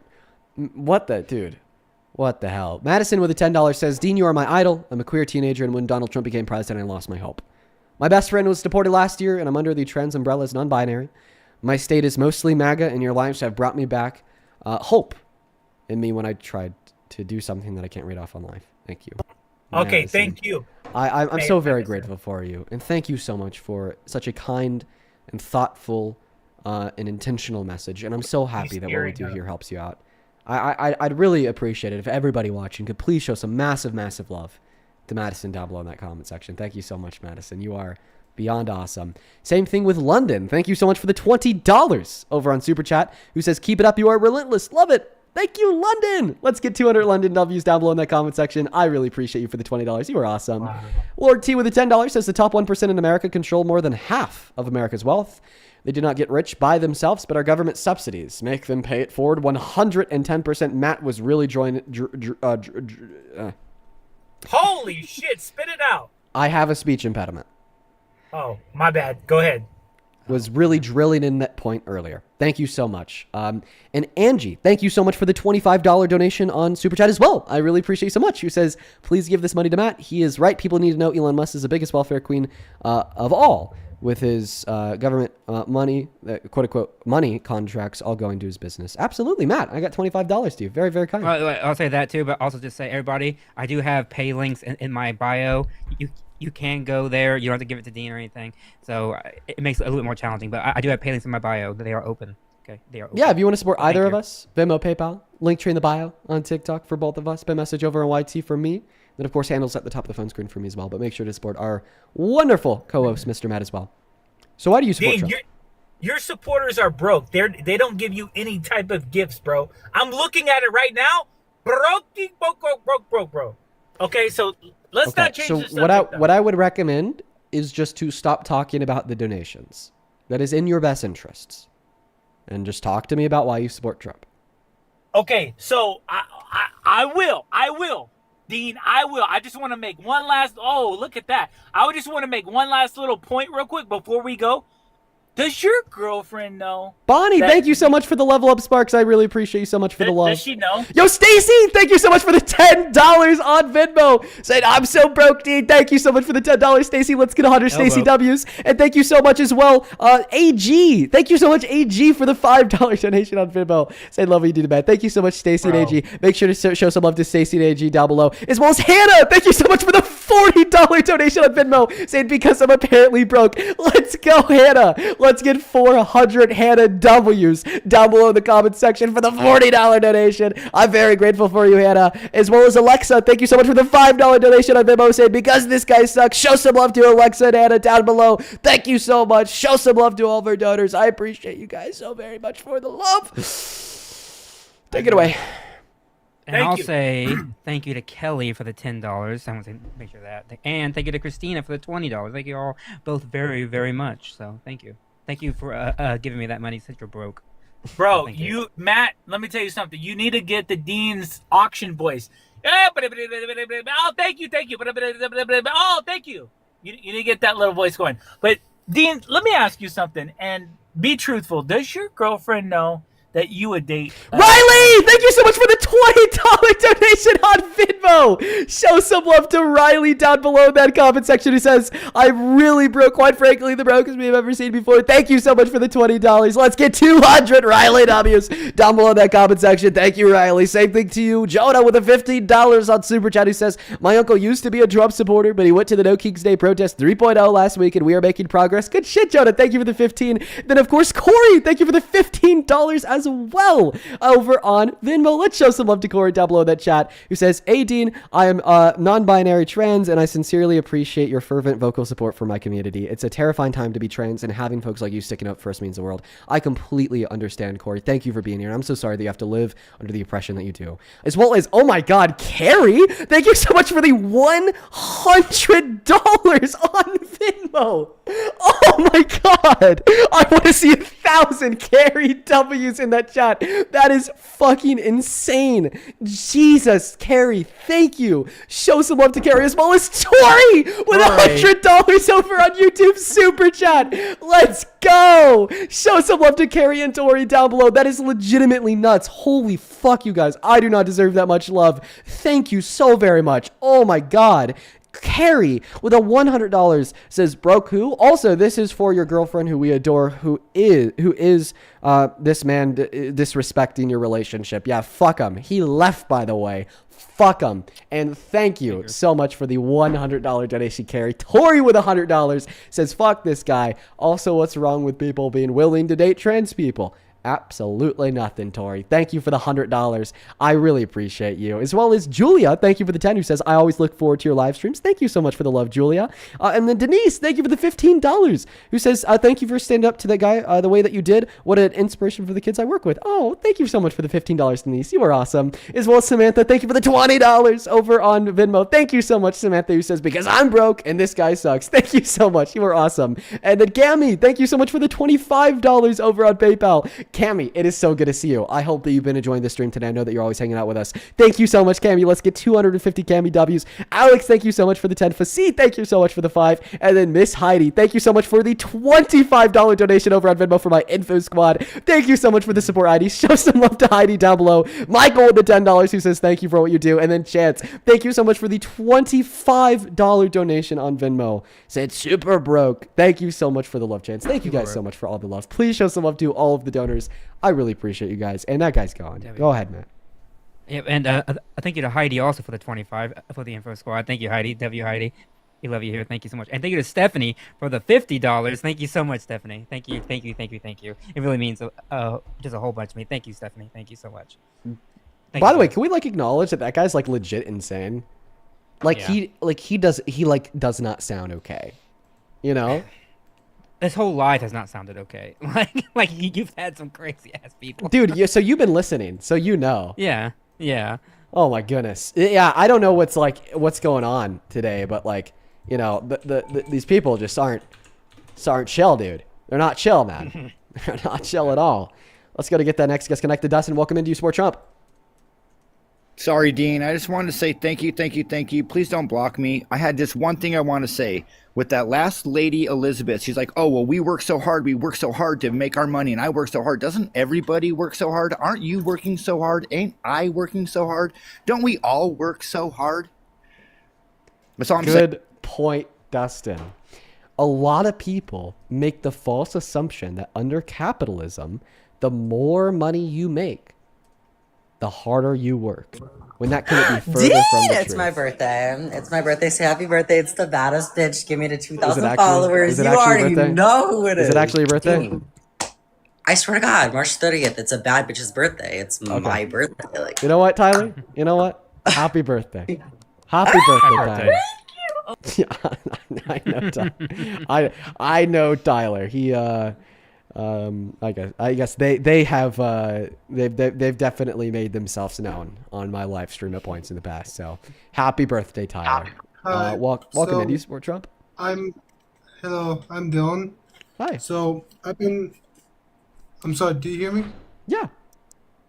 Okay, sorry. I just get a bad connection sometimes. So when I was watching your live a couple of minutes ago, I want to say I'm sorry what's going on with the live stream. So I disagree with Isabella that capitalism should not be taxed because generally everybody should be equally the same.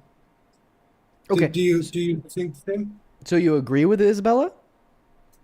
No, I disagree. Oh, you disagree with Isabella. Well, that's awesome, man. Yeah. I disagree with Isabella too. Dylan, right now we're just looking for some Trump supporters to talk to. I think that's awesome that you disagree with Isabella. And I hope that you have a fantastic rest of your evening, my friend. Shout out to Dylan. Let's go to get that next guest loaded up into the box right now. We got them loading in here. Mr. Scientist, I've been waiting for you. Get on the mic, Mr. Scientist. Hello. What's up? How are you? You know you owe me. Actually, no. So I was actually in your live yesterday. You just didn't let me up because you were too busy talking to that one guy. What one guy? What was his name? Cam or something like that? I don't know. I don't. Yeah. Okay, you were. I have the screenshots too. No, you were. No, I trust you. You were. All right. You don't owe me a bit. Okay. You don't owe me a bit. Okay. So listen real quick because I have a lot of stuff going on. I was actually doing a Turning Point USA thing at a college campus, and I was almost attacked by a few people. That's on video, but I'm not here to talk about that right now. What do you mean by I know almost? you wanted to. Like, I feel like it's either you were attacked or you weren't. Well, no. So the young lady flipped over my table. She ripped my poster in half, and she kind of like got in my face. So almost attacked me. I guess. I don't know. I think that's like an attack. To be fair, I don't think so. What was on your table? On my table, it was trans women or men, and they should be excluded from female spaces. And I'm pro Second Amendment. I'm pro guns. That was all that was up there. Yeah. However, so would you ever vote for a trans woman to be president? Would I ever vote for a trans woman to be president? This trans woman talked about how funny it was when she would walk into private women's spaces. Dean, what are you asking me right now? If you'd ever vote for a trans woman to be president, and this trans woman had done it all, played in the sports, gone into the private women's only bathrooms and changing rooms, and then they would talk about like how funny it was when they'd go into these private women only spaces and how everyone else in that space looked so good, and that she loved seeing all their naked bodies and whatnot, and how they got away with it because they're technically a trans woman. Okay, would you ever vote for this trans woman to be president? I don't think so. I know what rabbit hole you're trying to go down, but real quick before. Oh, it's not even a rabbit hole. It's not even a rabbit hole. It's literally just one and done. Trump, Howard Stern, Miss USA. Go ahead, click enter, click on the video clip, turn the audio on, let the ad play for 2 seconds, and then we hit skip, and then we go to 1 minute and 40 seconds. To do that. So you have done that. I'll tell you the funniest is that I'll go backstage before a show. Yes. And everyone's getting dressed and ready and everything else. And, no men are anywhere. And I'm allowed to go in because I'm the owner of the pageant, and therefore I'm inspecting it. I'm inspecting. I want to make sure that like everything is good. You're there. Yeah, the dress. Is everyone okay? They're standing there with no. Is everybody okay? And you see these incredible looking women. And so I sort of get away with things like that. So to be clear, when it's a trans woman, it would disqualify them from the presidency. But when it's a cis man, you just kind of ignore it and then actually support him as president. What is a listen? I don't even know what a cis man is, but before we start talking about women, because I want to make sure that we're talking about the same people, and it is Women's History Month. Can you tell me and your 14,000 viewers here on TikTok what a woman is? Well, I actually will not be telling you what my definition of the word woman is, because I think that it would serve as a distraction and a deflection away from the very compelling argument that I just laid out that I'd like you to address. Well, no, it's not a distraction or deflection. I just want to make sure, because you're saying that he violated women. So I think it's important for us to know what a woman is if you're going to say that he violated them. So I'm going to ask the question one more time. Can you please tell us and your 14,000 viewers here on TikTok, what is a woman? It's Women's History Month. I think the question is very simple. Yeah, and I think that the response is even simpler. In fact, I'll just repeat what I told you last time. Well, I'm not going to give you my definition of what a woman is, because then that will start a debate. Is it Well, because I'll tell you, sir. If you let me speak for more than 3 seconds, I'll tell you, because then that will start a debate on what a woman is. Then that will start a debate on if we are to define women predicated on ovaries, sex characteristics, predicated on chromosomes, predicated on some biological reality, or rather predicated on some sense of social construct, so on and so forth. And it would completely distract us away from the point that I'm making here, which is the fact that you told us that if a trans woman did exactly what Donald Trump admitted to by barging into these dressing rooms, that you would never support them as president, and how this makes you a hypocrite, okay, because it is the case that Donald Trump did this and you do support him as president. Now, if clearly it was bait when you were like, Dean, I need you to define what a woman is, so we know what you're talking about when we're talking about your claim that Donald Trump exploited women. So here's what I'll tell you, even though I think it's bait. They were cis women, okay? These were females who identified as women. They're exactly what you call women. You think they're women. So now that we understand who Donald Trump exploited, please go ahead, take it away, respond to the argument. No more pivots, no more deflections. We're not having a debate on what a woman is. We're having a debate on your hypocrisy. And I want you to respond to the argument I gave you. Stop being scared. Stop running away. The mic and the floor are yours. If I was scared, I wouldn't be up here right now. However, if I were to say that someone unalived someone, I think it's important to understand what unaliving is and what it means, right? I can't just be out here accusing people of unaliving people if I don't know what it means. So the same way you're saying that Trump exploited women, I need you to tell us what a woman is, so I know that we're talking about the same thing. You just self-dunked. I mean, it's really just that simple. You just self-dunked. No, self-dunk what? I'll explain how. You said, if you were to say, Dean, that someone unalived someone, I would need to know what it means to unalive. You didn't say, I would need to know what the word someone means. So my claim here is that Donald Trump sexually exploited women. The equivalent response would be, I need to know what sexual exploitation is, not what I don't need to know what a woman is. But anyways, do you want to know what the definition of sexual exploitation is? Because I could absolutely I would like give to know one what a you. woman is. Okay. How about this? Let's fill in the blanks with your definition, which would be an adult human female. So we're not spending the time on this live debating what a woman is. We're spending our time on this live right now debating the argument I gave you, which was one born of your own hypocrisy when you told us if a trans woman were to barge into private women's spaces and do what Donald Trump did, you'd never support them as president. But if Donald Trump does it, you will still support him as president. So we're running this as an internal critique, assuming your definitions of the words that you use, including the word woman, okay, in assumption of your definitions of the words that you use, such as the word woman, it still follows and still concludes that Donald Trump sexually exploited women because they were cis women. So go ahead and respond to the point of hypocrisy. Just to confirm, you're not going to define what a woman is. You are not going to define what a woman is. Yes. Okay. All right. Play that. Can you play that clip one more time? Clip of what? The clip that you played before you started to mute me. Yes, of course. Owner of the pageant, it's your obligation to do that. So you have done that. Now, I'll tell you the funniest is that I'll go backstage before a show. Yes. And everyone's getting dressed and ready and everything else, and no men are anywhere. And I'm allowed to go in because I'm the owner of the pageant, and therefore I'm inspecting it. I'm inspecting. I want to make sure that like everything is good. You're there. Yeah, the dress. Is everyone okay? They're standing there with no clothes. Is everybody okay? And you see these incredible-looking women, and so I sort of get away with things like that. Okay, so a few things here. What I'm hearing is, I don't hear anything about him entering a dressing room or changing room. He says that he's going backstage. And if I'm not mistaken, didn't he just say that he's going back there to make sure everything is okay or good or something like that? Okay. So he said that he was going in to a private area for women only. Wait, hold on. He said backstage. He didn't say private area. He just said backstage. Can you wait until I am done speaking, please? Right, but if you're saying something incorrect, I'm going to correct you. Well, I'm not saying something that's incorrect because right after he said backstage, he said that there's no men anywhere. He said that he got away with it. Does that imply that it's a private area? In order to get in there. Does that imply that it's a private area because there's no men allowed? Yeah, the fact that he said that there was no men anywhere, and the fact that he said in order to get in there, he had to A, be the owner, and B, entering into the space under the false assumption and guise of doing an inspection, and C, saying at the end of the clip that he got away with it, implying that he did something bad, does imply that it's a private area that he wouldn't typically be allowed. Or else he wouldn't need to go in there under the guise of the fictitious claim of inspecting their bodies, or he could only do this because he's the owners. Why would there be no men around, and why would he be doing something wrong?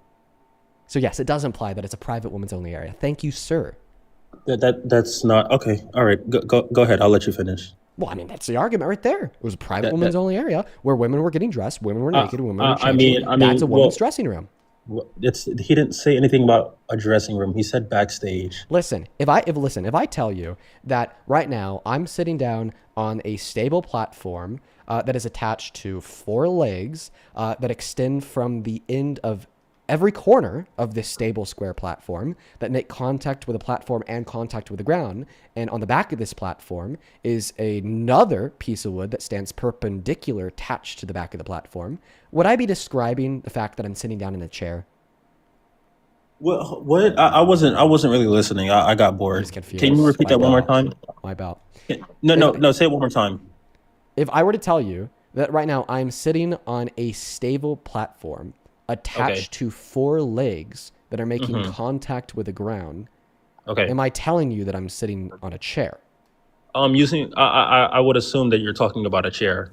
Right. I'm telling you that I'm sitting on a chair. So when Donald Trump you actually can't certainly say that. Actually, it's logically possible it could be otherwise. It's logically possible that thing that you're sitting on, Dean, might not actually be a chair. So even though you're describing exactly what a chair is, right, I'm not going to believe it's a chair because it's logically possible that it's not. Can you please stop? Yeah, the logical possibility of the contrary exists, buddy. So, like, quite frankly, we just can't say it's a chair. Can't say it's a chair, buddy. The logical possibility, dude, it could just be, right, like a magical octopus that could form the shape of any object or item that it comes into contact to. This just happens to be a magical octopus that is temporarily assuming the shape of a chair, even though it's technically not a chair. Isn't a debate anymore. This is just some sort of game. So it became a game the moment you said that he wasn't walking into a dressing room. Awesome, no problem. So let me put something on the screen real quick here. Hold on. Can I ask you just to calm down a bit? Like you're clearly worked up. Just calm down. You're fine. I swear. Just calm down. Oh, I'm not worked up, but I just want to point out something really quick. These are messages that your followers decide to send me. They call me racist, yet they just sat here and called me a monkey. You remember when I was mocking you when you were stuttering and I said that you sound like a monkey? Whoever this person is who follows you said that what is this? How are you gonna tell someone they are sounding like a monkey, but you are the monkey? That's number one. And then number two, hold on. Let me see how you can, how do you do this? Your followers also like to use the R slur. They like to call people that word. I got to turn the camera off because it violates 2S. But go ahead. Okay, but you think it's appropriate for your followers to be messaging me things like that? No, I don't, and I condemn their actions. Oh, okay. Now, do you want to get back to the debate? Thing. Hold on. One more thing. Because someone also told me to go get Charlie Kirk. Hold on. Not sure what that means, but whatever that means. To go get Charlie Kirk? Okay, yeah. I'm assuming that means they're telling me to go get shot in the neck. So I don't support that either. Now, do you want to get back to the debate? I mean, this isn't a debate anymore. You guys turned this into some kind of like tag team game. So I haven't said anything. So I'm not talking to you, Matt. Parker said one thing, and it was a joke. The one thing that Parker said was a joke. Literally made a joke. Oh my lord! Haven't said anything else. You can't even define what a woman is. Please, just hush. Actually, Parker, he's baiting you. I'm pretty sure I've defined what a woman is to this person directly. He's baiting you, Parker. Don't do it. He's baiting you. He's trying to find any out. He's trying to find any out. Okay, listen, let's get back on track with the debate. Okay, so your issue is that you're arguing here that in the clip that we listened to, Donald Trump never said dressing room. Okay, well, I'd argue that he did because he described a dressing room. He described a private place that he was doing something wrong by entering into, that he had to enter into an abuse of his position, powers of the owner, counter under this guise of doing an inspection. And then inside of this private space where he wasn't allowed and doing something wrong by entering in, there were naked women that were changing. That's what we call a woman's dressing room. And that's what was reaffirmed by every single woman and every single girl at Miss Teen USA and Miss USA. Okay, that remembered this happening to them, is that this happened in a dressing room. So in consideration of these facts, God damn it, Mr. Scientist, we know it was a dressing room. Are you done talking? Are we finished here? Well, I'm done talking. Well, Dean, it's logically possible that it's not. Okay, so Dean, how long are you gonna be live? Because this is I literally walked out of class to come and talk to you, and this is the kind of game you want to play. So I'm assuming you don't want to have a productive conversation. You guys want to mute people and stuff. So what I'll do is I'll come back when I'm done with class, right? And we can talk about this further because you just seem to lack comprehension. It's gonna be off live. Just letting you know. Parker, can you shut the fuck up? Damn. Thank you. I'm sorry. I'm trying to be I helpful. was clarifying. I don't know why you're so triggered, bro. You're just trying to be helpful, I don't dude. know why you don't know what a woman is, but you're like 20 years old. I'm 23 years old, and I've already defined to you what a woman is before, and you just use that to deflect because you don't want to engage with me. It's not a deflection. I mean, I've been trying to talk. Do you want to debate Parker on what a woman is right now? Yeah, it's like, by the way, it's like the most obvious deflection ever. Like, Yeah, don't it's act not- like no one can acknowledge that. Wait, Mr. Scientist, would you debate Parker on what a woman is right now? Sure. Exactly. You have the time to debate. You just want to run away. Thank you. No. Oh my God! Trap card! Holy shit! It was right in front of your face, and you didn't see it coming. It was right in front, dude. There's nothing in Oh front of my my God!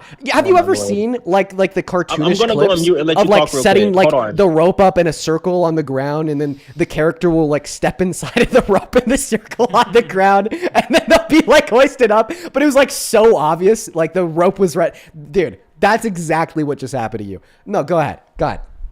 Right. So like I mentioned earlier, I left class in hopes that we were going to have a productive conversation because I know I was trying to join earlier, but something was going on with my phone. So because you and I can't have a productive conversation clearly, I would hope that Parker can have a productive conversation with me in defining what a woman is.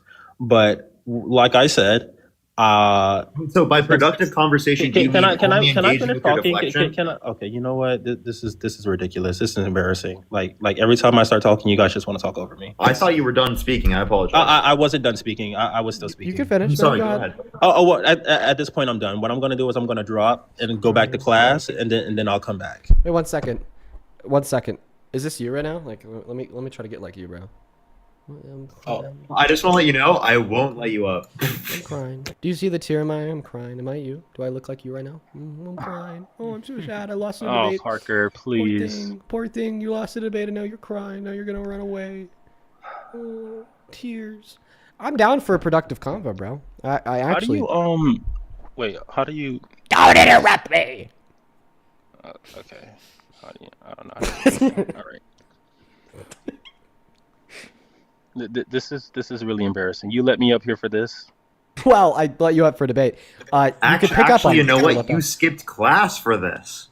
Oh, well, I didn't skip class. I left class. I'm sitting downstairs. It means you're skipping parts of class for this. I mean, yeah. I mean, I promised him that I was going to come up yesterday. He didn't let me up, and he just let me up now. So I mean, and I thought it was going to be a little bit cohesive, but apparently not. So check this out. I'm started a reasonable, productive debate. No interruptions. Starting now. I'm talking too much, so I'm gonna drop now. And yeah, that's that. I'll be back whenever. Just let me up whenever. Well, I mean, you could stay on the live right now for productive convo.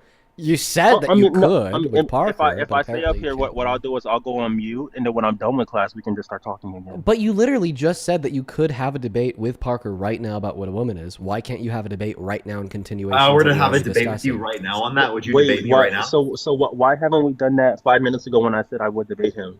Oh, so now you would? I said, hello? Did I not say that I would? Can I just answer it for him, Dean, at this point? Yeah, whatever.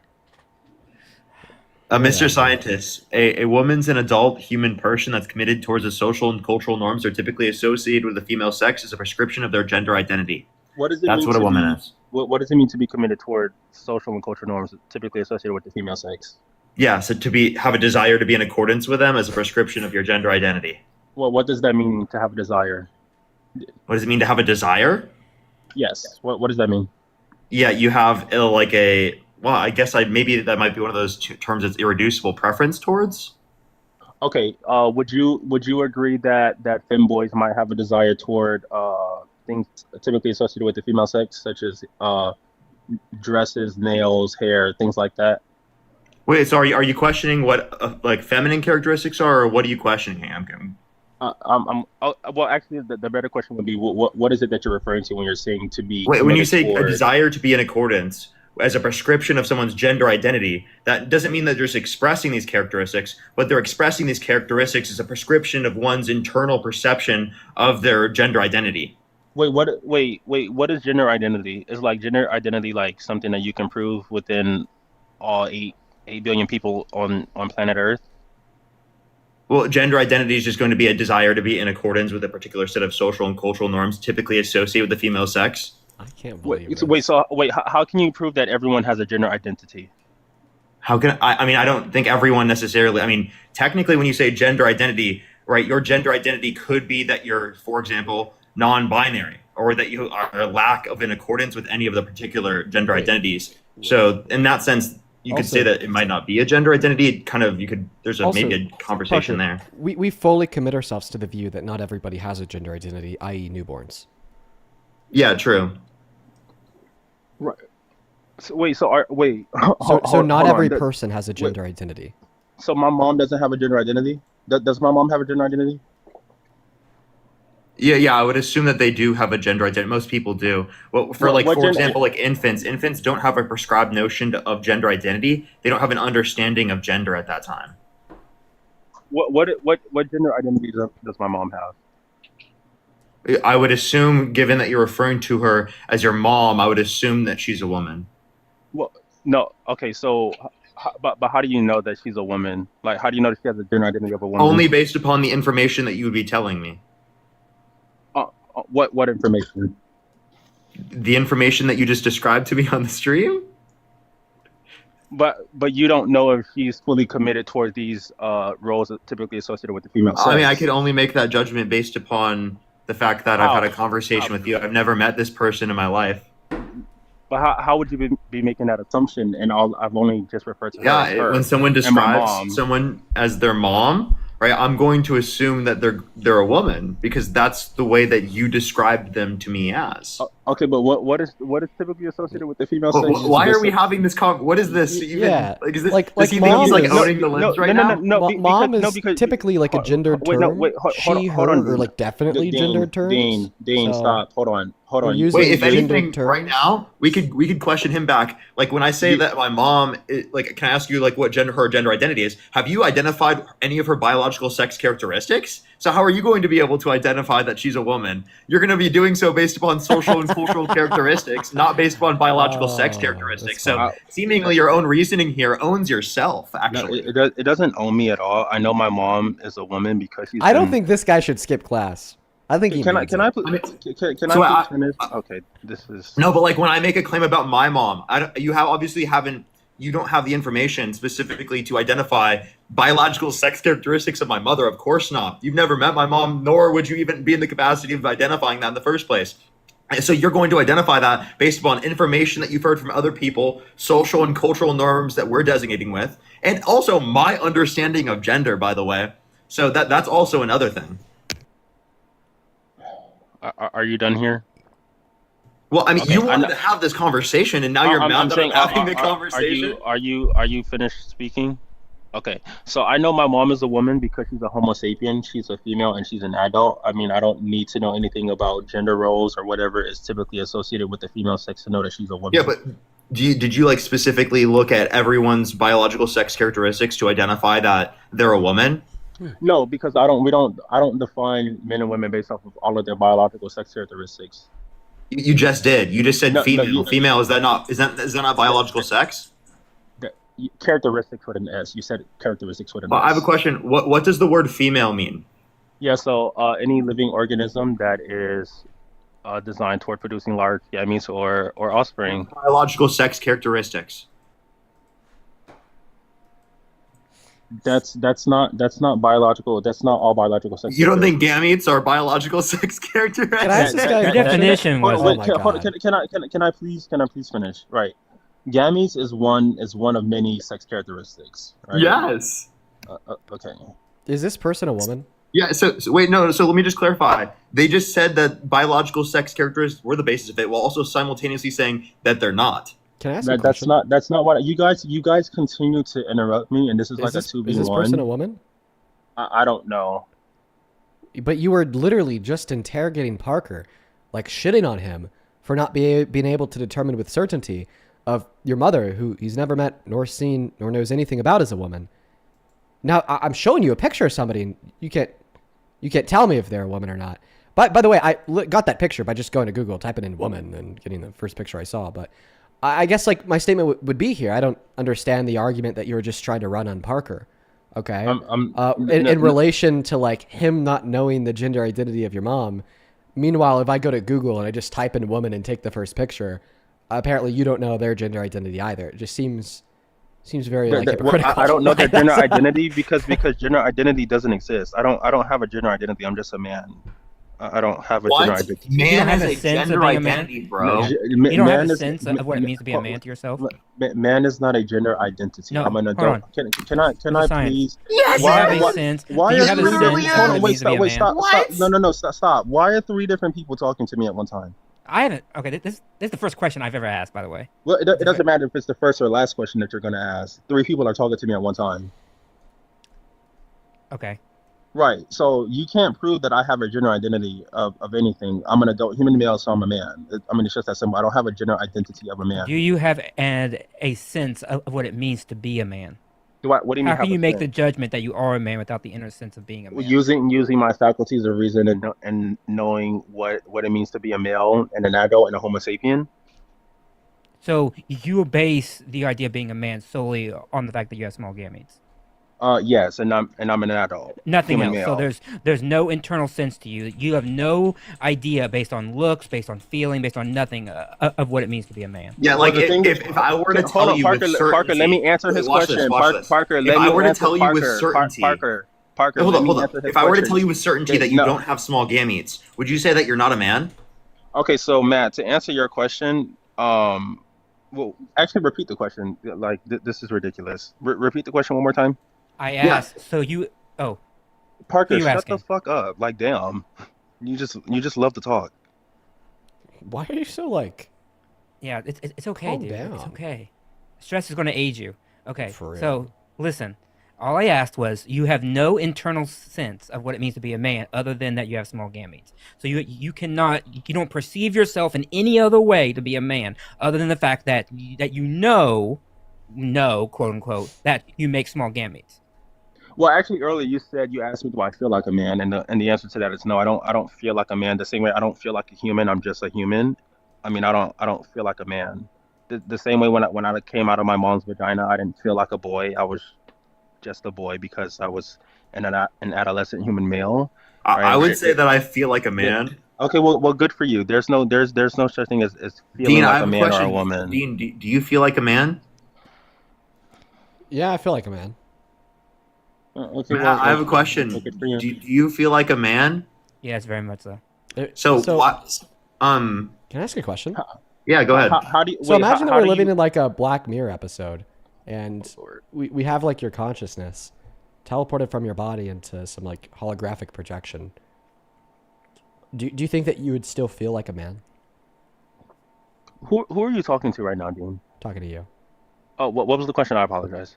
If we were to take like we're living in a Black Mirror episode, we take your consciousness, we like put it inside of like a VR game or a holographic projection.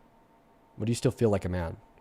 Well, I don't feel like a man now. I'm just a man, so I can't even answer that question because I don't feel like a man. Yeah, Dean, it would be logically incoherent for us to refer to you as a man in that context because you have no male biological sex characteristics. Are you Christian? Me? No. Yeah. Okay. Do you think that Christians who use he, him pronouns to refer to God are the same as people who use she, her pronouns to refer to trans women? Because trans women don't have a female reproductive system and God doesn't have a male reproductive system? Well, I can't speak to Christianity and what Christian people decide to call their God. Wait, so So then why can you speak to trans people and what they decide to call themselves? because there's no such thing as feeling like a woman. You're born a boy. Okay, You wait, grow up wait, wait, into. wait, wait, wait. Say Hold this, on, no, say this to Dean, Christians. Dean. I would like to finish. Okay. I would like to finish.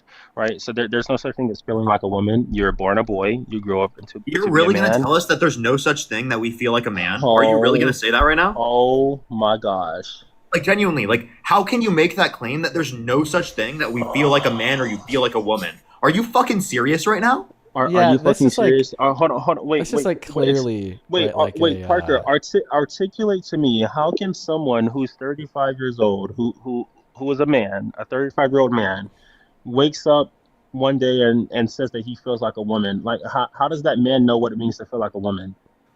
I think what you're doing here is you're clouding the judgment. You're saying someone specifically is a cis individual, and you're just saying one day they wake up, they feel like a woman. That's not how it works. Okay, trans people have that particular perception throughout their particular understanding of their life. Not to say that there isn't a fluidity to it, but to say that like there's a understanding of it specifically throughout time, and it's not just like one day randomly that it pops up on someone that specifically, oh, you know what? Now I'm trans. That's not how it works. I'd like to bring a point up. Well, I just think it's harmful because when we promote transgenderism among people, I just think it's harmful to little boys and little girls that, hey, it's actually, I think we should just start telling boys and Okay, girls. do you Hey, think it's logically can incoherent? Parker, I'm gonna finish my statement. Sorry. I think it's okay to You tell don't girls say like, that to hey, Parker. I'm You going to started finish your my statement by I'm going to interrupting finish me. my statement. I'm going to finish my But statement. you Thank you. started it by interrupting me, you hypocrite. So like I was saying, You start I the think it's statement by interrupting me, and then you get mad at Parker when he interrupts you. Hypocritical. so I think it's okay to tell little girls that, hey, it's okay Exactly. to be And ignore I the think hypocrisy. I'm gonna finish. I think it's okay Yeah. to tell girls that, hey, there's nothing wrong with being a masculine woman or a masculine girl. There's nothing wrong with telling boys, hey, there's nothing wrong with being a feminine boy. There's nothing wrong with that. You don't have to identify as a woman to be feminine. You don't have to identify as a man to be masculine. There's nothing wrong with telling boys and girls, hey, it's okay to go outside of whatever the norm may be for men and women, right? You can be your own self. It's really just that simple. You don't have to identify as a Wait, when did man. we disagree with that? Yeah, You don't have everything that you just said is disagree with that, completely but true, by you, the way. you literally disagree with that by telling me that your definition of a woman is being committed towards social and cultural norms that are typically associated with adult human females. Nothing about that definition that contradicts with any of those prior statements. Alrighty, so at this point, what I'm going to do is I'm going to cut the conversation short because we're obviously not going to get anywhere. So, What? I appreciate everybody thank you for gifting me. Thank you all of the people who I'd like to who go are back to literally. what Dean asked. You literally actually. got no gifts. Thank you for everyone who's sending me Is messages this him as we speak. Is this him running away? No. Actually, hold on. This is what I'm gonna do. Let me get my other phone. Let me read to you what these people what your followers are sending me. 1 second. Hold on. Wait, so do you think Trump is responsible for all the January 6th Wait, violent stop. rioters No, they no, pardoned so- that beat cops on January 6th? I By don't the think way. Trump is responsible for how You're other also people. you're Okay, also so then gonna- wait, why are you saying that Dean is responsible No. for any of the followers in his chat when he's literally condemning it? Oh, when Donald Trump himself no, pardoned those violent rioters I who didn't beat say police he's officers? responsible. I didn't say he's responsible. I just want. Wait, I so just then why are wanted you bringing it up as if like Dean is responsible for it then? Yeah, no, also, because I'd like to these are his point out people. something. I'd So like no, to no. point out One something. second. So now you're Hold trying to on. argue he is Hold responsible. on, no. I haven't been able to I speak have it in the pulled up last here. 20 I'm minutes. going to finish. I'm going to finish speaking. So this He's person gonna just finish said, speaking.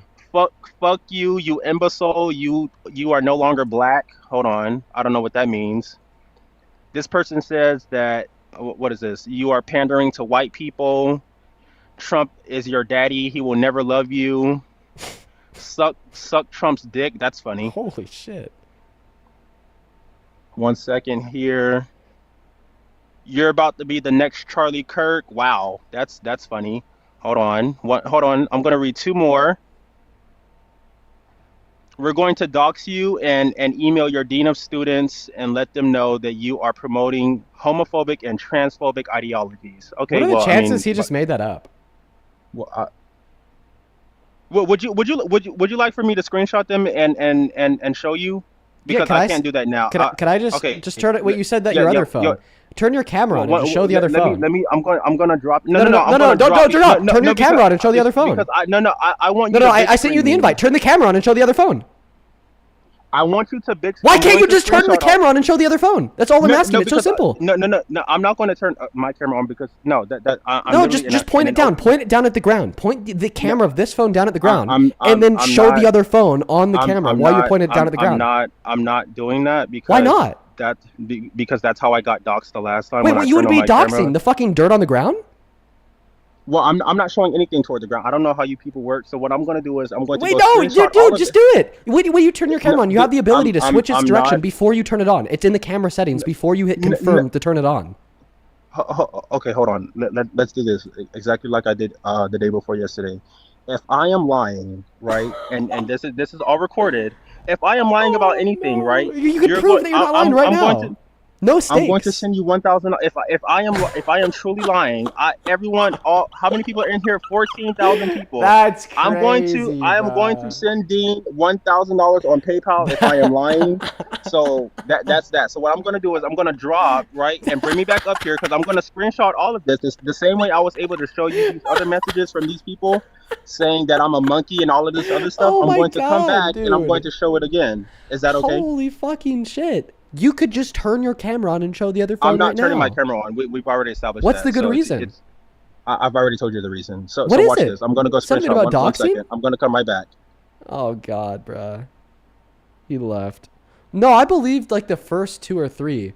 But then the fourth one, when he was like, we're going to dox you and report you to the dean of students for being transphobic and homophobic, the cadence in his voice changed from like the cadence that we would expect from somebody who's like reading to like rather the cadence of somebody who's like thinking, if that makes any sense. So that's why I asked him to do that. He picked the one thing too that like could actually get him in trouble. Yeah. Like, Yeah. And so that's why I asked him to do it. And bro, sold. Dude, sold. Holy cow. Man, also, can we just point out how that guy said that he had to go back to class 30 minutes ago when I wanted him to respond to the argument about Donald Trump sexually exploiting women and girls? And then the moment Parker was like, no, I actually just want to debate him on what it means to be a woman, all of a sudden he had 30 minutes And then he had to the stay times. on. Yep. Yeah. Oh my God. Holy cow. But no, I do condemn that. Please don't like text the people that join my live like hate DMs. Like it's not okay, right? It's completely not okay in the slightest. Omega Star, thank you so much for the $50 over on Super Chat. Thank you so much for the love, Omega. You are awesome. Let's get 500 Omega W's down below in the comment section. I really appreciate you so much for that love, Omega. Who says, Pan Pride, we do actually exist. That you do. Thank you so much for the $50. You're awesome. Thank you. Then YG, thank you for the $20. Who says, Sassy Dean is my favorite. I'm feeling a little bit sassy tonight, can't lie. Thank you for the $20. You were awesome. Cade, thank you so much for the $10. I appreciate you. Thank you. I'd also like to thank Cody. Thank you so much for the $5 over on PayPal. He says, Shanna Twain literally wrote a whole song about feeling like a woman. Yep. Paulina, thank you for the $3. Justin, thank you for the $5. I appreciate you. Eliza, thank you for the $5. Then Lisa, thank you so much for the $10. Who says, you're going to pass your nursing exam tomorrow, Lisa. You're going to do it. I know how hard they are. My sister has been working on the MCAT. But you will absolutely kill it on the nursing exam tomorrow, Lisa. 10 out of 10, quite frankly. Over on Venmo, thank you so much, Anna, for the $2. I appreciate you. Thank you. Kelly, thank you for the $5, who says he's absolutely lying. David with the $25 says, instead of using Jesus as an example, in my opinion, use Wally and Eve from the movie Wally. Why does the guest think that Wally is a he and Eve is a she? Really good point. Thank you so much for the $25, David. Let's get 250 David W's. Then Roger, thank you so much for the $50 donation on Venmo. Holy fuck. Thank you so much, Roger. Let's go to pull up Roger's message here real quick. Roger says, with a $50, by the way, these clowns exhibit no sound logic, facts, or critical thinking at all. The faulty arguments are astounding. Effective science is never accomplished without critical thinking. Keep up the noble work. Thank you so much for the support, Roger. Yeah, that guy's, dude, he's like kind of comical, like how like not smart he is. Like, dude just kept on boxing himself with shitty argument after shitty argument after shitty argument. Like at some point you just gotta laugh. And then Bethany, thank you for the $15 as well. Who says, there's no such thing as feeling like a woman, sir. Shania Twain begs to disagree. Thank you for the $50. Shania Twain begs to disagree. Yeah. Thank you so much for the $50, Bethany. And then Ducky, thank you so much for the $20, who says, Dean, please give me good tips on how to debate without getting upset. I have a hard time because everything bothers me so much. How do you do it? Ducky, I'm like the perfect person to be giving you insight on this. Like, I bet even Matt and Parker remember when I first started debating, I was like a whole different person because I literally couldn't control how upset I'd get. The one thing that I've been able to learn to keep myself from getting upset is exposure. And I know that sucks, but it's so true because there's just some people, okay, many people that can't hear this shit without getting viscerally upset. And the only thing that has helped me is doing it again and again and again until it's already something that I've heard a million times. Okay? And that's the only thing that allows me to keep my cool. But I appreciate you so much for the love, Ducky. Then Alexandria, I appreciate you for the $10 as well. Sky, thank you so much for the $10. Then Alexa, thank you so much for the $20, who says, my father-in-law is coming to visit next week, and he is part of the MAGA cult. He is a millionaire and is anti-tax on the rich. Would you be willing to try to change his mind? It would help my relationship substantially. I would be willing to help try to change his mind, Alexa. Let's line that up. Let's make it work. When he's in, when he's with you, and there's a moment that he could join when I'm live, send me another dono, even if it's just for $1. I just need to see it with the information about, you know, your TikTok account, so on and so forth, and then we'll happily get him loaded up in for debate. Pastor Huck? Yes, hello. Hi, do you support Trump? Yes. How old are you? 41. Could you get a little bit closer to the mic? Yeah, 41. Okay. Well, I'm looking at, is this you? Yes. Basically debate people. It's really like I'm not debating anything. I'm just more or less challenging the world. Yes. You don't really come to a conclusion in a debate because you're never really leaving with, well... Why did the video just keep on getting smaller? It's just like kept on getting like look at like where like it starts, and look at where it ends. What was it like an editing decision intentionally, or did that just gonna happen? Wait, it happened on your other video too. Here's like a whole other video. Starts big and small.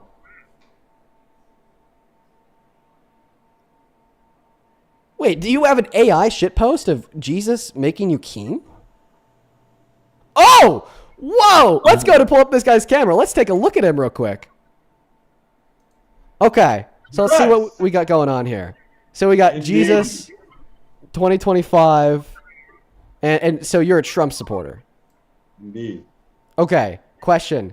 If you're a supporter of Trump, but simultaneously a supporter of Jesus, what would Jesus say about Donald Trump lying over 30,000 times in his first term? What would Jesus say about Donald Trump raping E. Jean Carroll? What would Jesus say about Donald Trump sexually exploiting naked women and girls? What would Jesus say about sexualizing a 10-year-old girl in the 90s? What would Jesus say about sexualizing his own daughter? What would Jesus say about Donald Trump being best friends with Epstein and sending him a letter depicting the naked body of a little girl? This statement may have renewed day to be another wonderful secret. What would Jesus say about Jeffrey Epstein's letter to Larry in his ear where he says Donald Trump shares their affiliation for young sexually attractive girls? What would Jesus have to say about Donald Trump calling the rioters who tried to kill cops on the steps of the Capitol patriots and then letting them out of jail? What would Jesus have to say about taking health care away from 10 million low-income Americans when in Matthew it says the way that you treat those with the lesser than you is the same way that you're treating me, the Lord your God? What would Jesus say about Donald Trump trying to implement a whole, total and complete Muslim ban and shutdown of all Muslim entry when Jesus was willing to sit at the dinner table with anybody and everybody? And what would Jesus say about about Donald Trump killing 174 schoolgirls in an elementary school in southern Iran?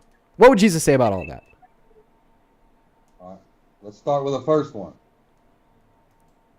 We're going to start with the first one, all right? Okay. All right.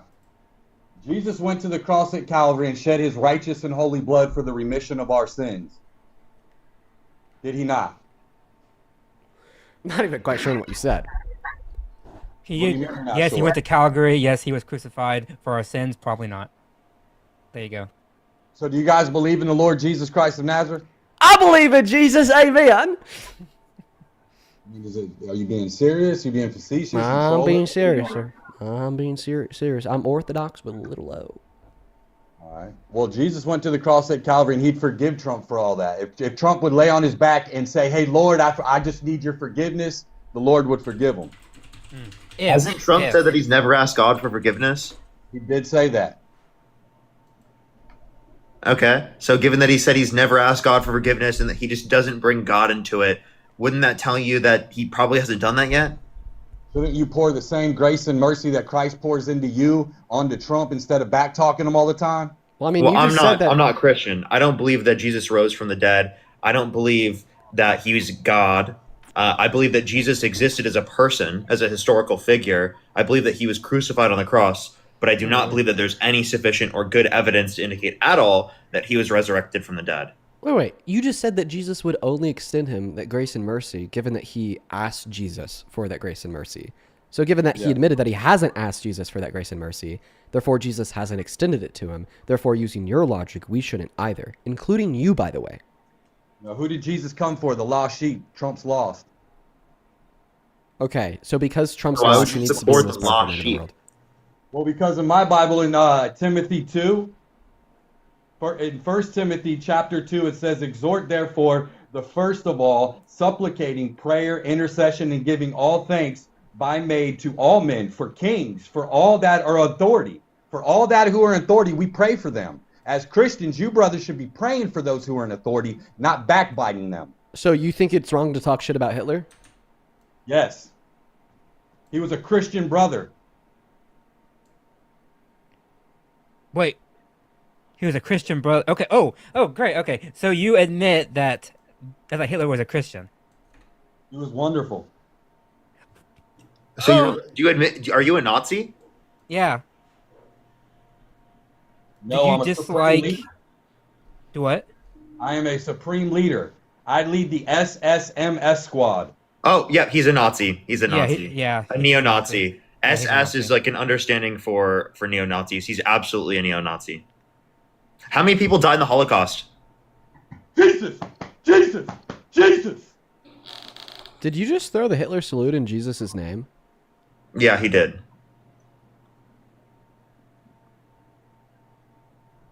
We stand in that righteous and You're a holy- disgusting person. Honestly, What do you think about Jesus being a Jew? you're a disgusting person. Does that bother you? Rifling, Does it shake you to feminized. your core? You guys have a No. divine, feminized, Lucifer. I want an answer. What about go your call me, Christ? Go call me Satanist. What about because your you're an Christ absolute being a idiot Jew? bigot. Hey, the guy at the bottom, when you talk Yeah. to me, speak up like a man. I'm more of a Says you, man than you're you'll the one ever that's be, quiet. fucker. So please answer my question. What about Jesus being a Jew? What about it? Would Hitler have killed Jesus? I'm asking you. You worship a Jew. Hitler wasn't killing Jews. Okay, you can I just share my honest thoughts with you? Be a man. Yeah, I think that you're just like pathetic.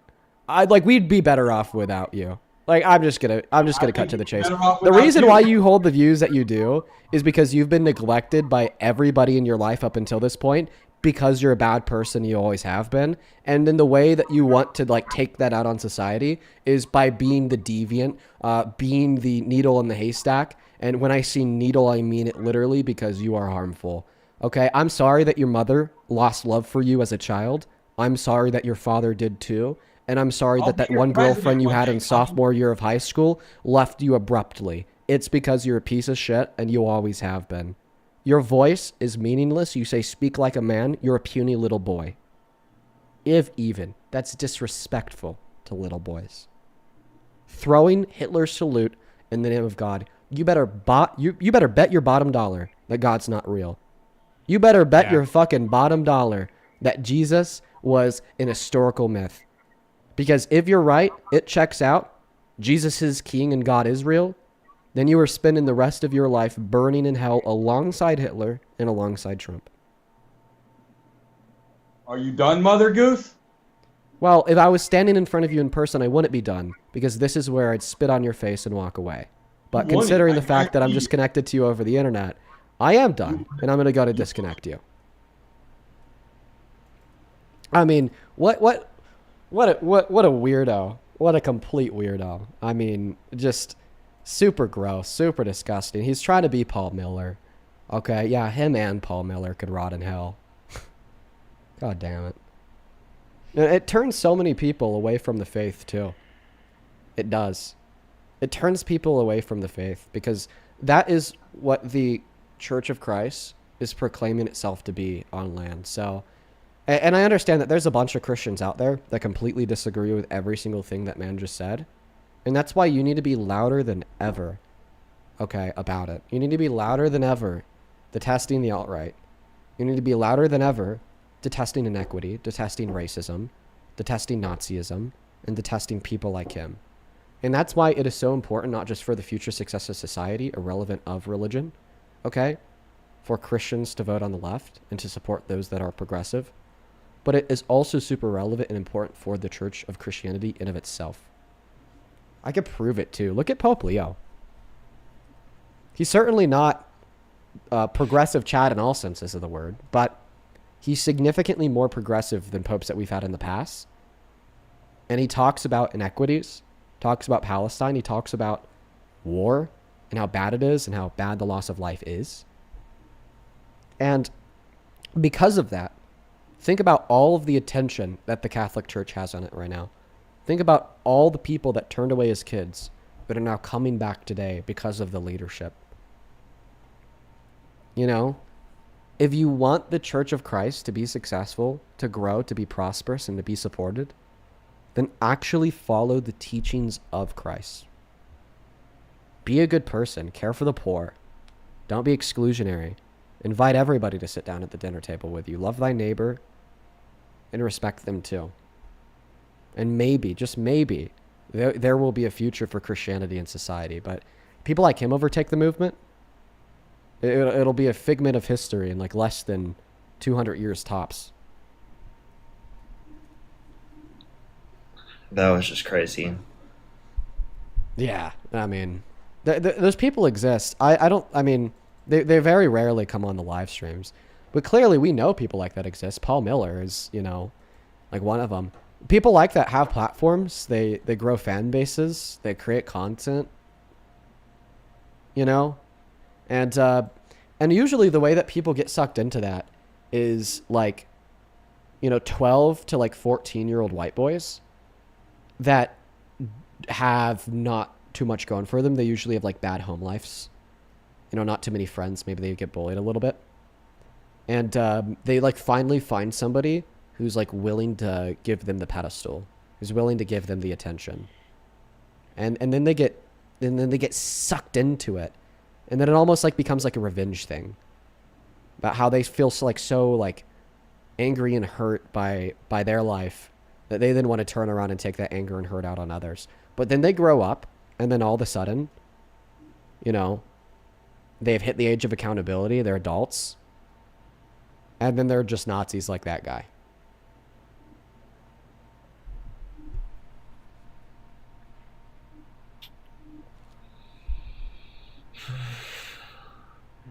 Dude, that's just a crazy way to start the day, man.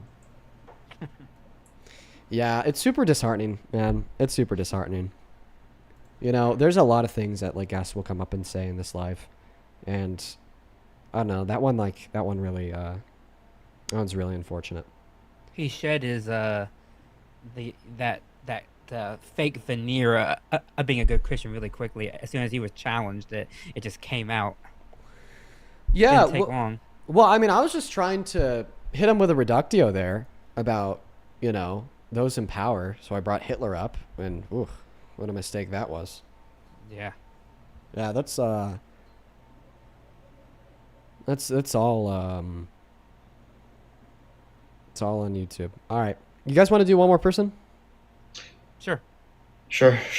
Or Parker, do you just want to start your stream, or do you need a moment? So I could start my stream right now. That's completely up to you. smart for me to do. Completely up to you. Yeah, I'll probably go do that real quick. Get everything started. Cool. Sounds good, man. All right, bro. Appreciate you having me up. Yeah, man. It was good.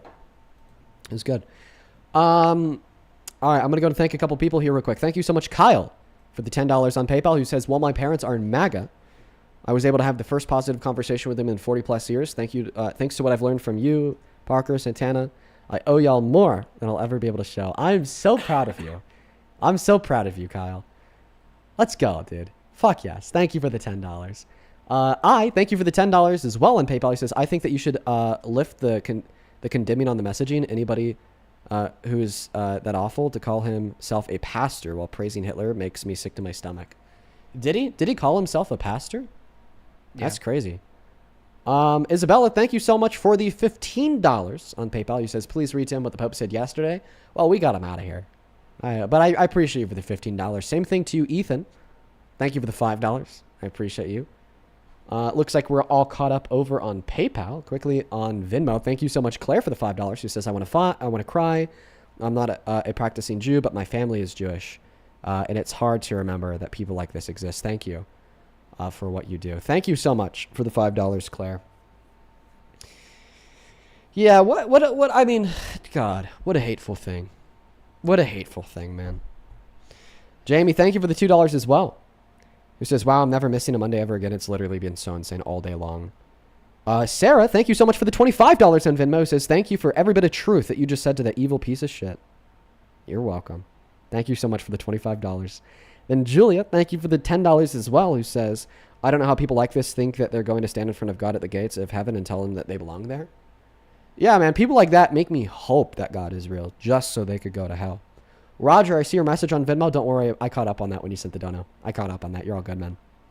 And then Joseph, thank you so much for the $41 donation over on Venmo. That is crazy, my friend. Please show some love to Joseph down below in that chat. Joseph with the $41 says, MT, was it 41st state? We went blue in 08 in the general election for Obama. Question, any advice for somebody in a small market red state on how to best flip it? Now seems like the perfect time.